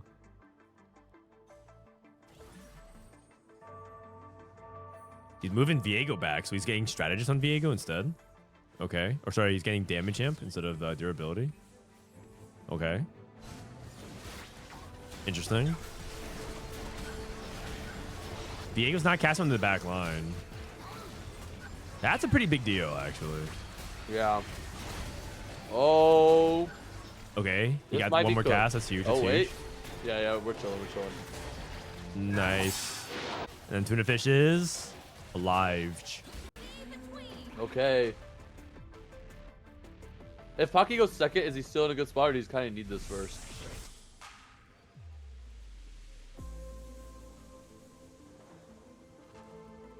He has a glove. Oh, it's Viego 2. That's Viego 2, and he can also trigger Cybernetic Uplink with that.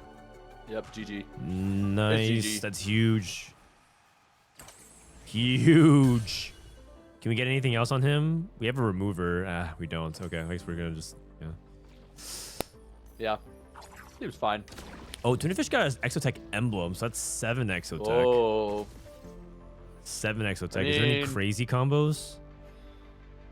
What item is he missing on his Zeri? Does he get Flux flux? capacitor. Flux capacitor. That, Oh, I mean, he was come playing on, that's 7 pretty anyway. big. Oh. I wonder if you're supposed to, in these spots, if you're ever supposed to like pulse flux the Zeri. Yeah. I know it would say that in stats, but it's also like Cyber deck. Part of it is Cyber deck as well. Oh. There's a little bit of that being influenced by Cyber deck. Cyber deck. Yeah, the one that gives you a completed Exotech. Yeah. But does he have it? No. I'm saying the stats. And also, he beat Pocky. I see what you're saying. Oh, that first second play. Oh, God. The Exotech emblem was actually a really big deal. Yeah. Oh, man. Oh, jeez. Does like a 2-3 make it or no? I mean, we'll have to see how much LP he gained off of that. Let me see. Yeah. So LP wise, I mean, he's definitely got time for one game. 483. Oh, that's such a big diff. He needs a first. That's such a big diff. 483. He needs a first and like pretty good LP gains, right? Yeah. 483. He's like 32 LP off. Oh, that's actually so brutal. Oh my God. Well, he actually might be able to get 2 games off if he pops quickly. Milala is playing. Milala's playing? Apparently. Wait, really? Are you sure he's playing, or he's just like playing ARAM? I feel like he shouldn't be playing. He's spectating. Oh.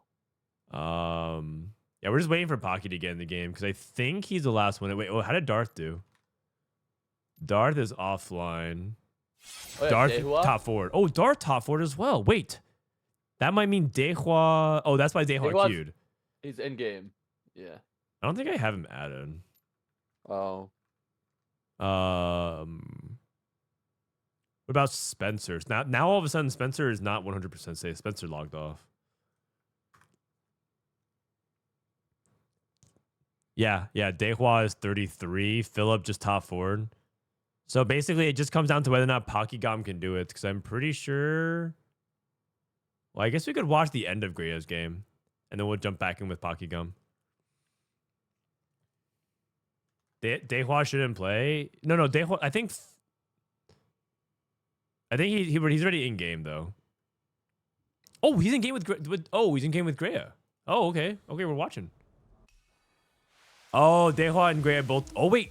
If Grea goes first, that's also huge. Oh. Wait, Dehua with a top 3? Yeah. Dude, Dehua is a beast, man. This guy climbed 400 plus LP in a day. From Masters to Challenger and making snapshots. What? How is that even possible? That's crazy. Holy cow. So that means Spencer needs to play. Dude, someone needs to wake up Spencer. I'm going to DM him. As Spencer, you may need to log back on, buddy. Is he online? No, he's offline right now. Oh, it might be cooked.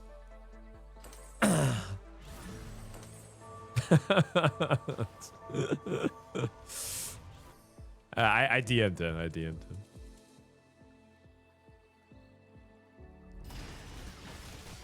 Dude, Robin, can we get some people claps in the chat for Robin beast moding today as well? Plus 300 LP in 2 days. Dude, Robin actually beast moded as well. It was Robin, I actually had to tell him the truth. I had to tell him the truth. I don't think it's fair if you play with the Twitch chat advantage, because then people would put you under competitive ruling and integrity. So you had to do this one by yourself. It wouldn't be fair to everybody else.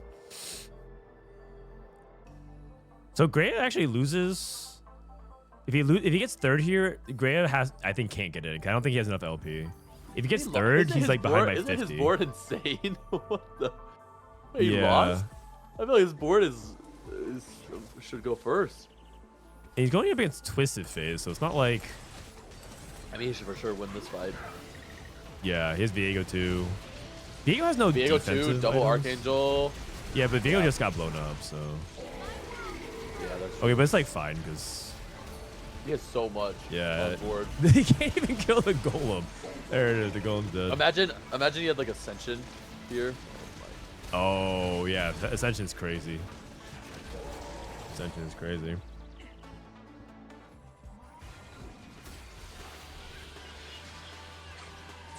Is Beery safe?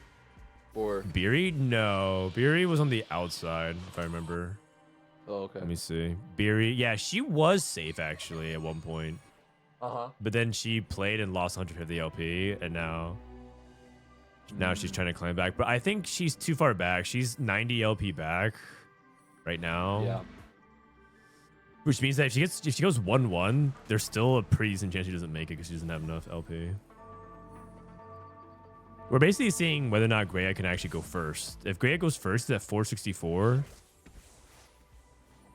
But if he goes third, he'd be at like 480 something. So if you're rooting for maximum chaos, you're rooting for a first place here for Grea. Because then it's Grea versus Pocky for the versus potentially Spencer. Oh jeez. Oh my god. Slot. Oh my god. Okay. It's looking like a second. Oh man, Rengar. Wait, marksman +1 into Rengar. Oh, wait, what? She reforged her marksman crest into an executioner crest and then pivot Rengar. No. No, that's exactly what happened. What? How did that happen? How does that even happen? I'm not sure. What? Wait. Patience is a virtue? Oh. Oh. I see. This was a weird game. This was a weird game. I'll go. Get the worst emblem into one of the best ones. Literally the worst emblem came into the best setup. Crazy. She must have reforged and then like, yeah, patience is a virtue did. What a line. What a line.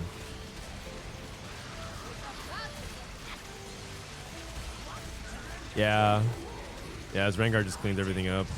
Oh, Fiddlesticks is staying alive. Fiddlesticks, last time the problem was Rengar jumped on the Fiddlesticks.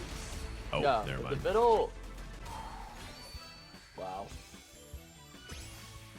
Yeah. I feel like Grea's board was so good. It was. The Viego just got blown up every single time though. Yeah. Needed like a defensive item on the Viego for sure. Yep. So Grea is at 497. Wait, I think he's higher than Pocky actually. Pocky's at 483. So these are the two players that can make it. But Pocky needs a first, and so Grea needs like a second.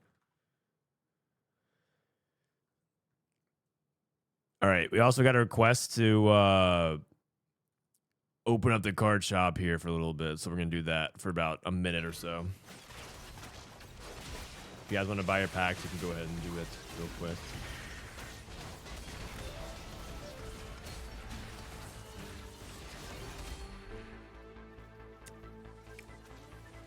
Wait, is this trainer golems? This is trainer golems, yes. Oh my. You have to load into the game and go first, and then, I mean, I guess maybe you just play you high roll. It actually is one of the better ones for him to do, actually. Yeah, but I mean, he has Exotech. Up. What are his items? His items are, they're not the worst. They're okay. Pulse just play on Pulse area and then try to hyper Garen late game. yeah, to go yeah. first. Like he has an out to play for first at least. Yeah. Like the way I view it is that at least their like trainer golems gives him. Okay, the something. rest of these guys look like they're cooked. Are you sure about that? You sure about that? You sure about that? This guy took tower defense and hit a double anima. No. Like this cannot be in the game, man. Please. Yeah. Oh my. They're pinging it now. They're pinging it now. Oh, So criminal. my It's so God. criminal. How is this even allowed? I mean, I guess if you're Pocky, what do you do here? Is a strong top 4 into FF, queue it up again? Or what? I don't know. I if mean, he second has is probably enough time the for same amount of that. LP, but it will take longer. I mean, you can beat 10 anima with 10x attack. 10x attack is the best. comp in Okay, the game. yeah, sure. I'm down for him to hit 10x. I mean, it's possible. Uh, I wouldn't say that he's going to. I would say that he could hit 10 exotech. Oh, so thanks for the raid, man. We're watching the end of snapshots, and right now, actually, let me set the stage. We are in the final hour. It's been crazy of a back and forth, but right now, Pockygom is trying to do the buzzer beater. He is at top 32 qualify, and Pockygom's at 483 and trying to jump. Filup just top forward. Decoy just top forward. So Spencer actually has to play as well. And Pockygom and Grea are in it. So right now, I'm going to go ahead and write oh my. 34. Pockygom at 483. And I believe cutoff right now is 33, which is Milala, actually, at 521. 520. Oh, 520. Spencer's. Okay. I would be. You know, I actually don't even know if I could play this game if I was Pocky, because I would just be so tilted that I can't play for first. Yeah. That like I'd probably make a bunch of errors. I'm just so bad. It's brutal. How good is Pocky's mental in general, like in these kinds of situations? I don't know. I feel like he definitely doesn't express tilt, like if he does get tilted. Yeah. So like I'm actually not sure. I'm actually not sure. Grea's playing. Yeah, Grea's playing. We can also check in on Grea's game if this feels like too like painful to watch, because we do have someone who has. I mean, this, where's is the anima guy like streaking as well? Because if he streaks, it's like, he's not full streaking. but I mean, his board's kind of good. His board's pretty good. He has upgraded Silas. He has Vayne. He's gonna have 7 anima on level 6 the moment he finds a Lowy. He's just 10. He's just 10 anima on 8. Like, He's 10 anima on one 8. Aurora and the game is over, man. Or even my. something more egregious, which is like you could even get it without it if he hits like an anima circlet or something. Yeah. Like duo Q, GG. Yeah, duo Q, circlets, or even if just like a gold orb drops. Yeah. Memory bank. Okay, memory bank actually takes a long time to proc though. Imagine he takes memory bank and he just dies before he Right cashes. before cashing it out. Oh my. I could say that Misfortune? does sound like content. Wait, is Misfortune even good? Probably not. Misfortune? Yeah, I guess like as the level 6 it's probably fine, but Bruiser might just be better. Yeah. Like MF, no items, no syndicate, doesn't do anything. This guy, oh, is he rerolling Cog?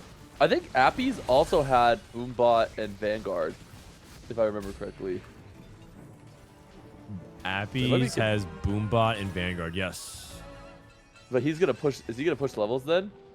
Because like I would just reroll Kog'Maw, but Yeah. now it seems like he might need to push levels. And then what do you play around? I guess you just play around like 6 Boombot. Maybe you can play Fiddle. You can play Fiddle from the spot, but he doesn't have the items for it. So you just play like 6 Boombot, 6 Bruiser, and try to play around like Urgot, Vex maybe. Yeah. I mean, I think Boombot can play for a top 4 here as long as you just push your tempo. Yeah. I've also seen like It's like when you just play 6 Boombot and you have multiple Boombot emblems, just overwhelm a bunch of boards. So if no one hits like the 10, if for some reason this guy misses 10 emblem, I've seen it do pretty well. Yeah. I actually had one game where I went top 2 with 6 Boombot, but it's because I took branching out Boombot on 2-1. Yeah. Or no, I took branching out and then reforged the emblem on 3-1 and hit Boombot, and then I got a spat on 4-1. Yeah, because then you get to stop playing like Kog'Maw or something because it's just it's the useless. You gotta start playing Skarner. Yeah, exactly. Alright, I'm scared to look.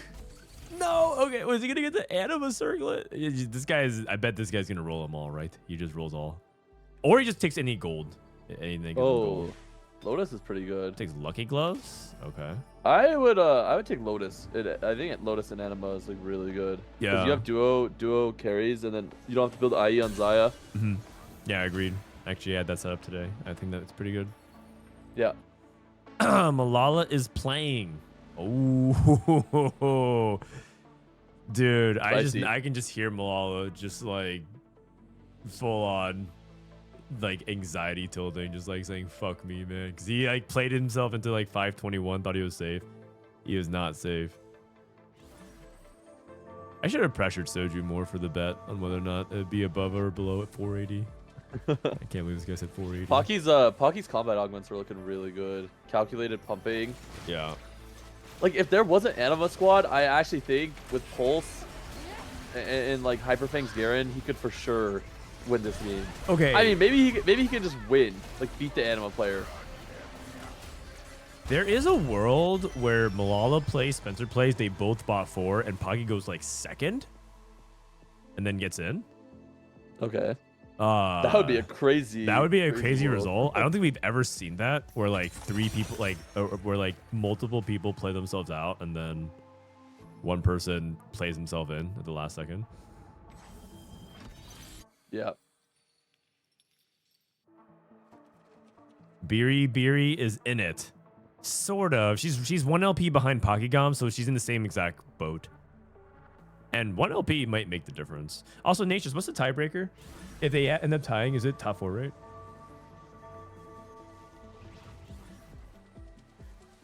Zeal, Mincat, Grea, Beery are in the same game. Do you guys want to go see that game? Yeah, I think we could just like check back in on stage 4, see if the guy hit 10 Anima, and then. Okay. I mean, that game sounds like it has higher stakes. All right, let's hop in. Let's hop in.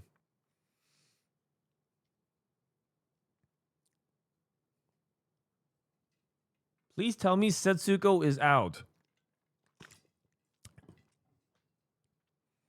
Soulless is in this game. Wait, Soulless queued up on his Smurf account. He's playing defense. He's playing defense. Whoa. No. Whoa. What the heck? Hold on a second. Hold on a second. Oh, this Soulless guy, man. Like, somebody needs to just... Oh, no. He queued up to defend the turf. It's so crazy. Wandering. This is 2-1. Is he gonna? He's scouting for Fiddle, so I think Gray wants to go Fiddle again.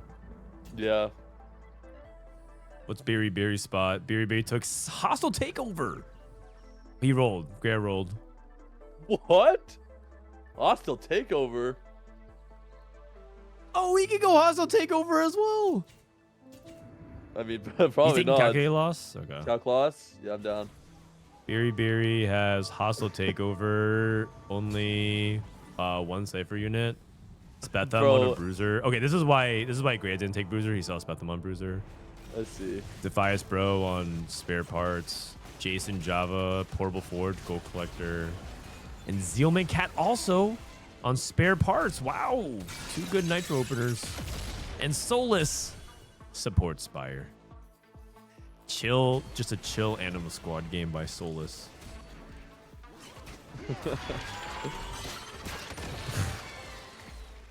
Who is Soulless? That is a good question. Who is Soulless? That's a good question. Who is CN Soulless, actually? I know who Soulless is, but I don't know who CN Soulless is. Who is this CN Soulless? Who is this guy? The great mystery. Where's the Rengar and Chop? I've seen Solus pivot these. I am not joking. I have seen Solus pivot these. He sold it. He sold it. And from support spot, you said you would replace the support spire Rengar. Yes, there were. Oh, I'm trying to remember the exact augments, but like there was a time that Solus just played like Smeech reroll from a completely different trade augment. Like he just gave up his gold augment to play some Smeech or something, and he top forward. Oh my. That does sound like something Solus would do. Yes. I'd have to find the screenshot. I took a screenshot and I said very deep words to him. You put it up on the wall. Yeah. Okay, so Biri, if she goes first, so just for context, Biri, 482. These are the three players we're looking at: Grea, Pockygom, and Biri, trying to play ahead. But Spencer's an X factor. Spencer's queuing it up. Malala is queuing it up. He's queuing it. Well. He's queuing it. He woke up. Spencer. I mean, yeah. If he's not queuing it, he's gonna be out. So. Oh. Did he respond though? He typed HEH. Eh? He thought he was safe, probably. Spencer's in game as well. Eh? That's exactly it. Wow, there's actually a pretty hype snapshot finish. Yeah. There's like 3 different storylines all kind of converging into this last 45 minutes. And by the way, the timer that I have, there's like a couple of minutes wiggle room, I think. I don't think it ends exactly at 59. Oh, 59. that's a big deal, isn't it? It is. But basically, everyone should be able to finish their game, essentially. Yeah. But probably no time for another one. No. Well, I mean, it would if somehow everyone FF'd here, like right here on 2-4, you would have time to queue up on one more. Solus, that's what Solus is saying in game chat right now. He's just convincing everyone in the lobby to FF in a certain order. Oh my god.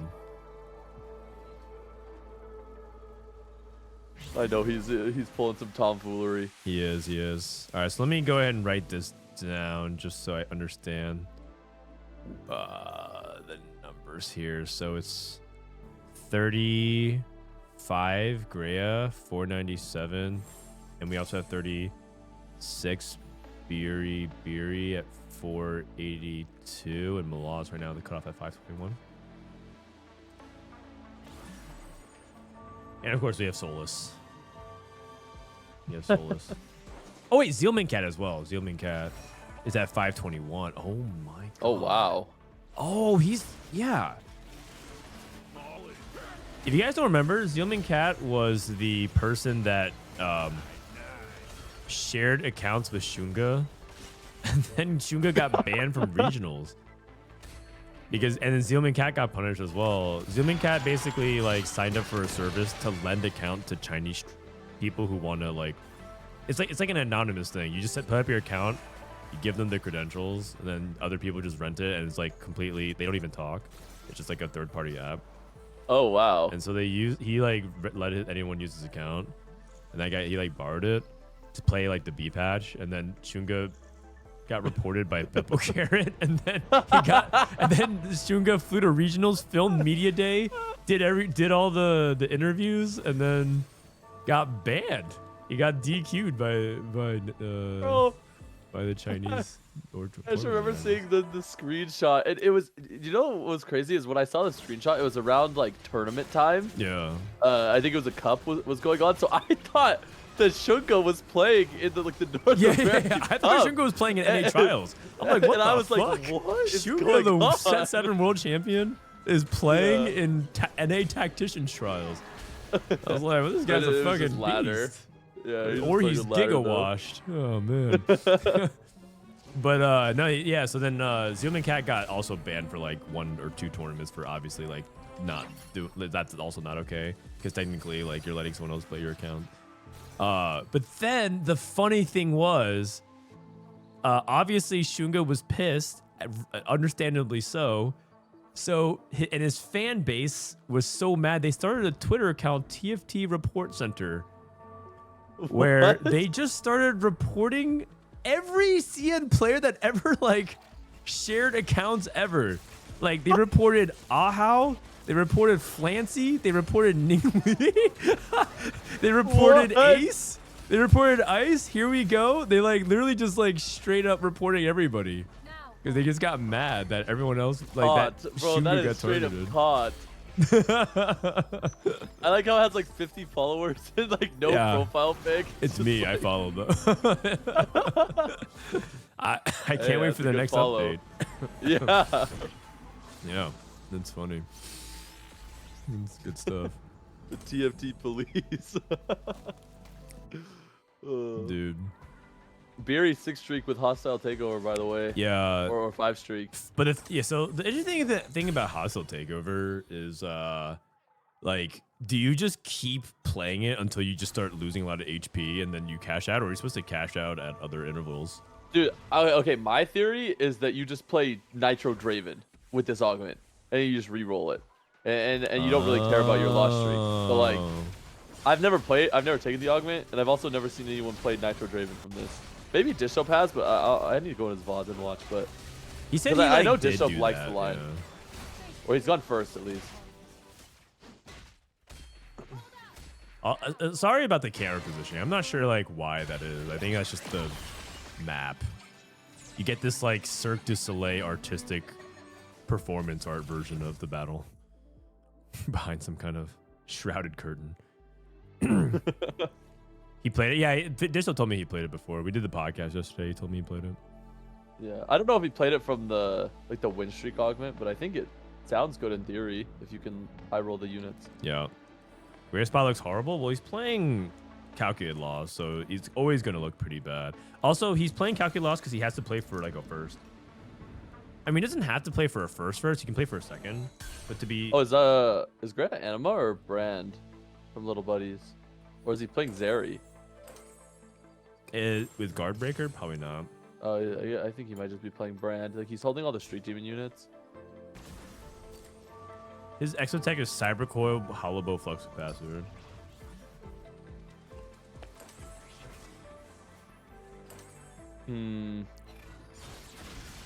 Which is not the best. Yeah, I have a feeling he's just going to pivot Brand.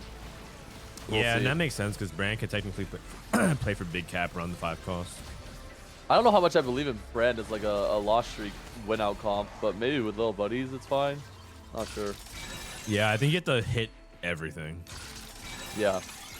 It definitely can, just because by the virtue you're just playing around like so much 5 cost power. Yeah, if you can make it to 9 and get like the 5 costs online, probably pretty good.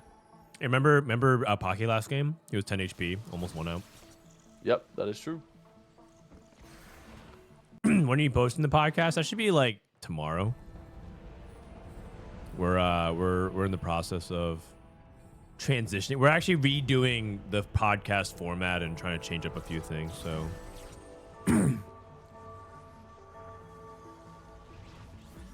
is tilting seeing the loose streak cipher is on 200 while hostile still on 100s? What's tilting exactly about it? Like tilting because like you see like 2 cipher players on both ends just like pressuring you, like pincering you.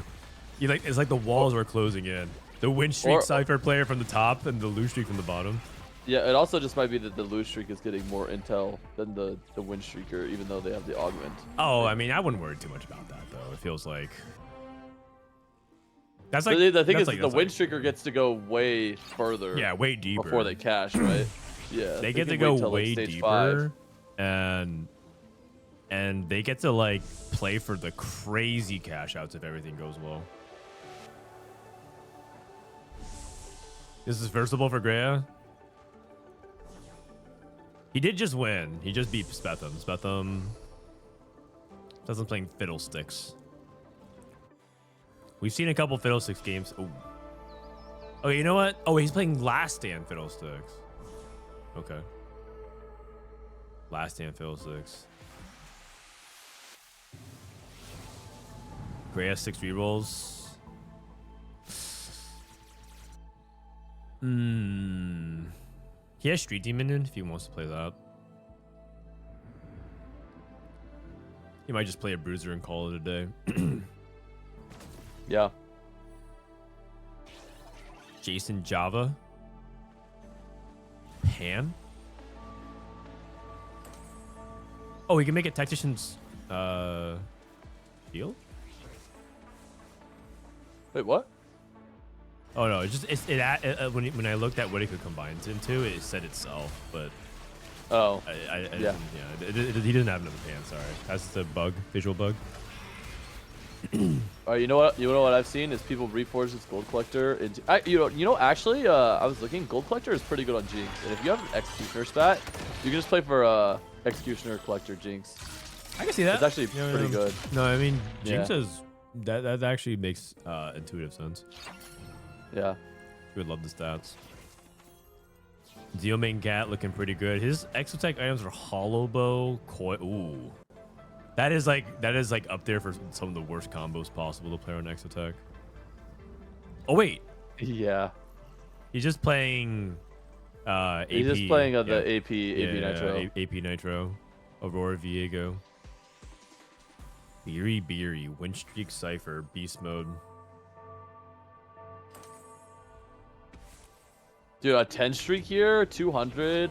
That's so good. All right, I would reroll here personally. I'm curious Roll if for she does. Draven. I mean, you could do it and go Draven to Galio. Yeah. Yeah. But you roll on 8. You might just reroll on 8. If you're not playing the Nitro version, I feel like there's no reason to roll on 7. Like I'd probably just roll on 8, but Yeah. I definitely would plan to reroll. And I'm sure that's what she's thinking about. So that one game where Cottontail is just because his cash out was Fawn and he had no ability to actually roll into anything. yeah. So Fury might be going 1-1-1-1 to make it through. that would be crazy. If she goes first. She's this on game. 3 first. She's on a chain of 3 first. Yeah. What the heck? Wait, is she thinking about cashing this out? Nah, no way. No way. Shot. There's no way. There's You have no 100 way. HP. Wait, really? How is this even possible? Wait, you have 100 HP. Your hostile takeover is It's 2 big components. grab bag with a golden remover? Wait, it's not even big grab bag. It's worse. It's worse than a big grab bag. It's 2 components, right? What? I mean, I guess technically cashing out gives her more power as well, but you get only 25%.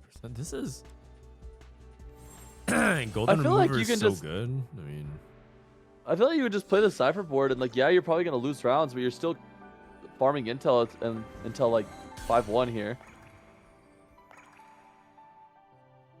yeah, exactly. I would save intel, and I actually wouldn't even think twice about it. I'd be like, okay, sweet. Yeah. I would save intel. I am very surprised, to say the least. Great hit brand too. Oh, big transition turn. Street Demon's bad as well. Yeah, if he has a rod. He has no rod. Yeah. Probably gonna go for it. You can turn into... Oh, wait, I guess you can turn to Techie. Yeah, Street Demon. Oh yeah. But like, you have to reforge it. It's the same, and it's also a rod as well, so the same thing. Yeah. The nice part is you could 3-item your Kabuko, right? Yeah. With the Street Demon, so pretty good. I mean, Grea's spot. Is he true 0 or does he have some econ to go 9? No, he could sell up. Spot's looking not bad. Also, with the egg cash out, you never know. Yep. Wait a second. If it's an egg armory as well coming up on stage 4, isn't that even more reason to save intel? Because the advantage of being the win streaker in stage 4 is that you actually get to trade your HP for the egg. Yep. Huh. Interesting. I am very confused by it, but Grea is still rolling. They could realistically take 13. You could take 13. The problem is I think 13 cash out is like less consistent than 9 turn. I think a 9 turn is just on average better. I mean, I think Grea has a spot to win this game now. I think he needs some items. Like he needs items really badly to itemize Ziggs plus Kabuko and Nico. And I mean, this comp is just so item hungry. Yeah. So if he can get that online, I think he's in a good spot. I wonder if the golem here counts for little buddies. Wait, does Viego's units count for little buddies? I guess we can count next turn. We can count next turn to see if it does. I don't think it should. I mean, yeah, it probably does not, but it's something. It's something you never know. Yeah, no, they removed that, right? Because like it used to be that ZZ-Rots and Golems could count, but then they fixed it. Sure. So I would assume it doesn't work like that anymore. But you never know. You never know. Oh, I think Grea instantly took take. Okay. I mean, it's 13-24. Did anyone? Zealman Cat is waiting. 4 players chose to split. Zealman Cat chose to split. No, those ones were like it's a 2. It's like a 1 to 2 odds. Like one player or 2 players should split. It's always like 5. Yeah, They always think that they're gonna be the one to like get it. Yeah, exactly. All right, what's the little buddy's value here? So,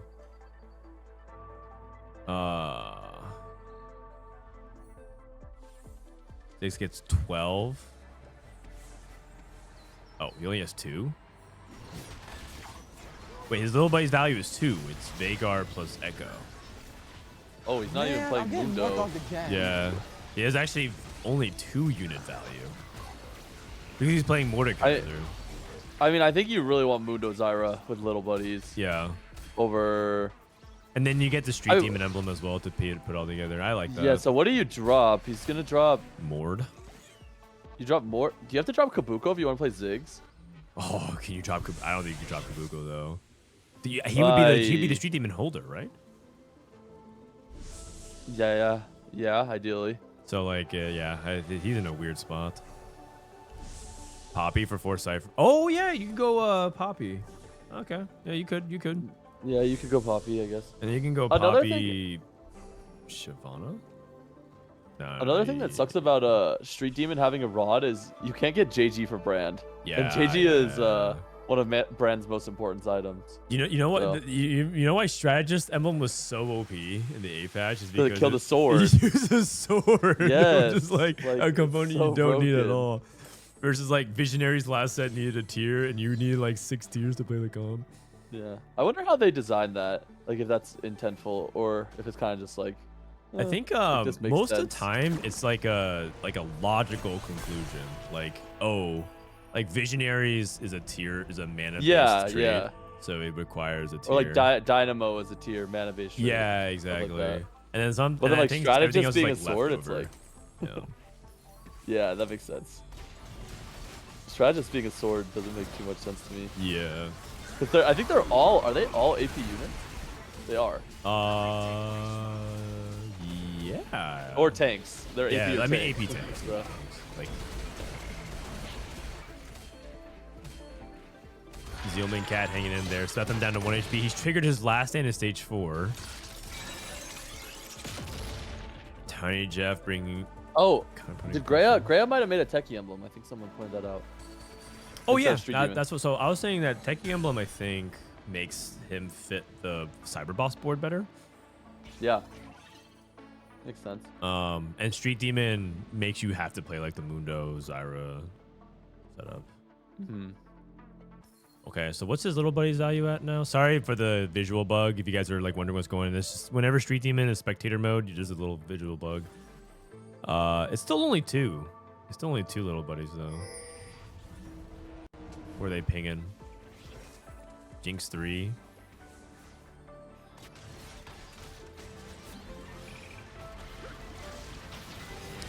Stefan wins this. We get to see the egg because he has lost every round.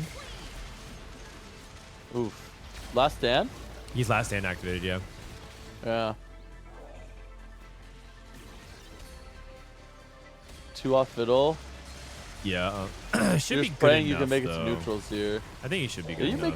If he makes it to neutrals and hits Fiddle 3, he might be he might be scary. Okay. Anyone cashing out the egg? 2 turns. 3 turns. 4 turns. Okay. Beery. Oh, she's going for 23. What? She's going for, oh, immediately pinged. Immediately pinged. Oh my. Bunch of rats. Yeah, yeah. The stakes have never been higher. Allegedly, Pocky went third. I bet you that is not enough. That is not enough because that's going to be like 5-10. NT, Pocky, NT. I mean, third is even pretty good given the circumstances. Bunch of 5 costs. Oh, bunch of 5 costs. Forgot pair. He needs to like. He needs to buy and roll. Yeah, we got a hit. Ooh. Okay, okay. Oh, clutch. Wait, that's good for Grea. That's a bunch of 5 costs. You can hit like Kabuko, Viego too. Mm-hmm. Except I think there's a lot of Viegos out of the pool. He's more likely gonna get like Samira. Oh, allegedly Spencer went 7th. So. Oh, Spencer. So Spencer's out. So someone lower can make it in. Is what person is saying. Yeah. That means great. That's big for Grea and Biri actually.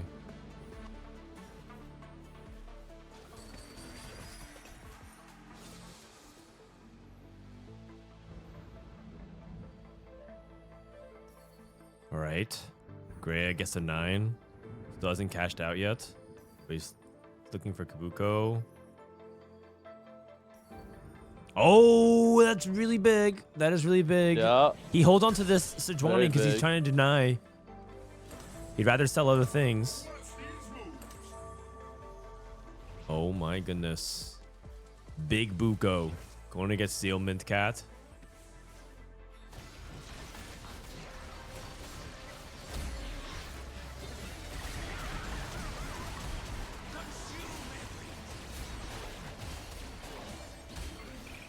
Kabuko's doing a really good amount of work. Another cast? Oh, that's big. Oh my god, second cast. My. That is so huge. That was so huge. Wow. Biri lost again. She cashes out. She gets a masterwork upgrade. Oh. She took the 13. Oh, okay. Was that a 13? It has to be, right? Oh, I thought she took a 9. No, I think Masterwork is 13. What the? Oh, it was 13. Oh, wow. So that's why she cashed out because last stand. Oh, she goes last stand. Oh, this is a really important fight. If she can kill it, it's a huge difference. yeah. I don't know. It's kind of hard. Last stand is like really difficult to beat. So Johnny Holt didn't catch the fiddlesticks. Zed's still moving though.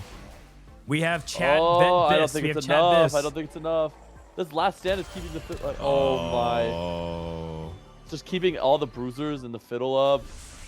I mean, last stand in this comp seems so good. It is. It does. I mean, last stand in general seems like it's good in a lot of comps. Yeah. But like specifically where you can benefit from all of those stats is huge. This lobby HP.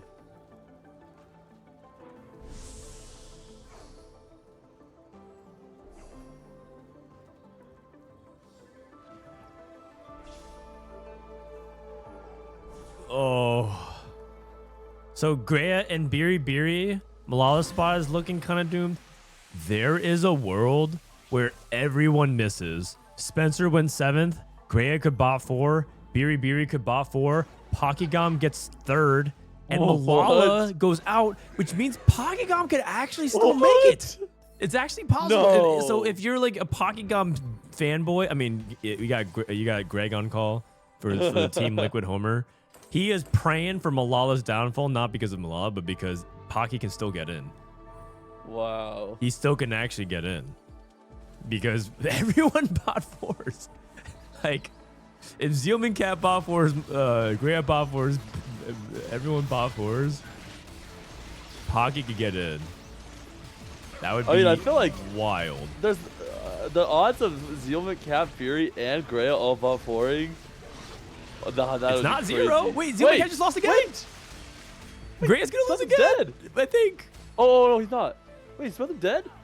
Just last stand. What? Oh my God. You can't kill him. You can't kill him. Is he dead? He's not dead, right? Oh my, he's not dead. He's not dead. One life. Oh what my is his HP? God.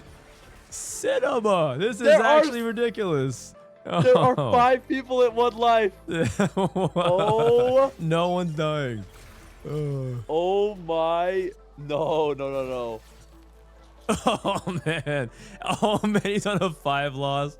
Grea's on a 2 loss. Beery won her fight. That was huge. That was huge. Oh, she. Against Zealman. Yeah. And then you just have Cia and Souls. And then you have Cia and Souls just chilling. Aurora 2, Radiant Morello. Oh no, he's gonna take out Grea! Soulless, you mother! He's gonna take out Grea himself. He rolled up the sleeves. Said, I'll do it myself. Oh no! The Aurora AoE! Oh wait, hold on. Oh! Oh! Zealman can't win 8th! Zealman can't win 8th! No! Beery, and Jeff's gonna beat Beery! No one else died! No one else died! What? Impossible! What? No. Oh no.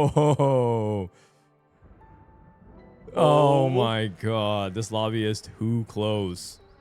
And if Grea and Beery both bot 4, then all that's left is if Milala bot 4s and Pockygom gets through. Wait, who did Spetham fight? Then fight just Jason fought Java? Jason Java. Okay. So I'm pretty sure Spetham won the lobby because like I don't. He no just one rotated beat everyone? Jason Yeah. Java, and then he just beat him. So I don't know if anyone can beat Spetham. Grea was so close to beating him as well.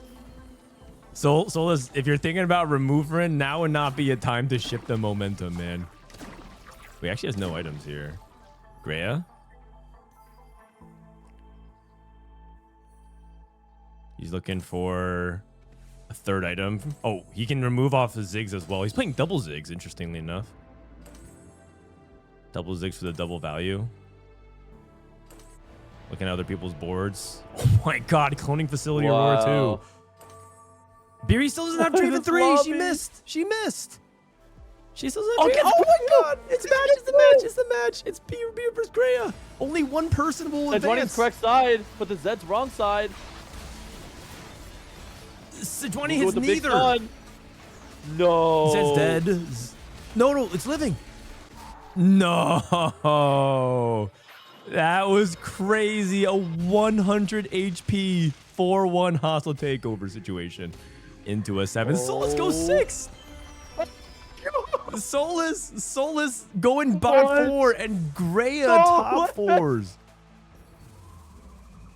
Whoa. What? Okay, but here's the thing. Grea, okay, so Grea is now top 4. So he's at 507. And if Spencer's out and Zealman can't win 8th, he needs to jump Pockygom. And what's Pockygom at right now? He went 3rd. I think Grea needs a 3rd. So if Grea dies in 4th here, Pocky might jump him anyways. How's Milala looking? We have to find out. Someone said he's playing Elise reroll. Oh my. It might have to come down to Grea versus Pocky for the last slot.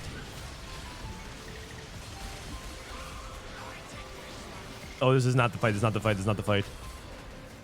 Oh, Grea top 2s. If he, oh no, he doesn't. He's not top 2. He's not top 2. Oh no, the Jinx. The Jinx. Oh. No, he's dead. Oh.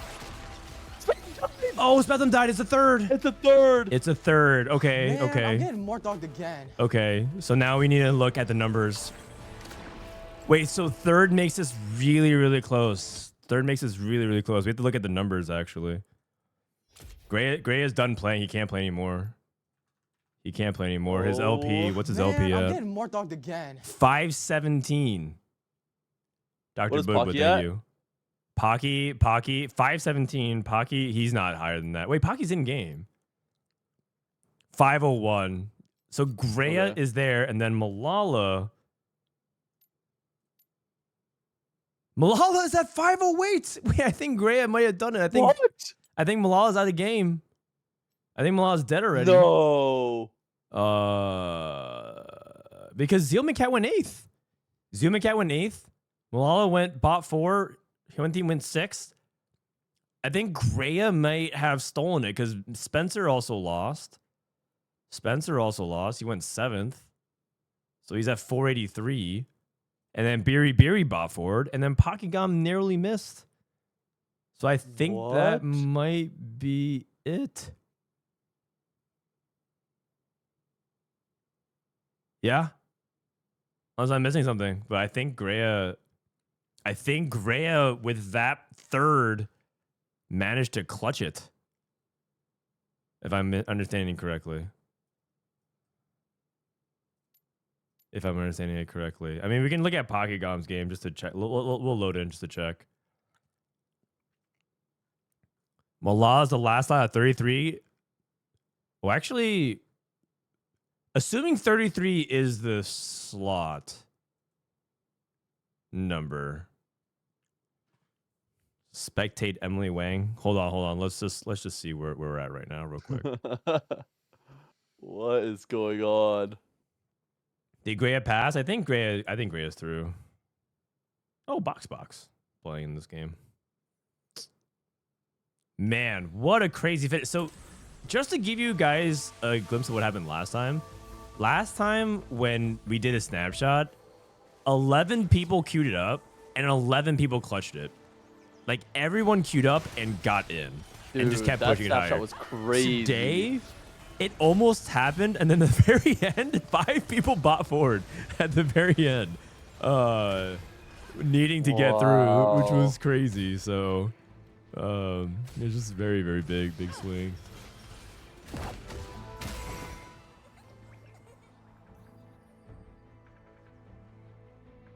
Do you mind when I explain what Snapshot means? It's your ladder rankings. They take a screenshot of ladder rankings and they give you a cup. You qualify for the tournament that way. This game is too early. I don't think Pockygom can actually finish. Oh, his spot is actually so good to go first as well. For this game, Cypher with late he has forge. Cypher. Yeah, that's brutal. Let me see.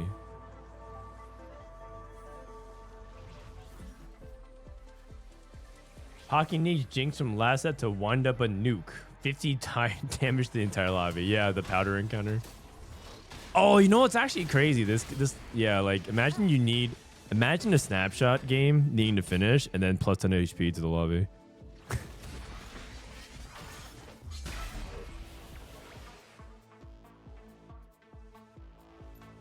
Yeah, even if Pockygom gets a 4th, I don't think it's enough. So, someone suspected Emily. Her game is not going long enough, but I think I guess we could watch the end of it. What's Emily's LPS? Let me see.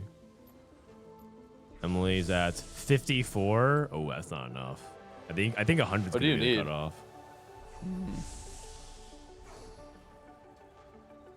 I think 100's gonna be the cutoff. Wait, so I'm in. There's a possibility you queued up for no reason and almost played yourself out. There is a possibility. It depends on. Yeah, it just depends. It just depends.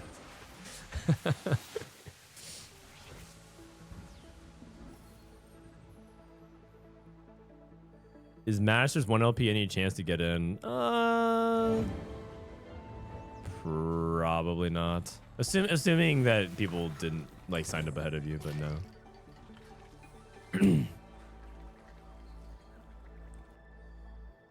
All right. So I guess we'll just like hang out and watch through the rest of this, but I'm pretty sure that's it. Milala's at 508. 508. And Grea is now at 517. I know that that Beery got kind of close. Damn, she almost brought it back with a 1-1-1. Oh, that could have been a 1 as well. She played 30 games today. 30. What? 3-0. Holy cow. Holy cow. And wait, she was like, wait, she was kind of there. And then she went 7, 7, 8, 7, 1, 1, 1, and she almost went 1 again. Oh my god. What the heck? Unbelievable. Unbelievable set of games. That's literally 24 hours? Yeah, I'm pretty sure. I'm pretty sure Beery full on degen for this one. That is a ridiculous amount of games. Unbelievable. I mean, a lot of people jam games today. Nick ended up flaming out at the very end. He looked really good. He played 18 games. Everyone played so many. A lot of people tried their absolute hardest. Pocky played 220 games. That's actually way more than he usually plays for this for TFT set at this juncture. Yep. So a lot of people sweat really hard. This was so competitive. Damn. Wait, how many games is... Dude, Robin has a lot of games. Holy, was that 260? Yeah, 260 games. Robin has as many games as Soju, just to put it in perspective. And everyone knows That's Soju's the crazy. big grinder. Yeah. Yeah. That's ridiculous. Shout out to Dehua. This guy was literally Masters 60 LP today.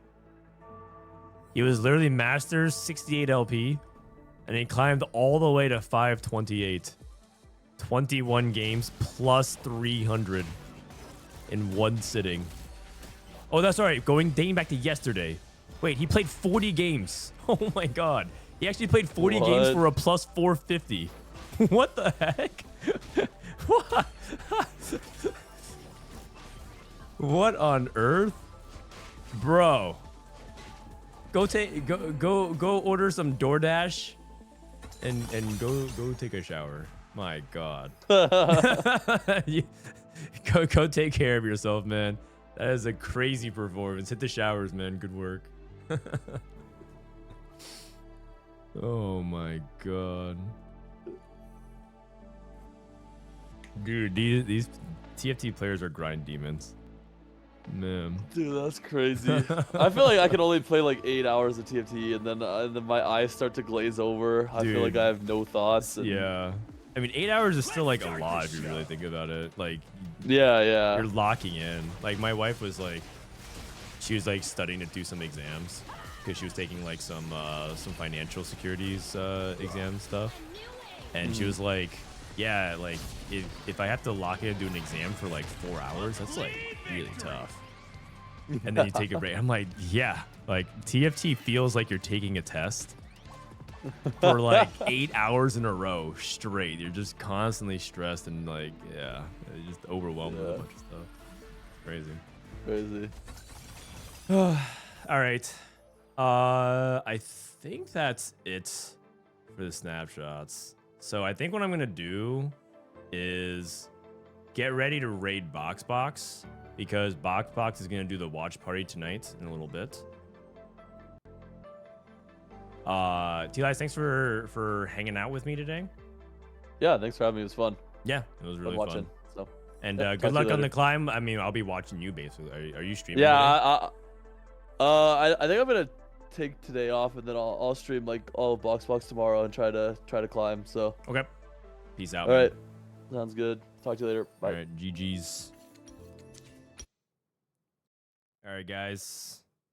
That is it for me. I'm going to go ahead and start wrapping up stream. Kind of a long stream today. I'm going to open up card packs. If you guys are here, some of you guys are here to hang out with me. Some people are here to watch the snapshots. Some people are here to just stare at Greg. Some people are here for the card packs. So go ahead. Have at it.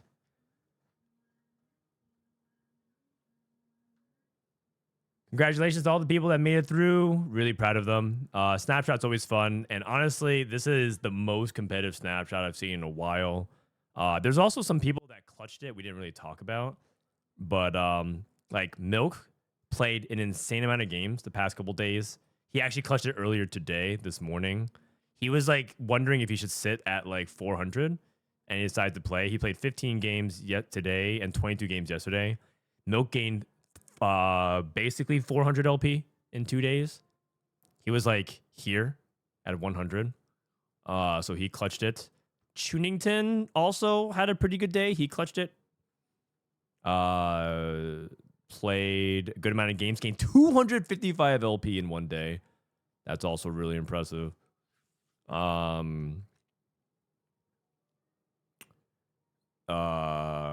else? I think a lot of other people play like a couple games to get in.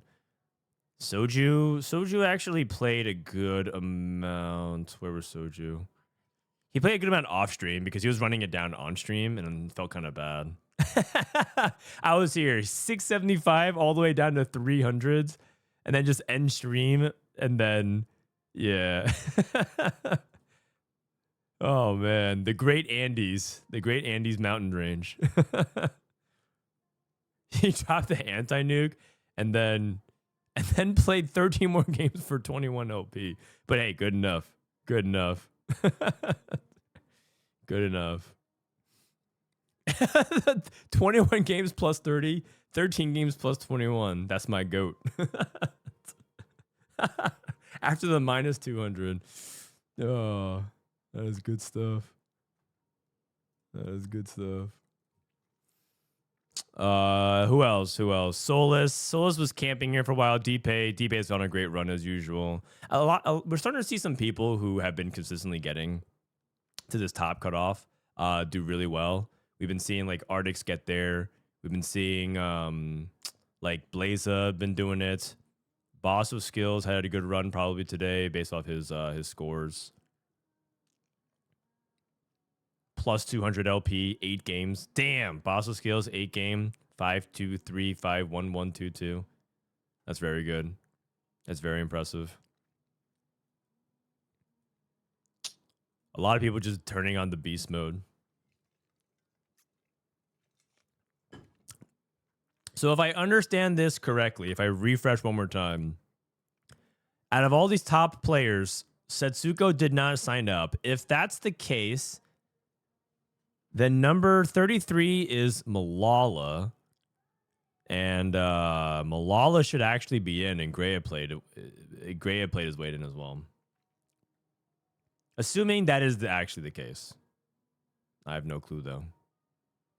Setsuko didn't sign up. Yes, allegedly, Setsuko didn't sign up, and so there's 33 spots on the line.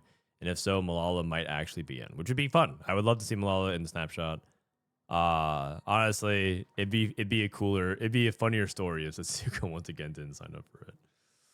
But we'll see. 7 LP gap, dude. Imagine. Okay, so what if Milala played? Milala played like a game and went. Did he go 5th? He went 5th with the Tleyds. If he went 6th, it would have been worse. When does the cup start? It starts next week. Is it this Saturday? It's a good question. I should know this. Schedule. Titans trial is this Saturday, April 19th. Holy cow. That is so early.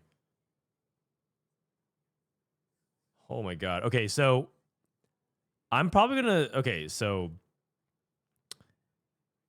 I'm probably going to... After Box Bootcamp ends, I'm probably going to take a 2-day break. I need a break. I actually don't... I think I streamed... In the past 30 days, I streamed 28 of them. So... I probably need like a day or two off. I've streamed so many days in a row. I think the only... the reason why is actually... I think I literally streamed every day I came back since Japan. So... Yes. Every day since I got back from Japan, I've streamed. So I probably just need some time off because I actually didn't even adjust fully time zone wise to that, to like back to the US. So I'm actually kind of been running near on empty energy wise, especially with the stuff with TFT Academy. So I think what's going to happen is today, tomorrow, and Tuesday, I'm going to do the boot camp. Then I think I might take Wednesday and Thursday off and then come back Friday for trials. AWC qualifiers in 2 days? Oh shit, I actually got asked to cast that. I need to check my email. They actually asked me to cast that. I might actually do that too. Let me check.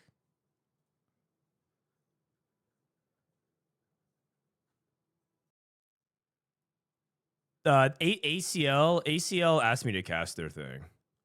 So I have to figure out. Let me see. The ACL heroes.